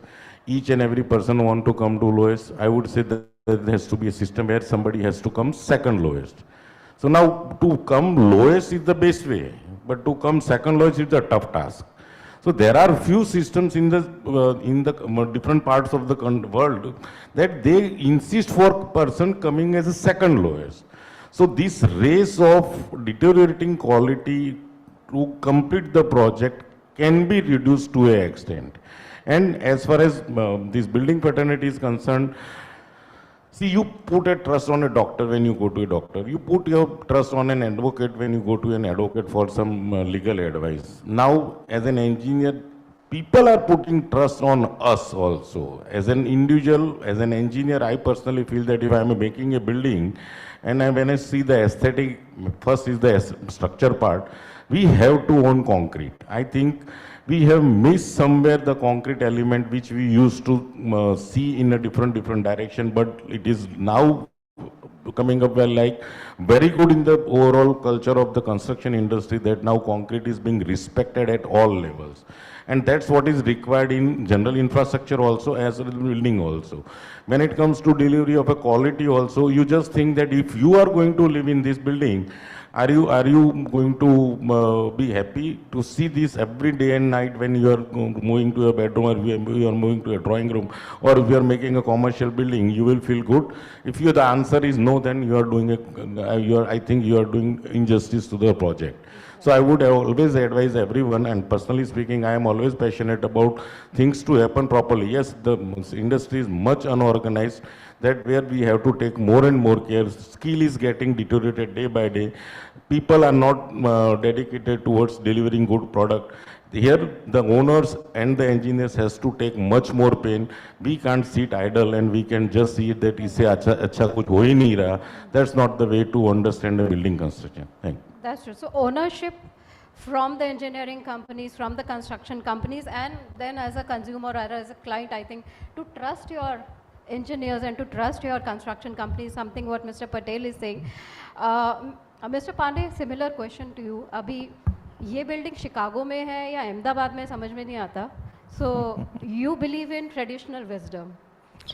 So will you elaborate on that? Yeah, the wisdom is a word we need to understand wisely, because whenever, at least we have been, raised in a psyche, maybe with a complex, that when we say tradition in India, we think antiquity, 5000 BC or something, and as if that is a sign of not a progress or not a kind of a forward-looking thinking.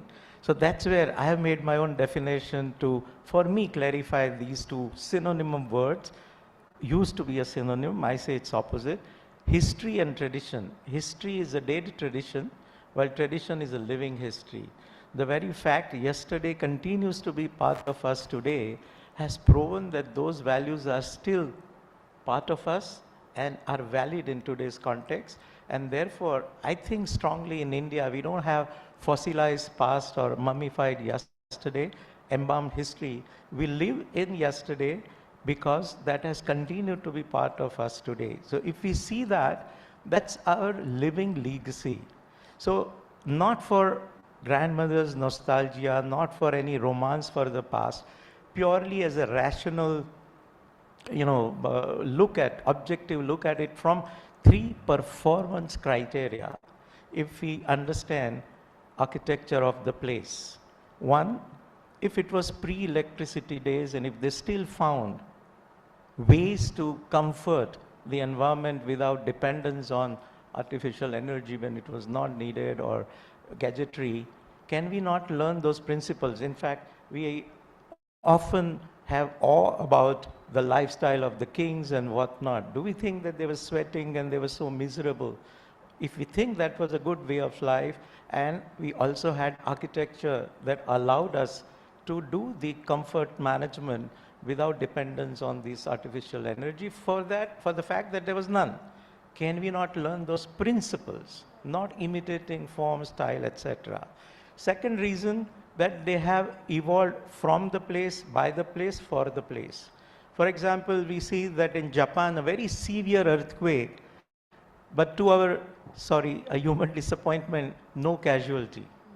Because with such scale, we always associate so many thousands dead and so much of a destruction and so on and so forth. But the very fact that in that region, they've been used to this force, they have applied their understanding to create a built environment or even their way of life such that you kind of not get affected by that, and over time it is perfected even. And the third reason is most of our tourism is to what? To places which are centuries old. For example, our stepwell, which is even functionally obsolete. And even today, if it continues to inspire awe, it is that timeless quality. Many new buildings, there might be a glamour for a day or two. Have we been given even the third glance to that building after some time? So can we not learn the principles of that timelessness? So these are three fundamental reasons of their performance, what they've proven is for which we should look at them. Just one, there was a study or there's a incident for, as a country or city, what do you call it, Singapore. Singapore was a virgin fisherman's island. For its uniqueness of nature and lifestyle and all, people found a central point where all conventions happened. They didn't have much industry and all that. And tourism became their mainstay. From there, they earned riches. What they invested, like everybody else, was in the concrete megalith. And this is a research fact that in 97, they found, 1997, that the tourism absolutely declined, nosedived. And the kind of authoritarian regime that it is, so it ran into the analysis. And they identified what was the culprit. They said that Singapore has lost its ethnicity, asmita. There's no identity of Singapore any different from having to go to Bangkok or Thailand, or whatever. So what they did, that they corrected their course by saying that they found that, waterfronts are resources. They started even pitching their tourism, saying that melting pot of various culture. On their brochure, the Tamil, temple Shikhar or Gopuram was on the thing. And that's how they started. They said that we can't demolish Chinatowns. On the contrary, we'll turn it into the pensions or the homestays and boutiques. So they started reinventing the identity, because now Mustafa Mall was everywhere. That was no longer the highlight of having to go context. That context doesn't have to be lost. And as you said, the timelessness of any building, any project, that has to be there, because fads come, go, trends come and go. Very true, but not only building, it's the way of life. Like, understand, Old City has got a heritage tag, UNESCO heritage tag, not like Taj Mahal for a building and a monument, but a lived-in tradition, lifestyle. Right. The way, and that includes everything, So when we say tradition, and it's a whole package of way of life. Tradition is not a bad word. It is not absolutely, a and not to be stylized in a building. Another study. Sorry, very quickly. But again, let me go to the next question. You both have very different philosophies from your, peers at your time. You both started your journey almost 3 decades back. Times were completely different, scenario was different, the sector was not very organized. What were your, Mr. Pandya, what were your top challenges? You came, you did your higher studies at McGill University, Montreal, and then established your company here. You had a very different philosophy. तो काम मिला आसानी से आपको या मुश्किल से? काम तो उधर भी मिलता नहीं मिलता पता नहीं था. So there was nothing pushing me. So first of all, I had no reason that anything was pushing me to go there. And being in a neutral place, that also strengthened my convictions. See, earlier you take things for granted, your parents told you to do that, in traditional term we continue to do that. When you're in a neutral territory, you question that and you find the right reasons for continuing or not continuing that. And I thought that having been in a very neutral context in Canada for 3 years, I could actually find a lot more conviction in what I was raised in. I was raised in a middle class, joint family, so the idea of caring, sharing, the kind of priorities in your values, you know. So there was nothing pushing me from here, and I thought I'll come back. Not that I've done a great job or I've not, done any upkar on anybody. But when you come, I think, see how you see yourself in terms of that. If you're convinced about that, you already know if you wanted 5 cars and 10 bungalows, then your path would have been different and you would have chosen a particular model. If you think that you want to pursue something of this sort, like I've been interested in all the 3 dimensions all the while: research, academics, and practice, because in this field, research cannot be only bookish, it has to be applied. And with academics, you keep young and keep, looking for newer and, appropriate things. So all these 3 continue to take me. I always say that anybody, what's your sign of getting retired or not getting retired? On Friday evening, if you don't have an itch and excitement and looking forward to Monday morning, then you should retire. So you took the path less traveled. I don't know. I mean, I'm not saying I'm any different, or I even wonder why am I here, because you probably checked the birth dates for us to be together. You checked the first alphabet of the family name together, but you forgot to check my passbook. Then you would have probably have me in the outside of the corridor. But what I'm saying is that it's no different game, but there are different kinds of satisfactions that you do. Right. And I have also not been on a footpath, so it has given me something. But what I was saying is that probably who thought what kind of things I might be able to give are the ones who came to me. So my office is not air conditioned. Till now I used to be on the floor. So anybody who thought that is not the kind of person you go to, this is not the Baba that will give us the chabi for anything, they would not come to me. But those who think, वो for हमारे होता है ना, visa वाले बाबा अलग होते हैं, परदेश जाने के लिए अलग होते हैं, तो they come with full understanding and by believing in probably what I might be able to offer. And that's how you start. And then project after project, what you write maybe kind of influence them to think about those things. And that is how people have come. I only feel, kind of a little fulfilling part, because they have been a repeat client, so they were not fooled for one time. But they came again. And job satisfaction, but a lot of time we worked even on a charity project. And again, I'm not a son. Let me come to Mr. Patel now. Again, as I just mentioned, you also started long way back, time back. Different scenario. Today you have constructed Kashi Vishwanath corridor, one of the biggest office buildings, Surat Diamond Bourse, Gujarat CM office, and Vidhan Sabha. But at that time, if I have to ask you, what were your 3 biggest challenges? Sapna, first and the foremost thing which I personally believe that life में कोई challenge है ही नहीं. Because see, I come from a Sainik school background.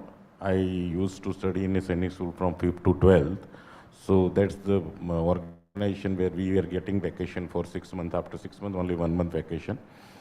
And it was like a military school, so we have to learn everything from right to morning. It was it's like 1 hour, and you are perfectly learn a disciplined life over there.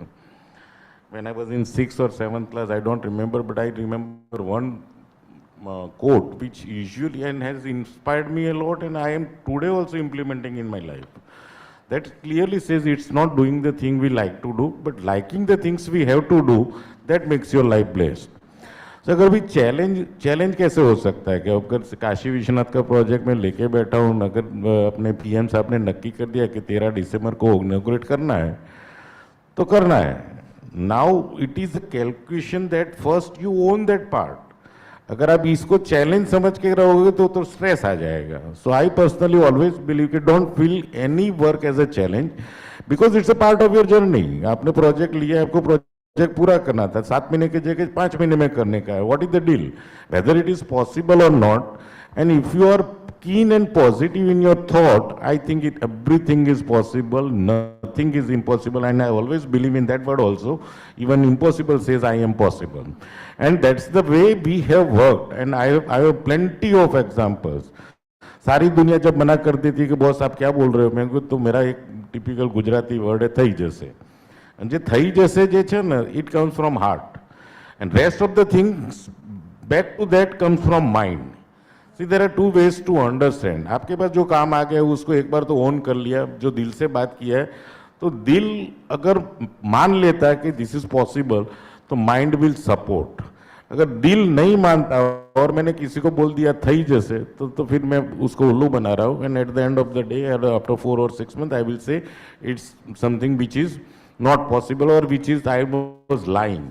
So challenge में life में अगर construction industry में कोई आदमी बोले तो सारा सुबह से शाम तक चैलेंज ही चैलेंज है. अब साइट पे जाते हो तो कोई इशू आता है. In general this is the most unorganised industry, so you have are facing challenge. Ownership का उतना ही प्रॉब्लम है, dedication towards work from the skill people, unskill people and even the technical people, that's also a challenge. But अगर हर रोज आप challenge लेके सुबह में काम कर पे जाओगे, शाम को you can't come with stress free. So मैं हमेशा ये चीज हमेशा मानता था और मेरे स्टाफ को भी बोलता हूँ, after 7 please don't work for me, go home happily and don't keep any of your stress in your mind till you go to your family. Because ये धंधा तो कंटिन्यूस है. इसको अगर आप ये आज एक चैलेंज आ गया, मोरल डाउन हो गया या स्टाफ का मोरल डाउन हो गया, तो we are the people to motivate them. So मैंने कभी लाइफ में किसी चीज को चैलेंज माना ही नहीं था. Yes, each and every work, कुछ काम सिंपल होते, कुछ हार्ड होते. हार्ड को सिंपल कैसे बनाना है, that's the way and that's the way we have to think, because people under you are always influence and motivated by you. अगर आप निराश होंगे तो 99% you can't reach to a success. मैं काशी विश्वनाथ की बात करूं तो हमने 16 महीने, I think yes 16 months, we did 160 crore work, and when it was decided this boss it has to be completed by December, we were left with 4 months, and we did 200 crore work in 4 months, and nobody will even कुछ हद तक. एक बार हम लोग site पे घूम रहे थे एंड कमिश्नर साहब और मैं साइट पे राउंड मार के आ रहे थे. Our architect was mister Bimal Patel, he was with me taking the round. And commissioner साहब ने बोला कि बिमल भाई क्या लगता है, तो बिमल भाई बोलता है कि आपको क्या लगता है. They were talking in the sense कि पूरा होगा कि नहीं होगा. तो बिमल भाई ने पूछा कि आपको क्या लगता है, तो कमिश्नर बोलता है कि मैं तो इस पे भरोसे करके बैठा हूँ. तो बिमल भाई बोलते मैंने भी वही किया है. Sir that's the fact. See कहाँ जाओगे, ओनर क्या करेगा, person who is working at ground, he has to trust him. But the point here is the person whom we have there trust is trustworthy, one part. Does he consider as an owner, ownership लेके काम करेगा कि नहीं करेगा, that's the second part. Otherwise कोई architect, कोई commissioner कभी एक contractor पे बैठ नहीं करेगा. And that's the example and that's the experience they must have done, experience somewhere in my life. कि ये लोग बोलते तो करते. So that's what I personally believe, that let us not consider any work which is a challenge. बाकी construction industry में challenge का तो कोई अंत ही नहीं है. सुबह से शाम तक it is a challenge, tough task, नहीं का unorganised industry, material delivery late आया, क्वालिटी में खराब हुआ, किसी ने ये बोल दिया वो बोल दिया. Lots and lots of things daily it is considered a challenge, and when you consider it as a challenge you will never come out of depression. मैं हमेशा शाम को 7 बजे शांति से घर पे जाता हूँ, मोबाइल ऑफ होता है, नींद अच्छी आ जाती है. But the whole day I consider each and every part of work as a work and not as a challenge. Thank you. So I think one common factor, yeah, that does deserve an applause for both our speakers, because they don't, first of all, they have listened to their heart. You know, they did what their heart told them to do. You know, so that is why I think आपके लिए काम नहीं है, आप enjoy करते हैं उसको, और the job satisfaction is you have the job satisfaction, और आपके लिए कोई challenge बड़ा नहीं है, क्योंकि that is part of your work. You enjoy that. But let me ask you a tough question, because it is your birthday. Uh, so, You are depressing me before asking the question. what is that you like the most about your work, and what is that you like the least about your work? कौन सी चीज़ आपको सबसे कम पसंद है और कौन सी चीज़ सबसे ज़्यादा पसंद है अपने काम के बारे में? मेरे लाइफ में जिसको मैं लीस्ट पसंद है वो नेगेटिविटी. मेरे पास कोई भी आदमी की नेगेटिव बात करते हैं तो I get irritated. And the best part again I will go to the second part is positivity. क्योंकि हर चीज हर लाइफ में सुबह से आप शुरू करते हो and when you start at 9 o'clock in the morning and काम के अंदर अगर आप उसको पॉजिटिवली देखते हो या एक पॉजिटिव आदमी आपसे खड़ा रहता है तो there comes so many solutions to that. And एक नेगेटिव बात आती है तो उसके अंदर से इतने सारे प्रॉब्लम और उखड़े हो जाते हैं कि you get exhausted. I will give you a very good example which I have heard from our PM. My brother is in Germany and he came up with this MBA students visit in India every year. So when we built this Swarnim Sankul one and our PM was CM of Gujarat, they requested to have that visit with this our chief minister. So chief minister जब साहब थे तब उधर MBA के German student ने एक प्रश्न साहब को बोला था कि how are you able to maintain your whole day cycle so fresh, कि इतना सारा हार्डशिप में भी आप स्ट्रेस फ्री काम कैसे करते हो. And I this is a thing which I am talking about 2014. आज 9 साल हो गए फिर भी मेरे को याद है क्योंकि मेरे को सुनना था और मैंने सुना और उसको इम्प्लीमेंट किया है. सो मैं उसका एक जवाब उन्होंने जो जवाब दिया था really it is inspiring. He said I start at 4 o'clock, मैं योगा करता हूँ, मेरा रूटीन खत्म करके 8 साढ़े 8 को मैं ऑफिस आ जाता हूँ and I start my working. उन्होंने एक ही चीज बोली कि जितने भी कंफ्यूज काम है मैं साइड में रख देता हूँ. Because right from the morning, I don't want to enter into a debate type of work or debate type of file where I will require 5 to 10 people. तो मैं अपनी एनर्जी वेस्ट करता ही नहीं हूँ. So if there is a confusion in file, put it aside. अगर सुबह में एक ऐसी फाइल लेके बैठ गए जिसके अंदर so many questions are there, so many negativities are there, so many peoples are involve, your whole day is gone because you are exhausted by 12 o'clock. And that's what the challenge is. अगर आप life को इस तरह से देखते हो कि सुबह से शाम तक अपन अपना रूटीन कैसे रखे, तो मैं हमेशा यही बोलता हूँ कि keep your routine as a you are an individual. एक आदमी साइड पे जा रहा है, काम पे जा रहा है, किसी से बात कर रहा है, उससे बात सुन रहा है, शांति से सुन रहा है, उसमें से पॉजिटिव पार्ट और नेगेटिव पार्ट. ओनर मैं हूँ तो मेरे को ही जवाब देना है. Everything comes from owners to the people. अगर आदमी कंफ्यूज है, अगर ओनर कंफ्यूज है, I think the whole team is confuse. And if you are not confused, just own the question which is being asked by your subordinates and answer them in a proper way, motivate them in a proper way, and things will be done properly. Okay, so your what Mr. Patel is saying, positivity is his most likable thing, and the least that he likes is the negativity. Mr. Pandya, what do you like the most about your Friday work? evening? No. I think basically I am blessed with being in the profession that I am, that even if the project is actually not built, but doing it on paper, you're creating. So it's a joy of creation as a mother, you know. So, and I mean, it's like a director who might have film. Director's job is till making of a film, whether it runs in box office or not, whether it's released or not, that's a separate this thing. So I always tell my colleagues that what we are producing, and the first idea is a complete kind of a thought, which is a pure virgin, it's you. Everything else can start diluting with economics, with bylaws, with... So you like the creativity. So the kind of opportunity that you get in this profession, not only that, but that also kind of becomes a subject area that touches many things. There's just a small story. One student went to learn architecture, and architect said that unless you know sculpting, you can't learn because it's about form and massing. He goes to a sculptor, and sculptor says you can't learn sculpting till you know dance because it's about form and how about expression. Goes to a dancer, he says without music there is no dance. Musician says without lyric there is no music. And poets say living life is what poetry is about. Right. It's all around you. So I think our profession goes back to living life, observing, assimilating, interpreting, and then applying. And then So I creating think it, yeah. it's that whole thing of living holistic life, and Right. that has sustained me by being at school, being in, things to write and think about it, But what as is it well that as you to don't create. like about your work? Don't like is when people come with the prefix, the Pinterest. Pinterest. There was London jaisa ghar chahiye, and they would bring anything, and their plot would be 1/10 of the bathroom that they show. So I think the Pinterest, there's one humor, but I think a lot of architects might want to put that. Like doctors have started putting it, that Yeah. Wikipedia leke mere room mein nahi aane ka. So, if you want my practice, it's 200 rupees. But if you want me to do what you want, then it's 500 rupees. And you want it to match Pinterest, then it's 5 lakh rupees. That's quite interesting.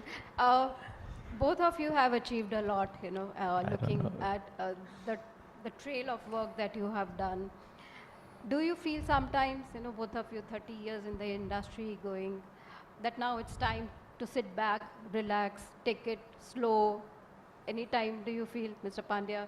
Mr. No, I Patel? think, and again, it's not a cliched answer, but I think when you think you are involved with many things, you have not completed many things, and therefore you don't think that this is over. In fact, anytime you get this so-called lifetime achievement award, which means, ho gaya, you have reached, or you think you are at the peak, that means that you are now only at the downfall. So I think there's a lot that is unfulfilled, and again, it's not the destination, I think it's about a journey. And even the milestones are just a pause points to ponder and realign your course further. So in a journey, you keep walking. If it's a destination, then if you have achieved there, and now you have to do whatever. So I think as a musafir, chalte jana hai. So Mr. Pandya is a musafir. He is enjoying his journey. Mr. Patel? Actually, see, the perfection means what? So perfection is endless. So I also believe in that there is endless work throughout your life, and you go on in this journey, and till you get this satisfaction, you are always with the work. And the second part of the life, when we think about that, now I am the master, then you have gone. And in construction industry, in architecture industry, or this field where we are all working, it's a field of creativity, so it's an endless, till the last breath of your life, you are always with the profession, and you have to remain with the profession. That will keep your health also good. एक चीज़ बहुत अच्छी है इस business की, मैं हमेशा देखता हूँ. हमें लोग अभी सपोज मैं कंस्ट्रक्शन करता था, फिर उसको एक ऑर्गेनाइज इंडस्ट्री पे लाया, फिर मैं लिस्टेड कर दिया. So today we are talking to so many clients who are industrialist. मैं लास्टली गांव गया था. गांव में we grown about 10,000 trees in a single day. तो ये एक दिन में 10,000 ट्री एक जगह पे लगाना, it's a big challenge. But point here is we know how to do it. Construction काम है तो कैसे करते हैं, तो वैसे ही ये it's a management of people. So how many people can do required for 100 trees X? How many people are required for 1,000? It is Y. Then how many required for this? So it's all a planning which we people always do throughout our life, and that's how we learn. So now when I go to my villages, I always talk about how can we do a contract farming or a organized farming. तो लोग बाग मेरे सामने देखते रहते हैं, but अभी मेरे को खेती से क्या लेना देना. But yes, it is not part of my life की, it is and now. Construction industry सही चल रही है, तो there are so many things we can employ our mind, we can help people to grow from their location. It is आप अपने level पे बहुत बड़े हो गए, ठीक है, अभी वो that's the journey that you have enjoy. Let people around you also grow. So मैं गांव में जाके ये जब बात बताई कि भाई हमारा गांव बहुत छोटा है, जिसके अंदर लगभग 2200 बीघा जगह है, तो मैंने सबसे बात किया कि सबसे बड़ी आदमी को ओनरशिप कहाँ आती है मालूम है? बोले गुजराती में कहेवत છે પેલો સેડો હોય ને, સેડાથી બહુ લગાવ હોય કે આ મારું ખેતર. મેં કીધું આ બધા સેડા કાઢી નાખીએ, તો બધા મારી સામે જોવા માંડે, તો ભાઈ ખેતર ક્યાં જાય? મેં કીધું એ પ્લાન ઉપર you are having an ownership. So એ પ્લાન ઉપરનો X portion you sell to Y person. Whatever price you want to decide, you decide. હું આખા જમીનમાં શું ખેતી કરું છું, તમારી આવક એને ડિસ્ટ્રીબ્યુટ કરું છું. Initially I will invest 5 crore rupees on this. That will be a part of expense for the whole thing which we are developing. હવે આ વસ્તુ ક્યાંથી આવી? હું જે ધંધો કરતા કરતા શીખ્યો કે ઇન્વેસ્ટમેન્ટ કરીએ, એનું રિટર્ન બેક કેવી રીતે આવે, how to make it things easier. કન્સ્ટ્રક્શનને ઇઝી કર્યું તો ફાર્મિંગને ઇઝી કેમ ના કરી શકું? ફાર્મિંગને ઓર્ગેનાઇઝ કેમ ના કરી શકું? એન્ડ ફાર્મિંગને ઇઝી કરું ને ફાર્મિંગને ઓર્ગેનાઇઝ કરીશ તો મારા ગામના લોકો બી થોડાક લેવલ અપ જશે. So my point, sorry, I started in Gujarati, but because the point here is, it is not about retiring yourself from X work. You can retire from your own business, but after this journey of 35-40 years in a field where you have met so many problems of the society, you have met with so many problems of the industry, उसको जहाँ जहाँ आपका input देने से, आपके पैसे की सहायता देने से, अगर that industry can come out with a good solution which can help lower class people, I think that's the big thing which we have to think when we think about retiring. Right. So I think what we are getting from both these veterans is that they are not hanging up their boots anytime soon, and they'll continue to give competition to the younger generation. So, so our time is up, but one last question that I would like to ask. Again, it's a difficult question. You both have achieved quite a lot in your career, but I will ask you to give me one achievement out of all the achievements, out of all the accomplishments that you're really proud of. Mr. Pandya, first of all. Not saying project, but I think all charity, and charity is, I think, a pretentious word, but the projects we did without any return in terms of money remuneration have given amazing satisfaction. One, to see the change in quality of life. So any one project Second, that you're really proud of that you did and you're very happy about? I think post-earthquake rehabilitation, where people had certain notion, we did in a participatory way, and people at the time of completion reminded me that, remember we were saying this, we had discussion and you suggested this, and now we feel happy. And 20 years later when you go, and if they have a remembrance and they have so-called gratitude for your presence there, I think that's there. That's a Or lifelong memory. one, if you said one, but one more, it's just a simple installation we did in a slum housing where 3 sides are shared with a neighbor, and it's a long house like a chawl, but without any courtyard. So the last rooms are invariably pitch dark. And for Seva, we just simply held them by putting some dormer window, ujasyu as we call it, light and ventilation. And just with little thing like that, hundreds of houses, they did 1 year post-occupancy study, and they found minimum of 250 rupees savings in each house in monthly electricity bill, as well as minimum of 1500 rupee increase in the domestic home-based economic activity per month. And then they had a whole, sort of a audience. I was the only man except for the operator, otherwise they were all women. And when they came and said that we'll get our daughters married only to these houses which have ujasyu, and that's the kind of transformation, if they feel, has happened in the quality, that I think is... I think we need to applaud this accomplishment for sure. Mr. Patel, one achievement. You have had many to your I have many achievements. So, but as he said, I have 2 achievements which I always appreciate, and I always feel about that. Yes, this I dreamed and I did it. So there are 2 things. One is the smallest project which we did in this Khavda. So that was a small Sahid Smarak to be done at Khavda, and the story little bit is about our PM. When he was CM of Gujarat, he was usually traveling to Bhuj on 15th of August. He had a meeting on 23rd of July in the office, asking the people that what I am going to do on 15th of August when I am in Bhuj. So all IAS and all collectors were there present, and they were saying that there is a flag hoisting, and then there are 1 or 2 inaugurations, and then you are flying to Khavda and having lunch with border security force, and then you are flying back to Gandhinagar at 3 p.m. The moment the person said about Khavda, our PM was, as we all know, that very sharp in his memory. he asked our secretary R&B Mr. S.S. Rathod कि कल last year में गया था उधर एक शहीद स्मारक बनाने का बोल के आया था, क्या हुआ? And he literally got shocked because the शहीद स्मारक की जगह ले ली है and that project was awarded to a small contractor and the value was 1 crore something and the timeline given for that project was 9 months. Now, when he was saying that I would, Modi साहब ने बोला ठीक है आप जो भी जगह है हुआ नहीं हुआ मैं जाके देखूंगा. उन्होंने बोला कि सर 9 महीने का टाइम दिया है, so probably this project will end up in next March. ठीक है मैं जाऊंगा. So मार्च में दिया था जो तो नेक्स्ट जनवरी में खत्म होगा. So he called up a meeting. I was doing this Swarnim Sankul and L&T was doing this Mahatma Mandir. So we both were invited to advise us and to help that contractor so that when he goes on the ground, something is seen on the ground that what type of structure we are thinking of. So सब discussion कर रहे थे, सब input दे रहे थे. As I said कि engineer को सलाह देने के लिए I think there are lines and lots of people. So everybody was putting up their advices कैसे करेंगे. 7 दिन में स्ट्रक्चर करते, 7 दिन क्योरिंग में जाएंगे तो 21 दिन में तो स्ट्रक्चर होगा. फिर मैं बैठा बैठा सुन रहा था सबको, तो इतने में मेरे को राठौड़ साहब ने बोला कि यार तेरे को इधर एडवाइस समझा नहीं, तेरे को काम करने जाना है, तू बैठा क्यों है?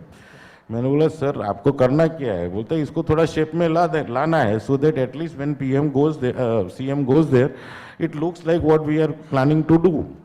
मैंने कहा इसको खत्म कर देते हैं. तो ही तो शॉक हो गए. तो यार तू खत्म कर दे, जो अभी 9 महीने का टाइम जो प्रोजेक्ट को दिया तो 16 दिन में खत्म कर देगा. मेरे को करने तो दो. अगर मैं ट्राई खत्म करने के लिए करूंगा तो शायद ऐसा तो होगा कि शेप में तो आ जाएगा. आपको तो खत्म करना ही नहीं है, शेप में ही लाना है. शेप का तो कोई डेफिनेशन है नहीं, आधा बना होगा आधा अधूरा होगा, वही शेप है. बोलता है okay done, everybody meeting is over, now the challenge is with PS. He was having trust in me, ये बोलेगा तो कुछ करेगा. We had a meeting on 24th at night in the evening at my office. On 25th, I shifted 100 people's colony materials and 100 people's arrangement for food. And on 25th evening, we were ready with the colony. And on 26th morning, we did the first concreting. So now what I am trying to say here is whatever meticulous planning you do, एक बार ठान लो कि करना है, तो there is always a ways. 23 तारीख को जो meeting होती है यहाँ से 550 किलोमीटर दूर जाके, कि आप 26 तारीख को अगर कॉन्क्रीटिंग कर सकते हो, विल पावर है तो कर सकते हो. We did it. 26 से शुरू हुई journey and you will not believe 12 अगस्त को मैंने मोदी साहब की इनॉग्रेशन की तख्ती लगा दी थी with garden. The project which was to be completed in 9 months, we did it in 16 days. So that timeline was given because it's a remote location. Because the small contractor will not have that resources. We have everything. इधर मेरे को पैसा भी 2-5 लाख तो देखना ही नहीं था. It was a challenge which I have accepted, and how to make it possible, it is now my dream. So हम करते गए थे, and actually 15 अगस्त को मोदी साहब जाने वाले थे, तो 12 अगस्त को वो शेप में आ जाना, रेडी होना चाहिए. And you will not believe it was 100% ready, and Modi साहब ने वो प्रोजेक्ट जाके इनोग्रेट करके आए. So that's one part I always feel in my life, and वो होगा. Second one is of course Surat Diamond boost, सबसे दुनिया का सबसे बड़ा प्रोजेक्ट. लाइफ में 250 करोड़ का काम किया था, and we were giving this challenge of 1575. एक बार तो मेरे को सूरत डायमंड बूस्ट की कमेटी ने बोल दिया था हंसते हंसते कि यार तूने 250 से ऊपर जिंदगी में काम नहीं किया, तू 1575 के काम के लिए आया क्यों है? And they were right, actually they were right कि भैया तू actually I should not dream beyond some limit. But एक कुछ कॉन्फिडेंस होते हैं कि जिसको मैं पेपर पे प्रूव कर सकूँ ना, then it works out well. Now the point here is accepting everything, including Corona. We have completed this project in 4 months. The biggest record which I always say, and most of the engineers and architects will get shocked, that concreting which was done on an average of 24 months, including Holi, Diwali, vacation and monsoon, was 720 cubic meter per day. 120 truck building construction में continuous 24 महीना डालना, it is not possible. शायद अपने India के इतिहास में कभी dam में भी नहीं हुआ होगा. Second part, 70 ton per day consumption of steel continuously for 24 months. मैं 24 महीने पे लॉक करता हूँ और जो टोटल क्वांटिटी है उसको 24 महीने से डिवाइड करता हूँ and then I divided by 30, that per day consumption was 70 ton and per day consumption of concrete was 720 cubic meter per day. ये फिगर आज जब सुनता हूँ तो थोड़ी ध्रुजारी आ जाती. क्यों? It was not dreamed of, it was planned. कि एक प्लानिंग के साथ जा रहे थे, उसमें फेलियर आते थे, उसको सक्सेसफुली कंप्लीट करते करते जब when you create those things which is in your mind, which is in your planning and you try to put it on web with full hard work, with full wholehearted dedication, I think anything is possible. And that's the case that this project, when I was presenting this project in one of the seminar forum like this, a director got shocked. He said, do you believe that this is a conventional building में आपने 720 cubic meter really डाला? मैं कोई डाला तो है, आप आके फिगर आके देखोगे तो मालूम पड़ेगा. So that's the one of the largest project which I personally believe that yes, that was a challenge, but मैंने accepted, काम की तरह से accept किया and we did it. Fantastic, fantastic. I think that it shows what, the takeaways that I'm taking from this conversation is think big, but not just think big, plan as well, plan and have that conviction that you want to turn it into reality. And second is, like both our speakers said, they followed what they believed in. They could have taken an easy path out, jo duniya kar rahi hai, wohi hum bhi karte hain, we'll have, success very soon. So they both believed in what they wanted to do, they followed that path. I think what Mr. Patel said, challenges naam ki koi cheez hoti nahi hai, it's all in our mind, how we take it. And how Mr. Pandya said that, that is what he wanted to do, and that's why he, he didn't want that 4 Mercedes car outside him. He wanted job satisfaction. He wanted that creativity in his field. And I think fantastic conversation we had. We couldn't have asked for a better closing to this conclave. Thanks to both our speakers for speaking from their heart, for being in this candid conversation, taking those difficult questions on their birthday once again. And once again, many happy returns of the day and best wishes on behalf of all our audience to both our speakers on this special day of them. Thank you so much, Mr. Pandya. Thank you all. And thank you, Mr. Patel. Thank you so much. It's an absolute honor and privilege to have both of you. And Mrs. Sapna, I will request you to please give away a token of appreciation from Realty Plus to Shri Prahlad Bhai Shivram Bhai Patel, founder, CMD and CEO of PSP Projects, and my beloved Sir, Architect Yatin Pandya. In fact, I would say, sir, I request you to please be here on the stage for a minute for a photo op. Aap upar aa jaye, sir? Yeah. Ladies and gentlemen, the birthday, they spent their evening with us on their birthday. So, एक छोटा सा Happy birthday to you, Happy birthday to you, Happy birthday, Happy birthday, Happy birthday to you. Sir बहुत कुछ सीखना है और in fact मैं Yatin sir के बारे में बताऊँ, I joined SEPT in 1999. It was like almost decades, 2 decades पहले. And he's the same. I'm talking about 20 plus years. He's the same as he is. Just थोड़ा बहुत look में difference आ रहा है, थोड़े बहुत बाल और कम हो गए. That's about it. But he's fit and fit absolutely. So जैसे आप थे वैसे ही हो आप. Please put your hands together for both of them. So you both have inspiration to all of us. Thank you so much, sir. Thank you, ma'am, for doing the honors, and it was a wonderful fireside chat. And ladies and gentlemen, this was the last session of the conclave, but the evening is young, and it's going to be dazzling with all the winners coming up on the stage, taking away the awards for the Excellence Awards 2023 Realty Plus, ladies and gentlemen.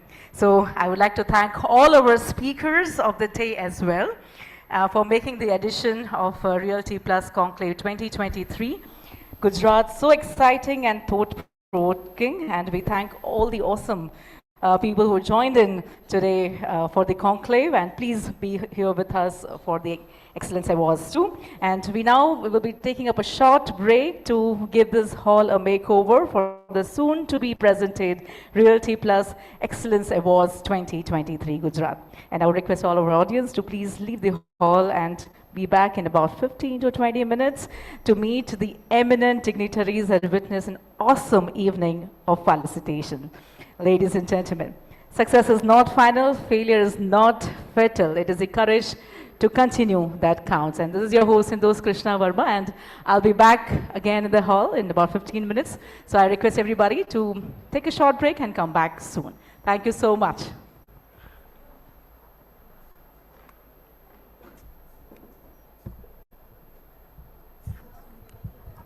In a crisis, some brands are born to do the same. And during the times of challenge, the stalwarts of the Indian real estate industry have chosen to do just that, by showing others the way to finding opportunities even amidst a crisis, by showing the world how to go about delivering on promises even amidst adversity. Success doesn't just happen. It happens by design, by pushing the boundaries, by raising the path. It takes days to develop a vision and nights to make it a reality. Knowing that pictures are worth 1,000 words and that every word makes a difference. It's doing the research, trusting your instinct, and finishing what you started. For the past 19 years, Realty Plus has been turning obstacles into opportunities, keeping the industry informed of the latest developments,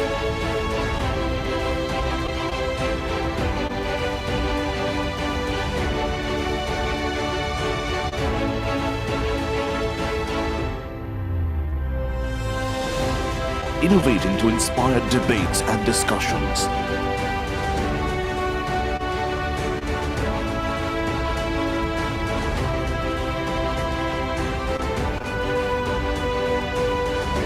bringing forth the perspectives of the industry leaders,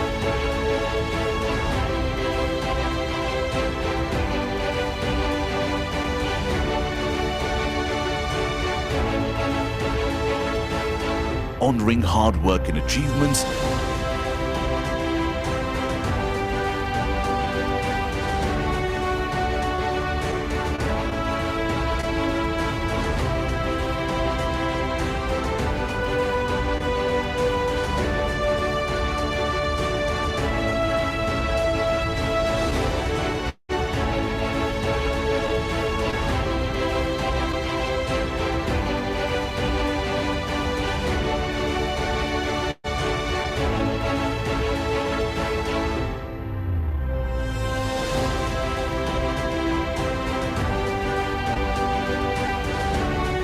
keeping the industry connected.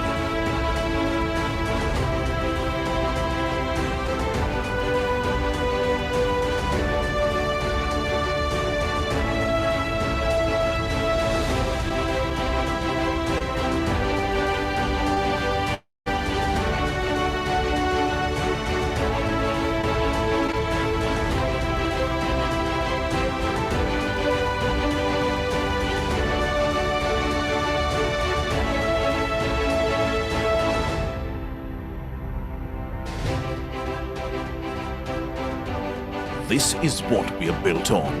This is what we are building.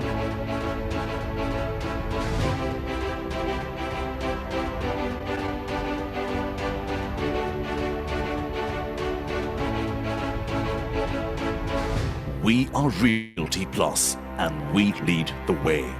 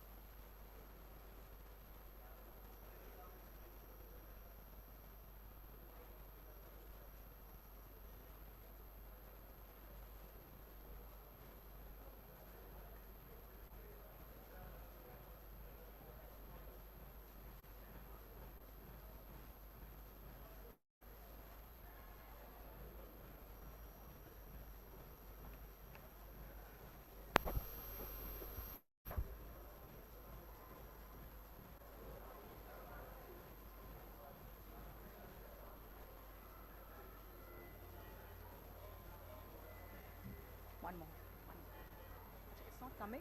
It's not. It's very bright, is it? Take me out.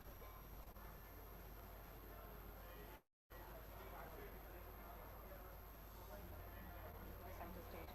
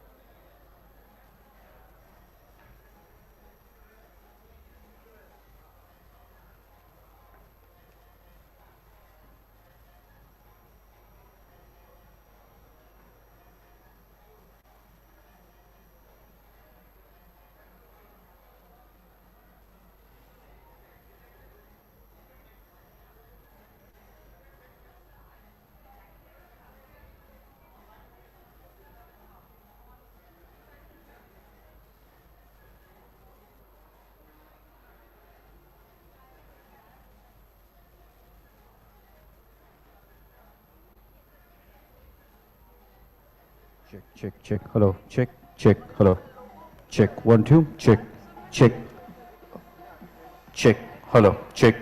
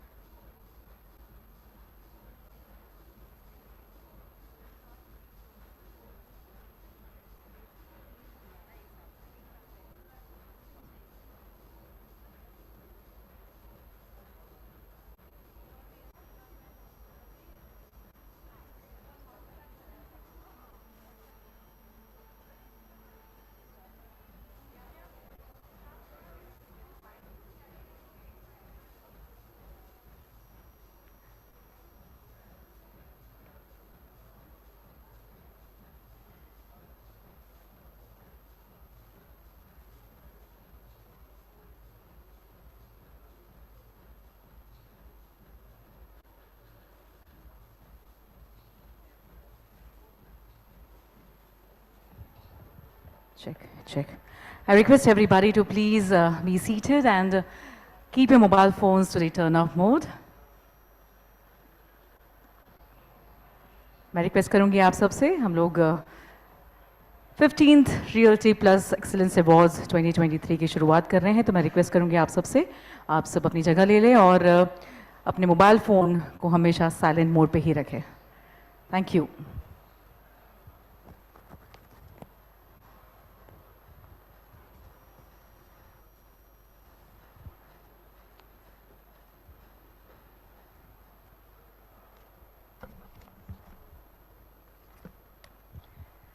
छूले आसमां ज़मी की तलाश ना कर छूले आसमां ज़मी की तलाश ना कर जी ले ज़िंदगी खुशी की तलाश ना कर तकदीर खुद ही बदल जाएगी मेरे दोस्त मुस्कुराना सीख ले खुशी की तलाश ना कर तो can we see some beautiful smiles and a huge round of applause everybody out here let me hear it loud and clear thank you so much and my name is Krishna Verma and I'm going to be your host and those for the lovely evening ahead filled with graceful, amazing, excellent awardees coming up on the stage and taking up the awards.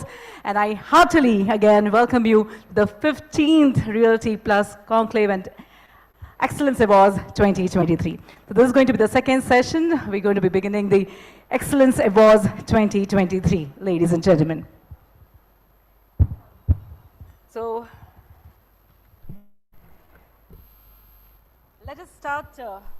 let us start with the much-awaited segment of the day, ladies and gentlemen, the 15th edition of Realty Plus Excellence Awards 2023 Gujarat edition.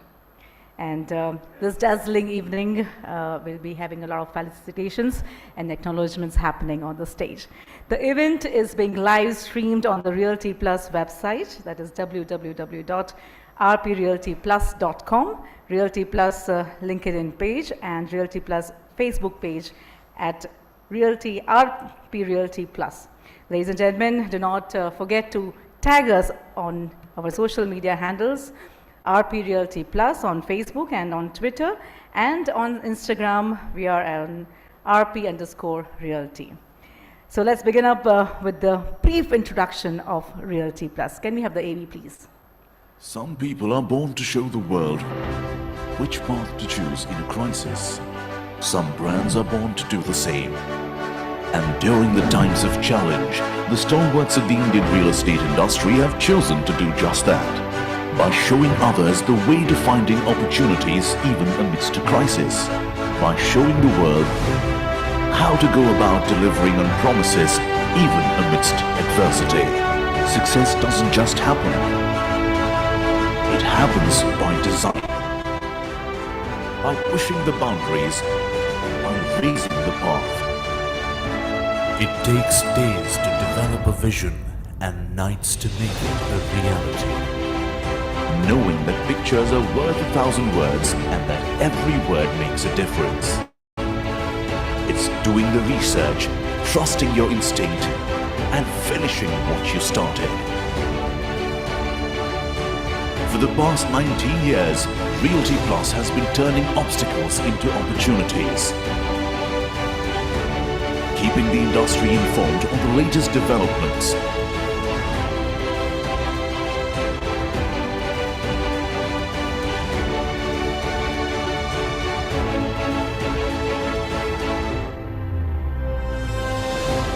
innovating to inspire debates and discussions,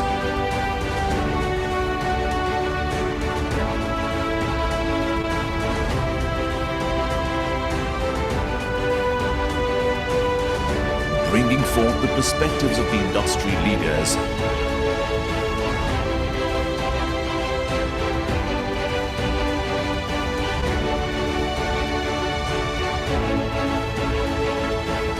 honoring hard work and achievements,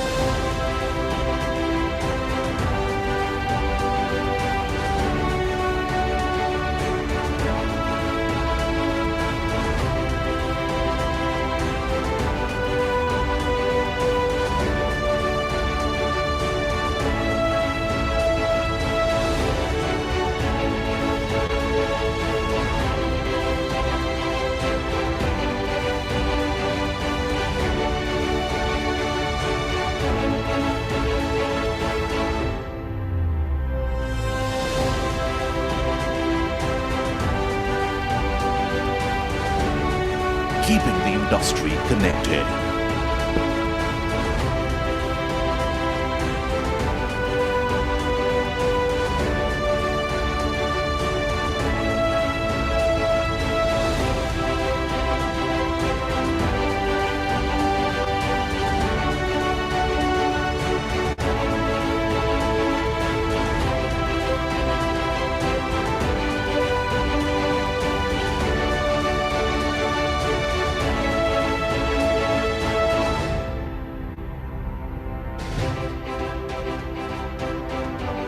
This is what we are built on.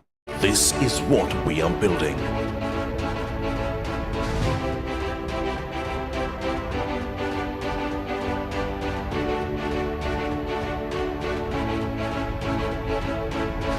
We are Realty Plus, and we lead the way. So ladies and gentlemen, this was a brief snippet of what Realty Plus does and what are the latest initiatives. To know us better, do get in touch with Ms.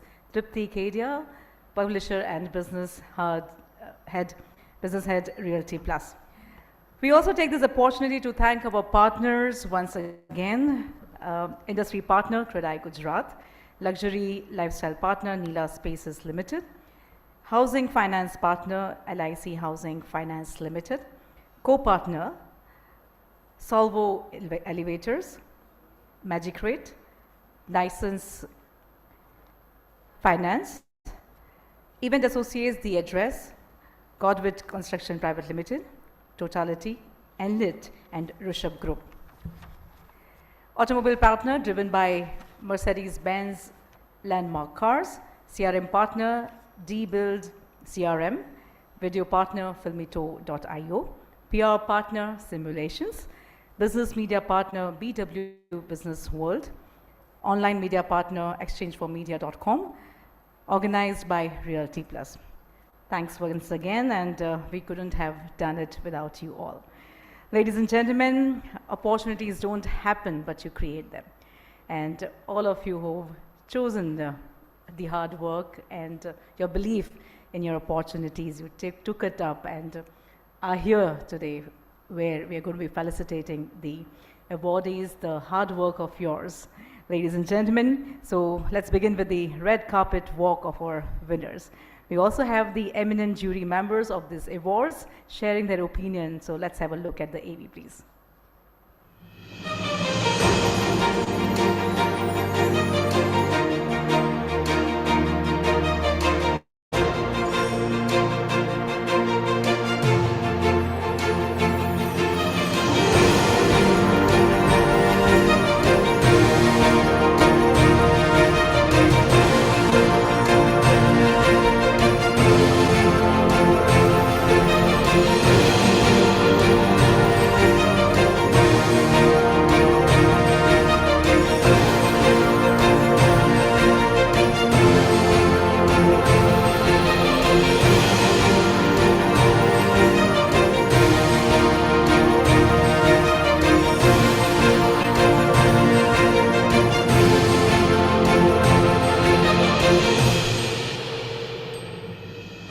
I'm honored and delighted to be part of the jury panel for 15th Realty Plus Conclave and Excellence Award 2023 for Gujarat. The objective of these awards is to recognize the best talent of the industry.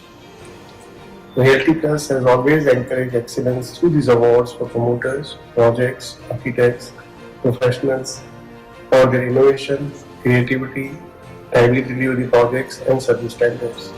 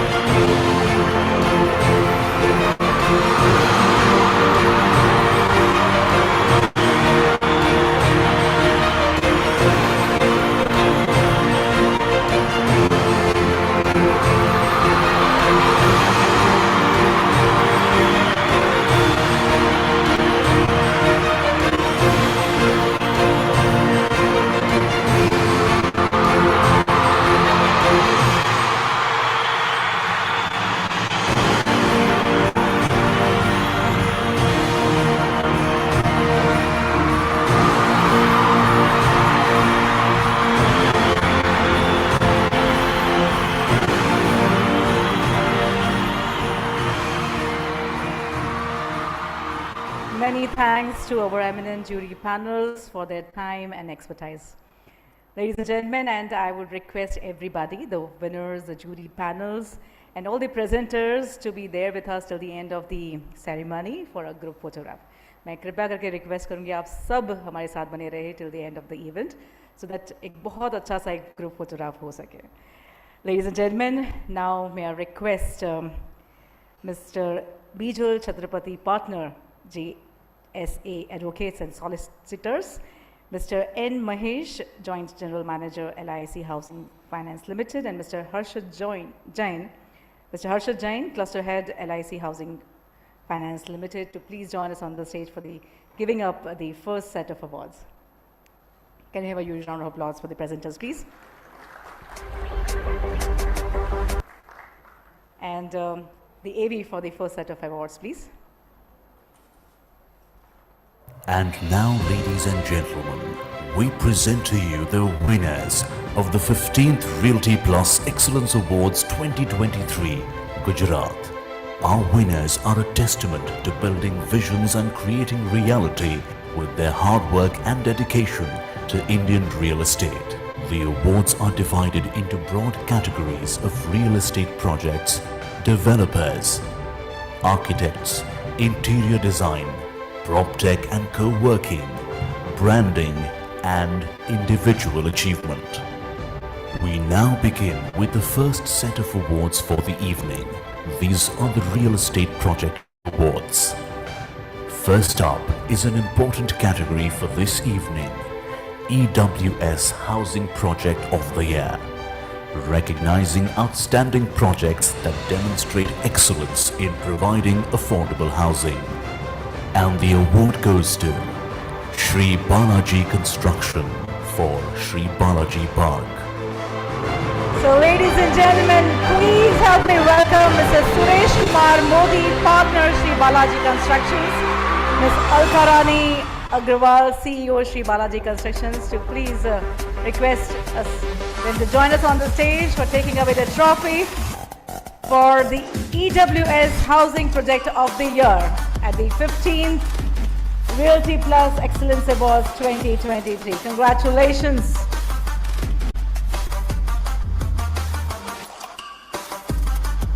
Can you have a huge round of applause for the awardees, please? Keep applauding and let's cheer their hard work.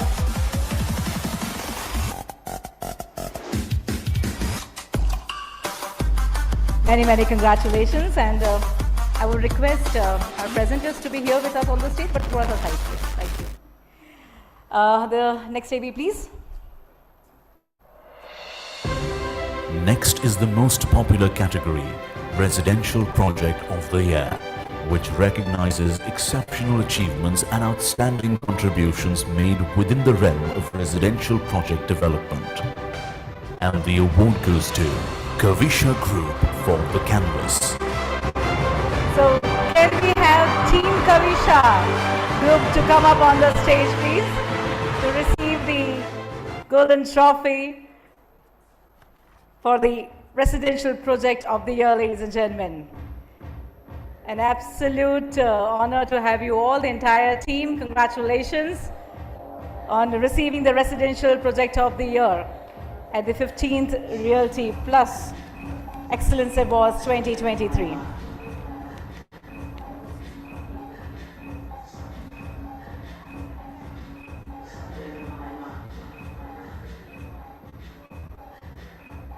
Congratulations. Can we have a huge round of applause for Team Kavisha Group, ladies and gentlemen? बहुत बहुत बधाई. Congratulations.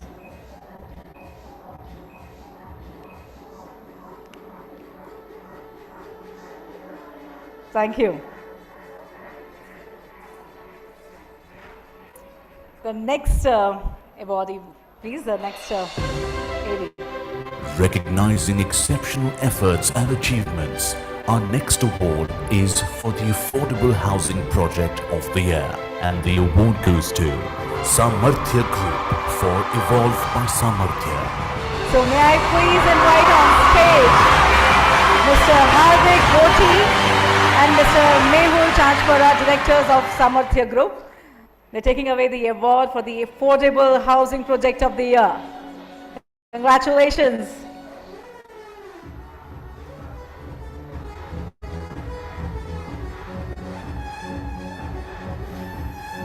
As the evening gets young, everybody, let's put our hands together for all the winners.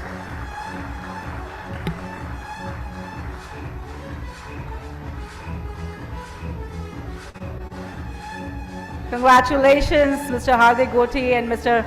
Mehul Chachpara from Samarthya Group. Thank you so much. Congratulations. The next AV, please.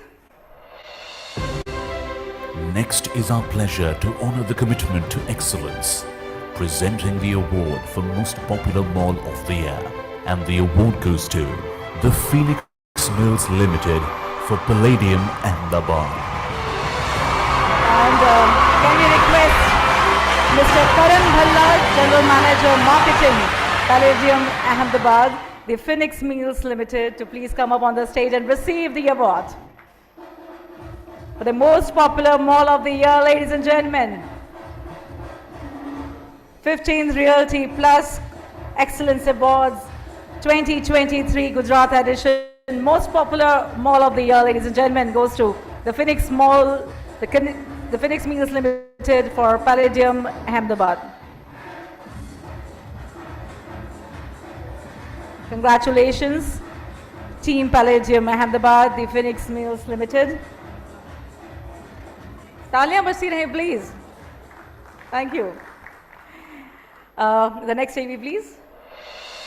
From stylish interiors to groundbreaking concepts, the design project of the year recognizes those who've made exceptional contributions that go beyond just aesthetic. And the award goes to Sangeeni Group for Sangeeni Evoke. To take up the award, may I please request Mr. Jwalant Nayak and Mr. Alpesh Patel, Chief Engineers from Sangeeni Group, to come up on the stage and receive the award. Let's put our hands together for them, ladies and gentlemen. Design Project of the Year, Sangeeni Group for Sangeeni Evoke.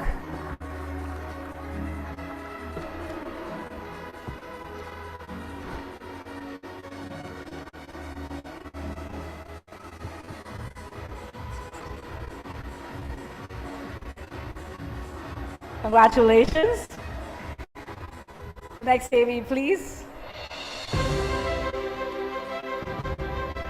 Honoring the project that is making all heads turn is the award for the iconic project of the year. And the award goes to Swagat Group for Swagat Twin City High Street.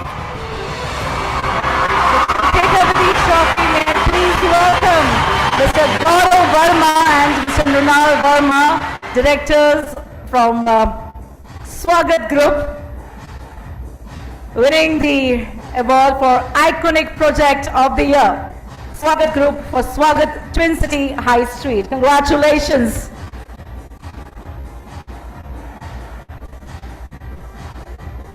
Can we hear the round of applause for the winners, everybody? They've come a long way. Thank you.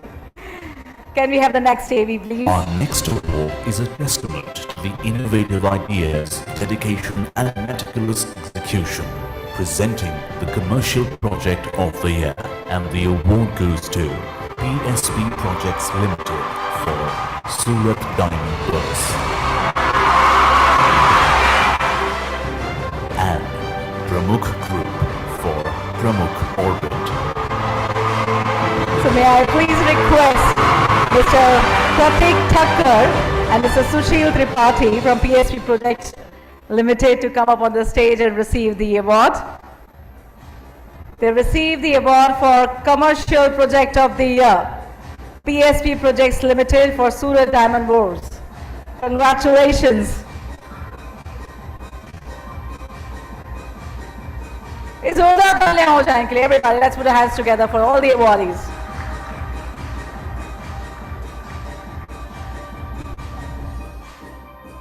And now may I please request Mr. Parth Hamir Gojia and Mr. Deep Devshi Batu, promoters of Pramukh Group to please come up on the stage to take away the trophy for the commercial project of the year. Pramukh Group for Pramukh Orbit. All right, they're here. Young entrepreneurs in the house, ladies and gentlemen. Many, many congratulations.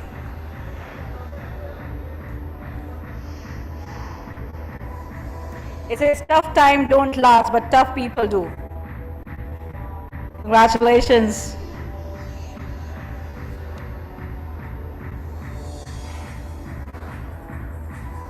Thank you, congratulations. And the next AV, please.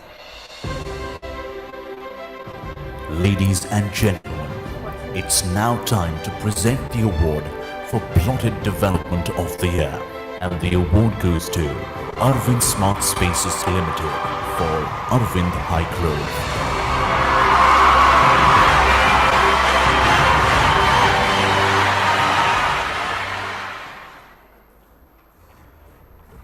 So, to take over the award, ladies and gentlemen, may I please request Mr. Virat Vandre, Region Head, West Arvind Smart Spaces Limited, to come up on the stage, ladies and gentlemen.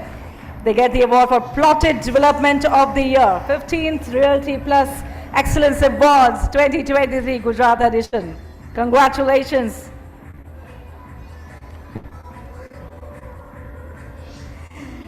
Thank you. And can we have the next AV, please? The next category we have is the Hospitality Project of the Year, accolading the best and most innovative new concepts in the hospitality sector. And the award goes to Dharmadev Infrastructure Limited for Patang Hotel. Wow. Very close project to me too, because I was there in the initial days when Patang Hotel was being built. Mr. Neil Thakkar, Managing Director, and the team here is here from Dharmadev Infrastructure Limited. Congratulations.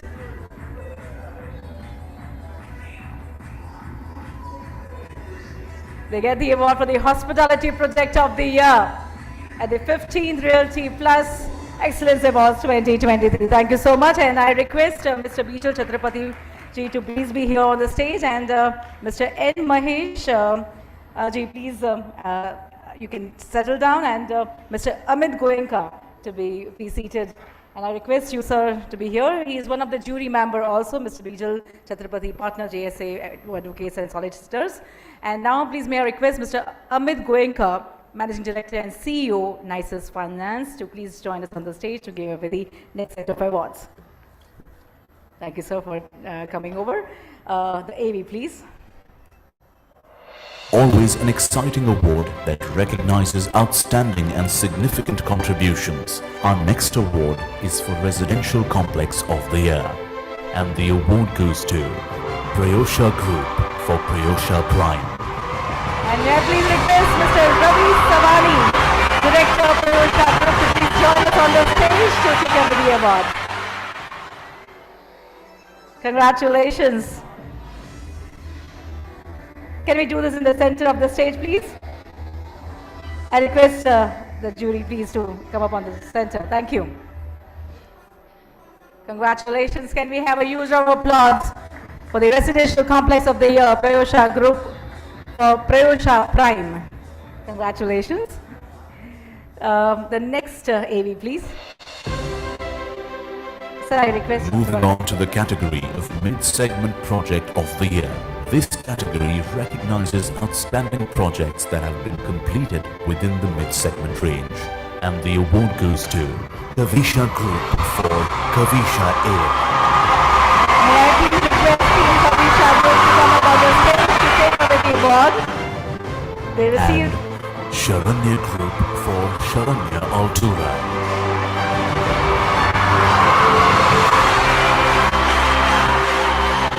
Kavisha Group, please.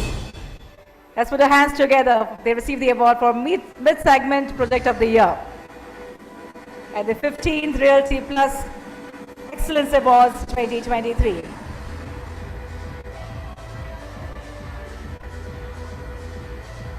Congratulations.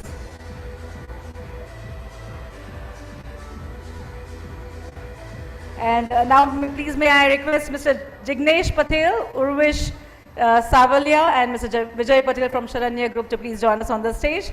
They will receive the award for Plotted Development of the Year. Congratulations.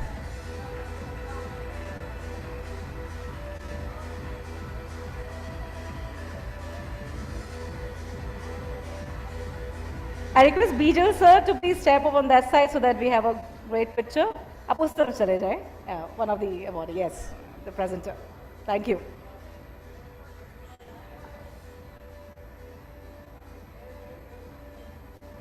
Congratulations with तालियां. ये गुजराती इतने कंजूस तो नहीं है, नहीं ना? कोई GST नहीं लगने वाला तालियों पे, please. All right, so the next AV, please. In a league of its own, there is no other project that quite captures the essence of luxury living like the ultra-luxury lifestyle project of the year. Recognizing projects that stand as a beacon of exclusivity and grandeur. And the award goes to Sanvi Nirman for Skydeck Seasons.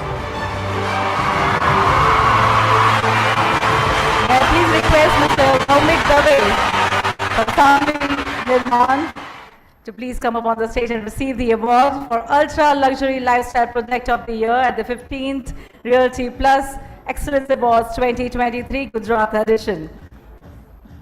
Sanvi Nirman for Skydeck Seasons. Congratulations.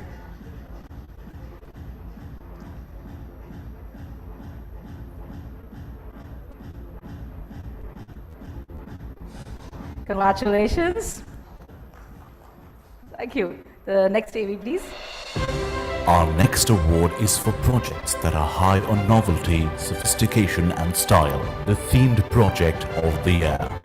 And the award goes to Rajesh Group for Rajesh Regis.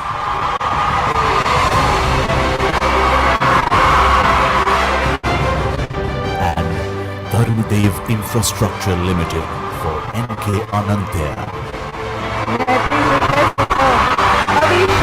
From Rajesh Group, please join us on the stage to take up the award for Themed Project of the Year.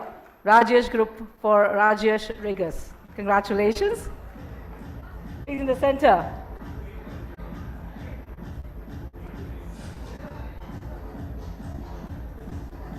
Congratulations, ladies and gentlemen. Theme Project of the Year.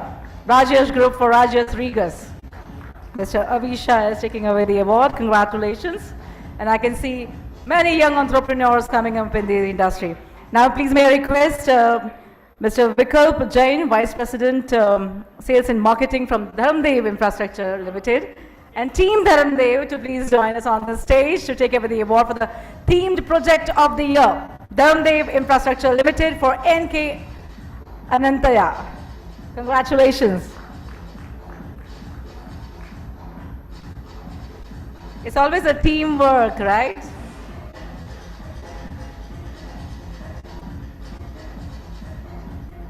Mr. Umang Thakkar had a vision and the legacy has been taking over.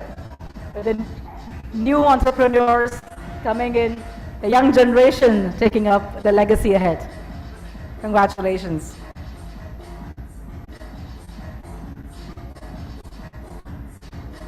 Talia, everybody! Let's put our hands together. Loud round of applause.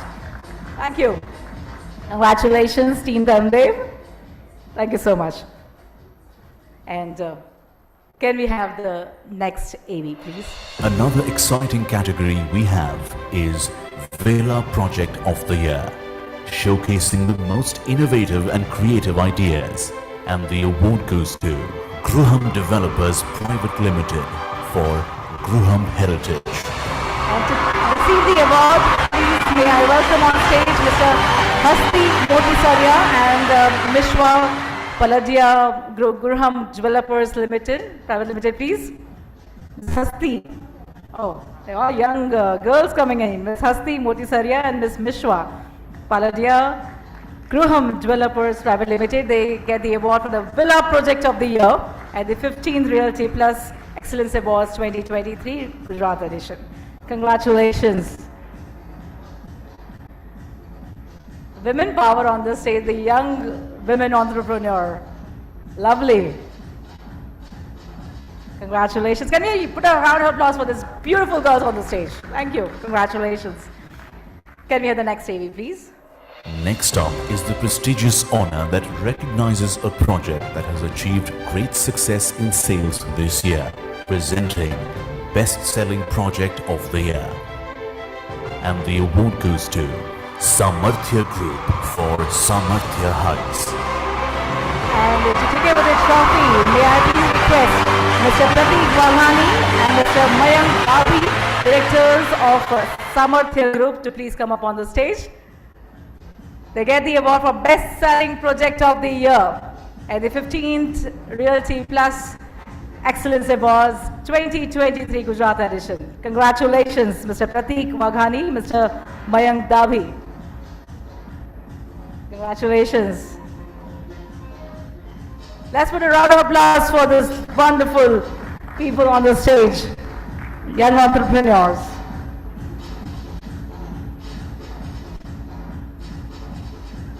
Thank you, congratulations. Can we have the next AV, please? Moving on to the next category for most work-friendly office space of the year, recognizing an office space that provides a comfortable and productive environment for its workers. And the award goes to Zaid Infrabuild LLP for Z2. To receive the award, may I please request Mr. Chirag Patolia, Mr. Hitesh Wadi, and from Zaid Group, please. Mr. Chirag Patolia and Mr. Hitesh Wadi, they get the award for most work-friendly office space of the year. Congratulations.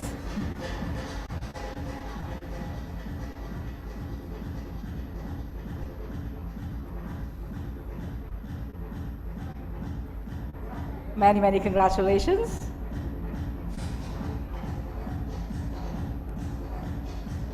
Congratulations, thank you. Can we have the next AV, please? Awarding the projects that surpass all expectations and set new benchmarks. The next award category for the evening is Luxury Project of the Year. And the award goes to Sangini Group for Sangini Vedanta.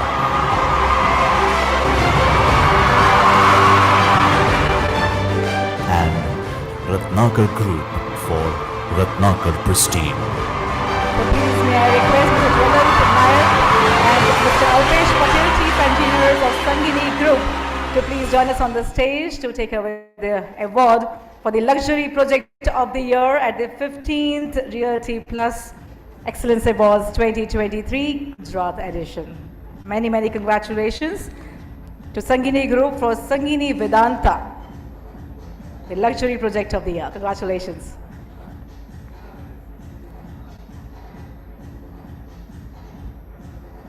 Congratulations.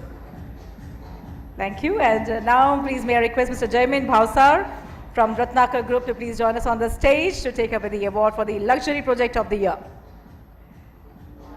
Ratnakar Group for Ratnakar Pristine. Many, many congratulations.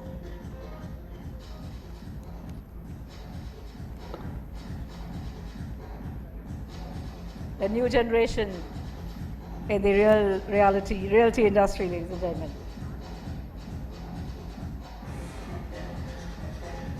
Congratulations, बहुत बहुत बधाई.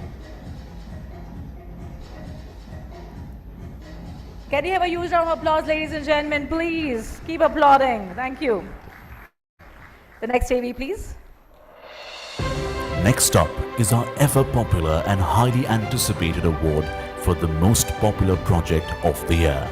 And the award goes to Suvidha for Interstellar. And to receive the award, may I please request Ms. Linda Vaishnav and Mr. Ravi Prajapati from Suvidha to take away the award for the most popular project of the year, Suvidha for Interstellar. Congratulations.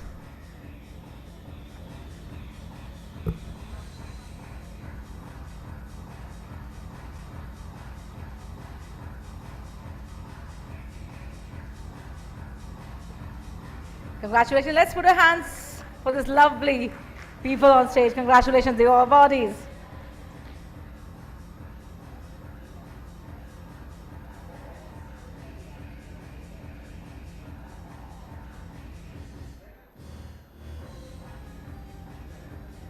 Thank you. Congratulations. The next AB, please. Our next award is for Industrial Warehousing Project of the Year. And the award goes to Contrans Logistic Private Limited for Multimodal Logistics Park, Pipavav.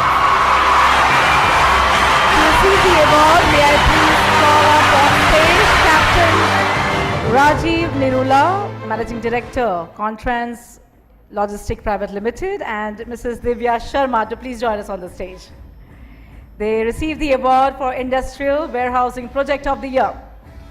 Contrans Logistic Private Limited for Multi-Model Logistic Park, Pipavav. Congratulations.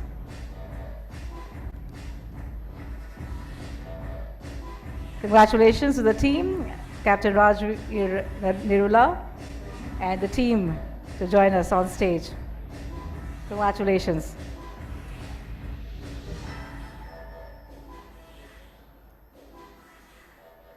Thank you so much, and I request Mr. Bijal Chhatrapati to remain on the stage, and Mr. Amit Goenka, please take your seats. Thank you so much. Ladies and gentlemen, we come to the next award. Can we have the AV, please? Please give a round of applause as we present the award for Mixed Use Project of the Year, displaying excellence and innovation in both commercial spaces and residential living. And the award goes to Ratnakar Group for Ratnakar Verte. And to join us on the stage to present the award, may I please request Mr. Mudit Shah, partner Cyril Amarchand Mangaldas ji to please join us on the stage. And the award for the most popular project of the year, ladies and gentlemen. We have the Mixed Use Project of the Year, Ratnakar Group for Ratnakar Verte. I may please request Mr. Urvil Patel, Ratnakar Group, to please join us on the stage.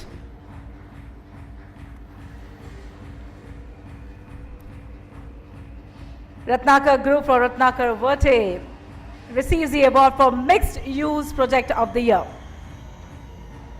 Mr. Urvil Patel from Ratnakar Group is here on the stage to receive the award.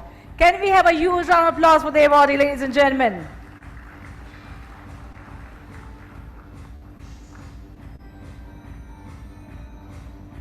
Thank you. Congratulations. Thank you. Can we have the next AV, please? Honoring the project that is making all heads turn is the award for the Skyscraper of the Year. And the award goes to Rajesh Group for Royce 1. And to receive the award, may I please request Mr. Vidal Shah from Rajesh Group to please join us on the stage. They receive the award for the Skyscraper of the Year, Rajesh Group for Royce 1. Congratulations.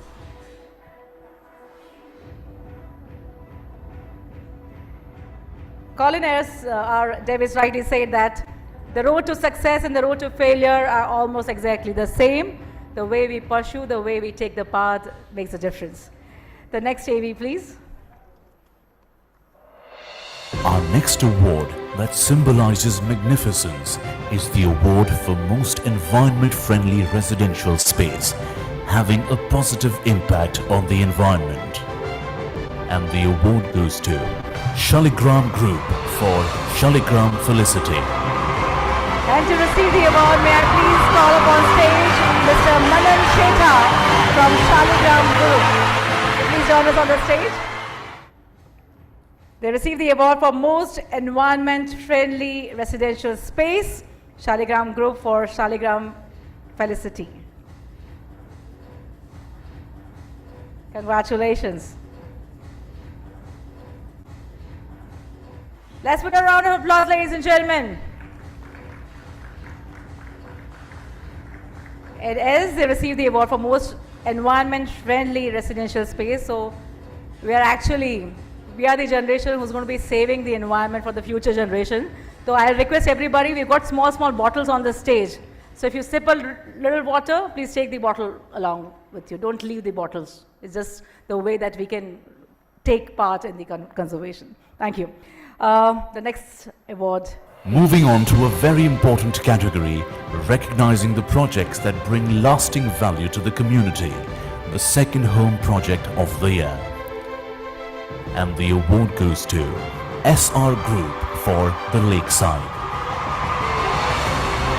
To receive the award, may I please request Mr. Rohit Raj Keshwani and Mr. Prashant Nair, directors of SR Group, to please join us on the stage. They receive the award for the second home project of the year. SR Group for the Lakeside. Congratulations.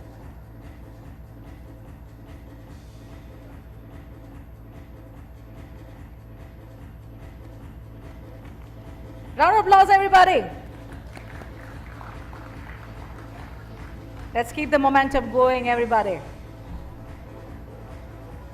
Congratulations. Thank you. So the next AV. Celebrating the winner of our next category, Redevelopment Project of the Year. And the award goes to Rajesh Group for Rajesh Rianand.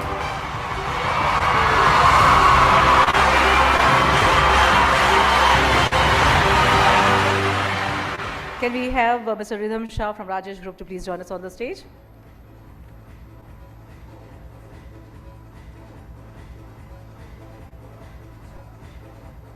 Mr. Adit Shah and the team Rajesh Group to please join us on the stage.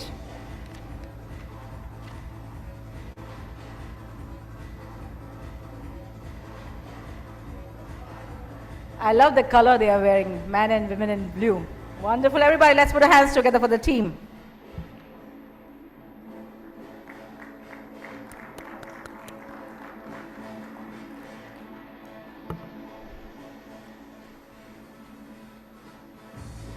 Congratulations.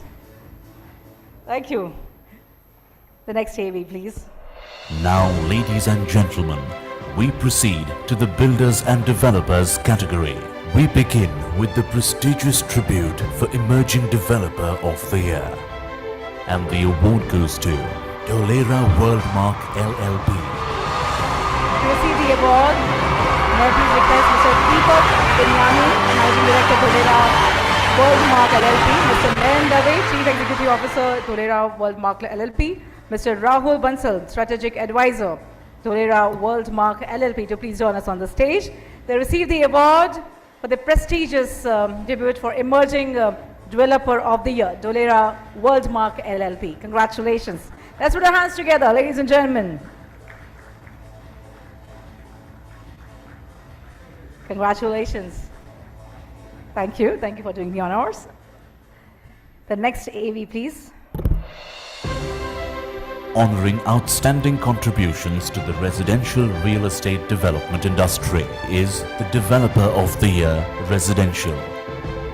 And the award goes to Sangini Group. And to receive the award, may I please call up on stage Mr. Roland Nayak and Mr. Alpesh Patel, Chief Engineers of Sangini Group. They receive the award for the Developer of the Year Residential, Sangini Group.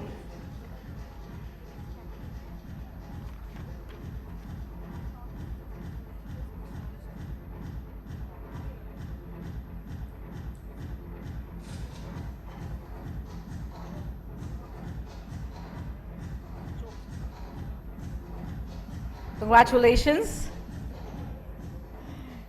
The next AV, please. Moving on to the next category, celebrating excellence in luxury homes, we have the Developer of the Year Luxury. And the award goes to Ratnakar Group. And to receive the award, may I please request Mr. Nishant Shah, Joint Managing Director, Ratnakar Group, to please join us on the stage. They receive the award for Developer of the Year Luxury segment, Ratnakar Group.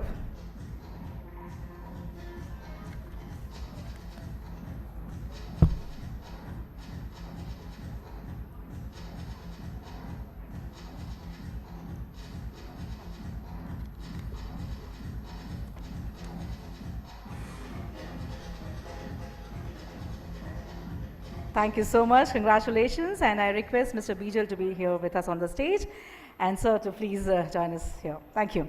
And to give away the next set of awards, may I please request Mr. Vijay Thakkar, IRS retired GST expert and master trainer, to please join us on the stage. Thank you. Can we have the next AV, please? With great pleasure, we now present our next award for the Developer of the Year Commercial, developing amazing and incredibly useful commercial projects throughout the year. And the award goes to Suvidha. And to receive the award, may I please request Ms. Binda Vaishnav and Mr. Ravi Prajapati to please join us on the stage. They receive the award for the Developer of the Year Commercial, Suvidha. Please join us on the stage. Congratulations.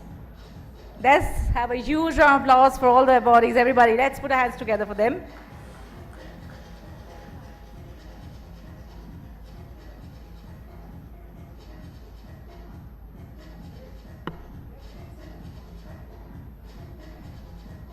Congratulations.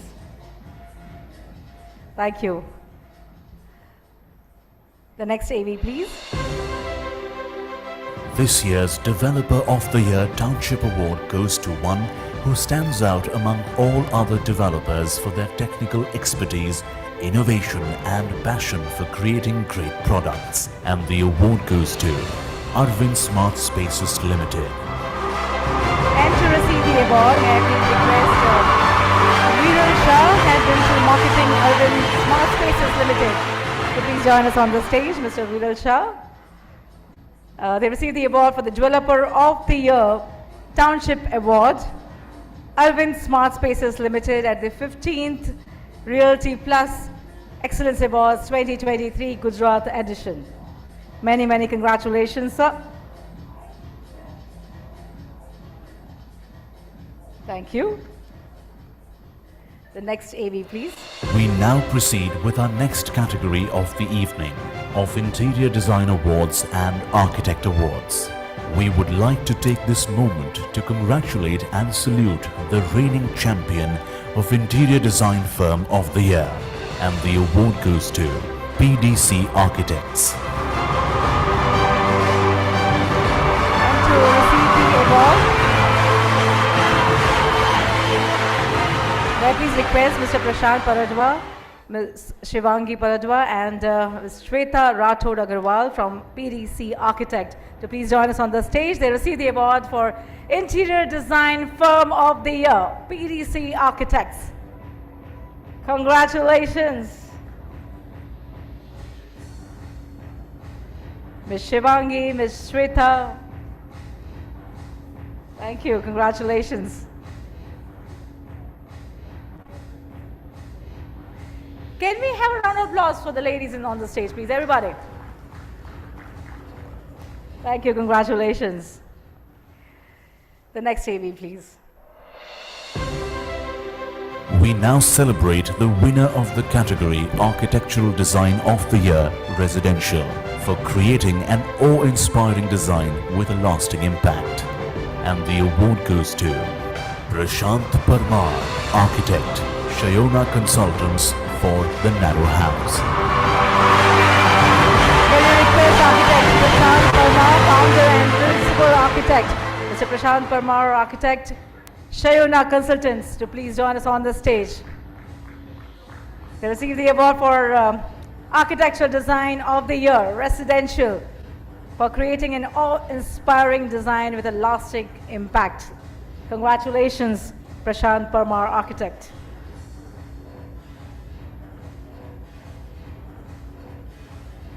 Congratulations, Jai Swaminarayan.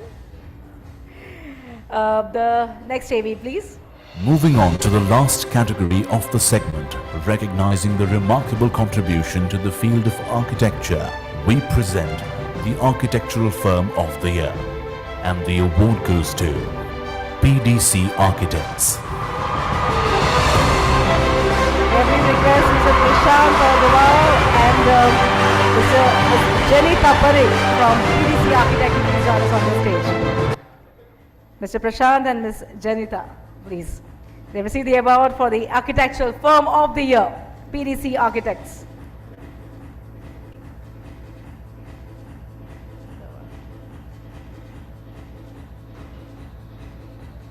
They say that, don't settle for average. Bring your best to the moment, and then whether it fails or succeeds, at least you know you gave all you had. Ladies and gentlemen, let's keep applauding for all the awardees. Everybody, let's put our hands together. The next AV, please. Let's move on to our next category of awards for the evening. Branding and Marketing Awards. The first category here is for the one who has demonstrated excellence in their digital marketing efforts, awarding the Digital Marketing Campaign of the Year. And the award goes to Neela Spaces Limited for Vida.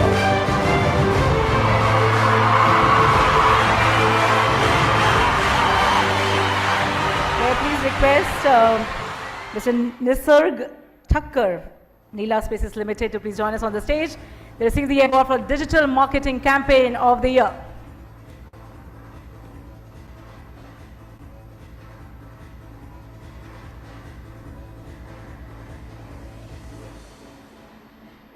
Thank you, congratulations. And now I request Mr. Bijal to be here with us on the stage and Mr. Vijay Thakkar to please be seated here. Thank you so much, sir. And may I please request Mr. Anand Jagtiani, IRS retired planner, strategist, and versatile tech solutions, to please join us on the stage to give away the awards. And I also request Architect Vatsal Joshi, Founder Director, Associated Architects Private Limited, Chairman, Indian Institute of Architects and Indian Institute of Interior Designers, Ahmedabad chapter, to please join us on the stage to give away the awards. The next AV, please. Our next award is proud to recognize the powerful ideas and sales acceleration brought forth by this year's Advertising Agency of the Year. And the award goes to Kagrechas, a real estate branding agency. May I please request Mr. Umang Kagrecha and Ms. Hena Rajawat, founders Kagrechas, a real estate branding agency, to please join us on the stage to take away the award for the Advertising Agency of the Year. Kagrechas, a real estate branding agency. Many, many congratulations. Let's keep applauding for the young entrepreneurs coming up on the stage and receive the award for their hard work and dedication, ladies and gentlemen. Talia, everybody, please. Thank you.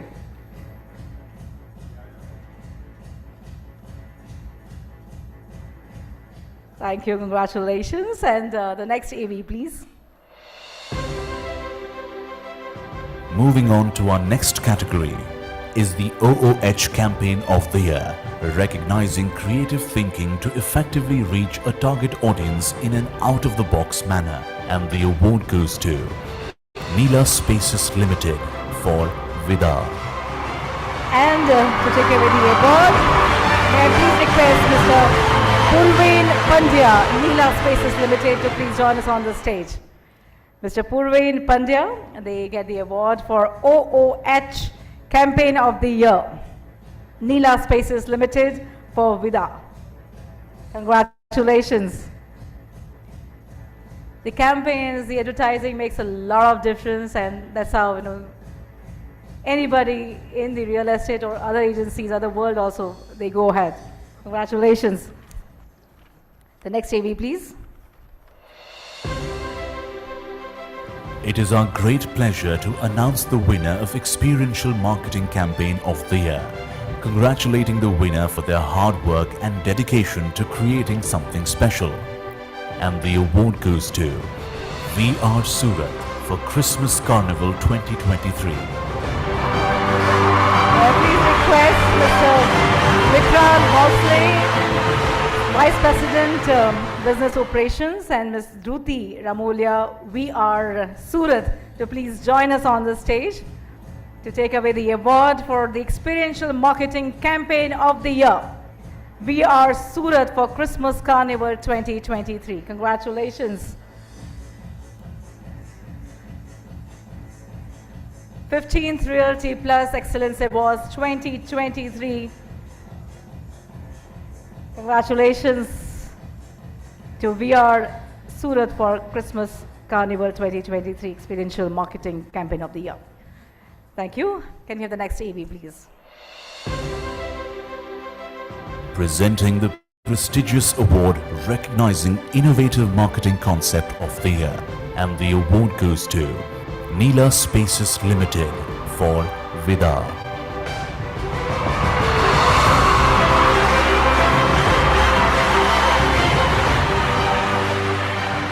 May I please request Ms. Bhumi Patel from Neela Spaces Limited to please join us on the stage.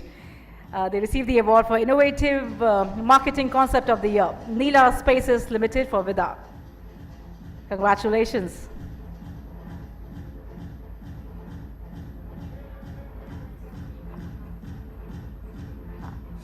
And I request everybody to please be with us.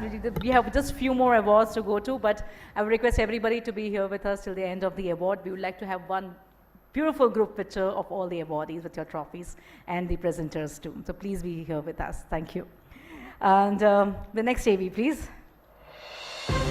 Ladies and gentlemen, we now move on to PropTech and Co-working Awards. An exciting new field is tech-driven architecture. And our next award for the evening is for PropTech Architectural Firm of the Year. And the award goes to DSP Design Associates. Marian Thakkar, Senior Evangelist, Building Design, DSP Design Associates, to please join us on the stage. He takes away the award for the PropTech Architectural Firm of the Year, DSP Design Associates. Congratulations at the 15th Realty Plus Excellence Awards 2023 Gujarat edition.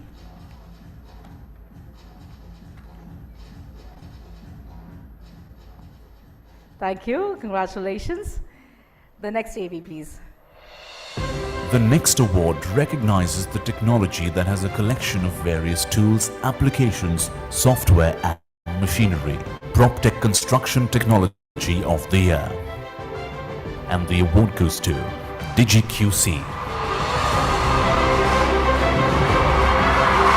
receive the award, may I please request Mr. Suman Kachru, founder and CEO DigiQC, to please join us on the stage.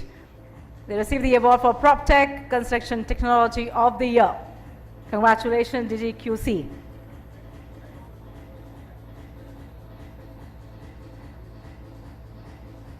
And I request everybody to be there in the center.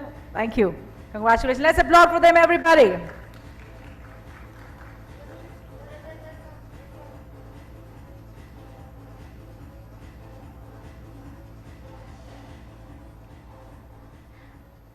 The next AV, please. We now have an important tribute, which is for PropTech Realty Firm of the Year. And the award goes to Neela Spaces Limited.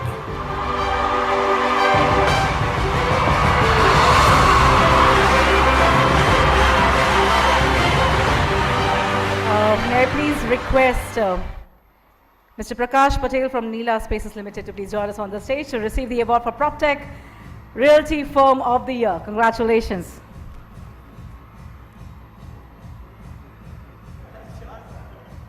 Congratulations.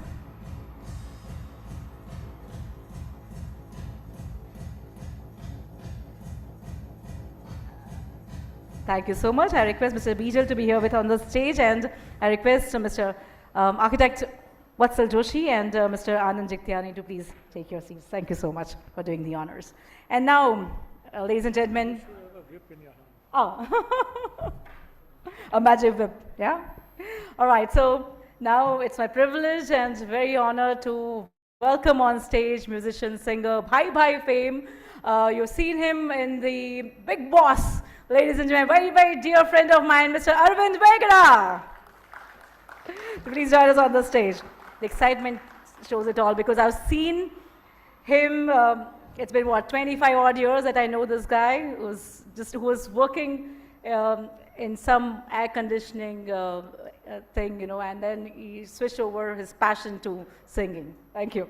The next AV, please. We now start with the prestigious honor for Co-working Startup of the Year Regional, one that demonstrates excellent support and resources for its clients, fostering a culture of innovation. And the award goes to Opulence Co-work Private Limited. May I please request Mr. Chirag Thakkar, founder of Opulence Co-work Private Limited, to please join us on the stage. And I request you to please be here on the center. Thank you.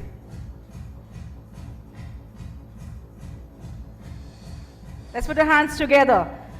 This is the award for Co-working Startup of the Year Regional, Opulence Co-work Private Limited. Congratulations, Mr. Chirag Thakkar. Thank you. The next AV, please. We now have the prestigious Co-working Leader of the Year Regional, an individual with notable achievements and who serves as a role model for the community. And the award goes to Yash Shah, Founder and CEO, The Address, and Director, True Value Group. Very popular, huh? Mr. Yash Shah, Founder and CEO, The Address, and Director, True Value Group. Receives the award for Co-working Leader of the Year, Regional. Many congratulations, Mr. Yash Shah. I request Mr. Vegra to please join him. Mr. Vegra, please, for a photo op. Thank you.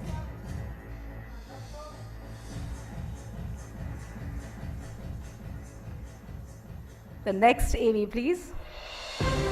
Next up, we have a prestigious honor for Co-working Brand of the Year, Regional, which demonstrates excellent support and resources for its clients, fostering a culture of innovation.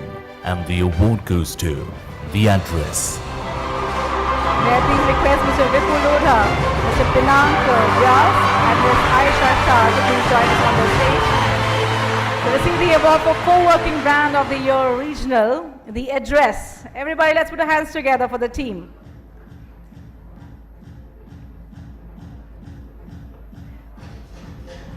We are here at the 15th Realty Plus Excellence Awards 2023 Gujarat edition. Many congratulations to Co-working Brand of the Year Regional. That goes to The Address. Congratulations. Let's put our hands together for them, everybody. Thank you. Thank you so much. Congratulations. The next AV, please. The next category is recognizing dynamic leadership as having the ability to foster growth and innovation and acting as a role model for the community. Presenting the Co-working Young Achiever of the Year Regional. And the award goes to Chirag Thakkar, Founder, Opulence Co-work Private Limited. May I please request Mr. Chirag Thakkar, Founder, Opulence Co-work Private Limited, to join us on the stage. He receives the award for the Co-working Young Achiever of the Year Regional at the 15th Realty Plus Excellence Awards 2023 Gujarat edition. Congratulations, sir. The next AV, please. The next category is Co-working Firm for Managed Spaces. Goes to a space that offers agile and cost-effective workspaces. And the award goes to The Address. May I please request Ms. Ami, Ms. Harvey, Ms. Anupriya and Ms. Kahana to please join us on the stage to receive the award for the Co-working Firm of Managed Spaces, The Address. Many congratulations.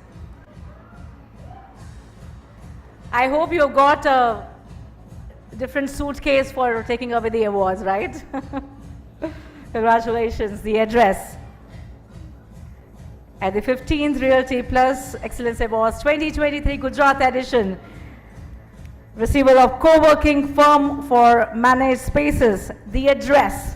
The team is here, all the young girls on the stage. Everybody, let's put our hands together for them. Lovely. The entire team.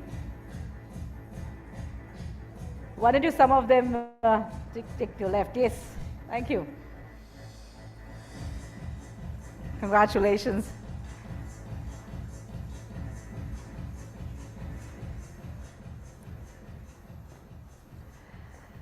The next AV, please. It is with great pride and honor that we announce the prestigious award for CSR Excellence Awards that have demonstrated outstanding commitment to corporate social responsibility. And the award goes to VR Surat. May I please request Mr. Vikrant Bhosle, Vice President Business Operations VR Surat, and Mr. Tausif Ali Sayed, Manager Business Operations VR Surat, to please join us on the stage. They received the award for CSR Excellence Awards at the 15th Realty Plus Excellence Awards 2023 Gujarat edition. VR Surat.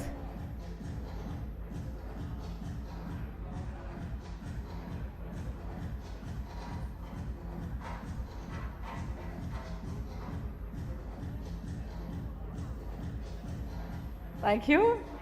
Ladies and gentlemen, it's going to be the last but not the least award of the evening. Can we have the AV, please? Ladies and gentlemen, we now have the very exciting and final category of Individual Achievement Awards, which honor outstanding performance by realty professionals, celebrating the dynamism, drive and ambition of real estate's brightest young talents, the Young Achiever of the Year Award. And the award goes to Neil Thakkar, Managing Director, Dharmadev Infrastructure Limited. Let's put our hands together for Mr. Neil Thakkar, Managing Director, Conclave Infrastructure Limited, the young entrepreneur, the young achiever of the year, ladies and gentlemen.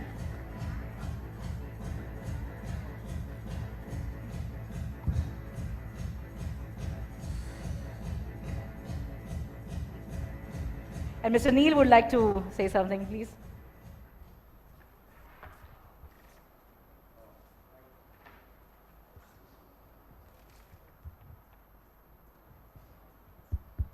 Thank you. My colleague just said that the best actor gets the last award, so I think I'm the one here. This is the third consecutive year I'm getting this award from Realty Plus. Also from ET Reality I've been getting this award. It's an honor, and I think it's all teamwork and my dad's legacy what has helped me to this stage. Thank you everyone once again. Thank you so much. Congratulations, Mr. Neil Thakkar, and my regards to Mr. Umang Thakkar too. Ladies and gentlemen, with this we come to the end of scintillating evening. A special thanks to all our jury members for their time and expertise and for being here with us today for presenting the awards. So I request all the presenters to be here on the stage. Aap yahi rahenge. And we'll have a quick slide of the winners on the stage. So congratulations to all the winners, and as well it's the 15th Realty Plus Excellence Awards 2023 Gujarat. And I request everybody, all the winners with your trophies, to please join us on the stage. All the presenters and the jury members, please join us on the stage. Team Realty Plus, please join us on the stage. Let's have a big memory to take forward for the next year. Ladies and gentlemen, and please do not forget to tag us on the social media. I request everybody to please join us on the stage. Sab log. The presenter and the jury members, please, first. Can we have one picture with the presenters and the jury members? Ms. Sapna, Ms. Tripti, please join us. First with the jury members, and Mr. Sailesh Goyal from Simulations. He's been the PR partner and a dear friend of mine. Please join us on the stage. Ms. Sapna, Ms. Tripti, please join us on the stage. One photo up with the presenters and the jury panel. And now I request all the winners, please join us on the stage. Let's nail it, everybody. Let's call it for this celebration. All the winners of 15th Realty Plus Excellence Awards 2023. Congratulations. Let's put our hands together. बहुत बधाई आप सबको. Let's join us for this opportunity, the photo op with all the winners, the presenters, the jury members, I request Ms. Sapna, please join us on the stage. Realty Plus team also, please. You put in a lot of work to put this Conclave and Excellence Awards 2023 Gujarat edition wonderfully managed, and we would like to thank all the partners.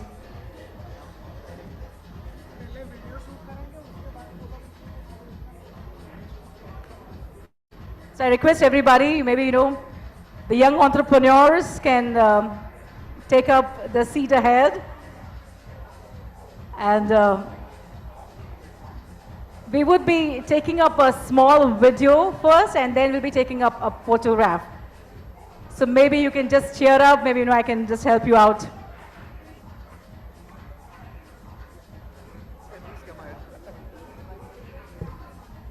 Some of you, why don't you please settle down? अब थोड़े नीचे भी बैठ सकते हैं. Young entrepreneurs, please everybody. Young generations. थोड़ा आगे आ जाओ. बैठ जाओ आप सब, ऐसा करते हैं. थोड़े लोग बैठ सकते हैं यहाँ पे. And people who are a little tall, and they can take a back seat. Very nice, absolute. The women, all the women here, maybe.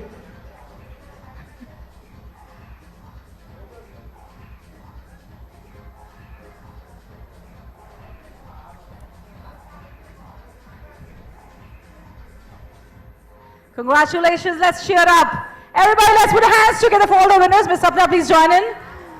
Realty Plus team. Ms. Kedia, please join in on the stage. Okay. So I'll have to come down to, okay. So we're going to be cheering up everybody, okay? So when I say congratulations, say hooray, everybody, okay? You can say we or whatever, okay? With your trophy up in the air. Video. We'll take the video first, okay? 1. Are we ready? The photographer and the videographer. 1, 2, 3. Hip hip! Hip hip! Hip hip! Very, very congratulations to 15th Realty Plus Excellence Award, all the winners and the team Realty Plus, and we're going to be having one picture. So now a big smile, 440 watt smile you can take up. And I request everybody to be here stationed only, okay? Smile please everybody for our photographers. Please be patient. Let our photographers take the best of the image, because this is going to be a big memory for us, for all of us, taking forward for the next year ahead. Congratulations to all the winners. Everybody smile, big smile everybody.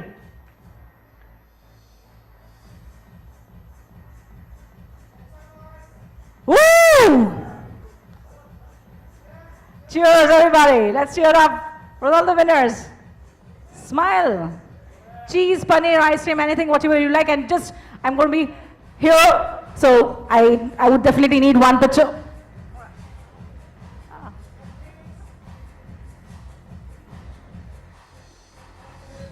Thank you so much. Thank you. Congratulations. Let's put our hands together. And the party begins here. The celebration begins here. And as we have Mr. Arvind Vegda, I cannot leave you like this. We'll have to hear from you. Everybody, let's put our hands together for Mr. Arvind Vegda. We'll be joining, everybody will be joining for the dinner, but don't line in. Yes.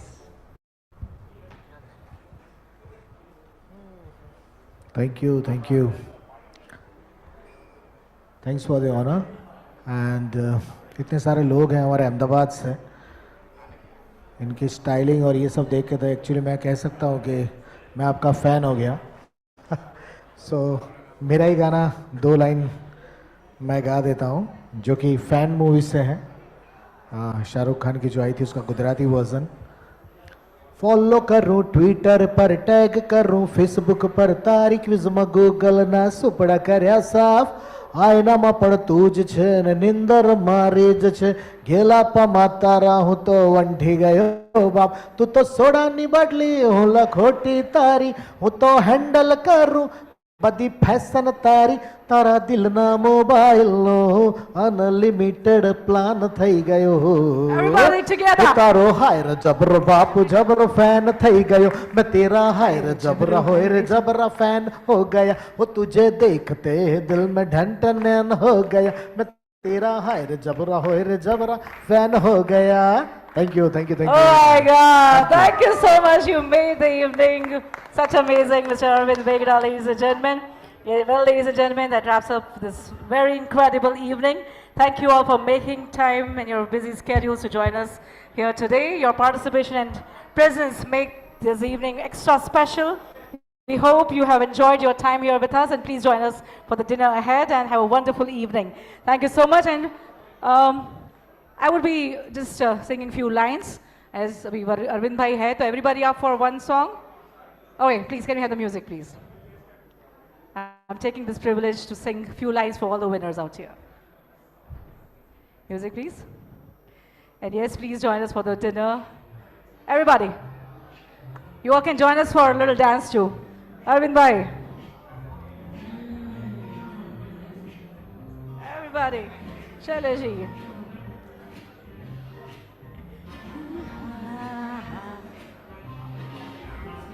नहीं नहीं नहीं ये बातें हैं पुरानी. हो कैसी पहेली है ये, कैसी पहेली जिंदगानी. हाँ थामा हाँ रोका इसको किसने, हाँ ये तो बहता पानी. हो कैसी पहेली है ये, कैसी पहेली जिंदगानी. Everybody together. La la la la la la la la. Zoo zoo zoo zoo zoo zoo zoo zoo zoo. P ले इसे, इसमें नशा. जिसने पिया वो गम में भी हंसा. पल में हंसाए और पल में रुलाए ये कहानी.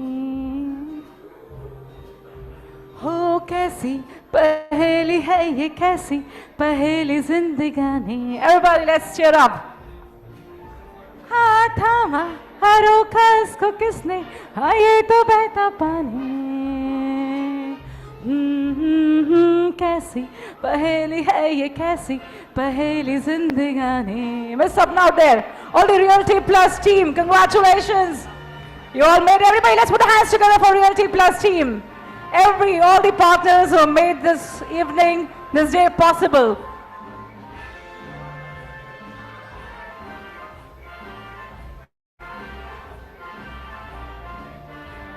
Na na na na.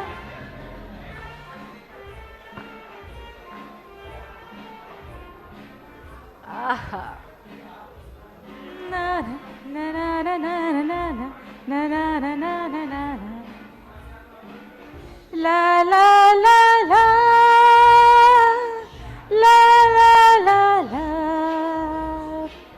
Zoo zoo zoo zoo zoo zoo zoo zoo zoo. आँखों में गर सपना नया, आंसू तेरा एक मोती है बना. सुनी डगर पे जैसे सुनी ये छाँव हो सुहानी. हो कैसी पहेली है ये, कैसी पहेली जिंदगानी. थामा हाँ रोका इसको किसने, हाँ ये तो बहता पानी. हो कैसी पहेली है ये, कैसी पहेली जिंदगानी. Oh thank you. नहीं नहीं नहीं ये बातें हैं पुरानी. हो कैसी पहेली है ये, कैसी पहेली जिंदगानी. थामा हाँ रोका इसको किसने, हाँ ये तो बहता पानी. थम भी जाओ. हो कैसी पहेली है ये, कैसी पहेली जिंदगानी. Thank you so much.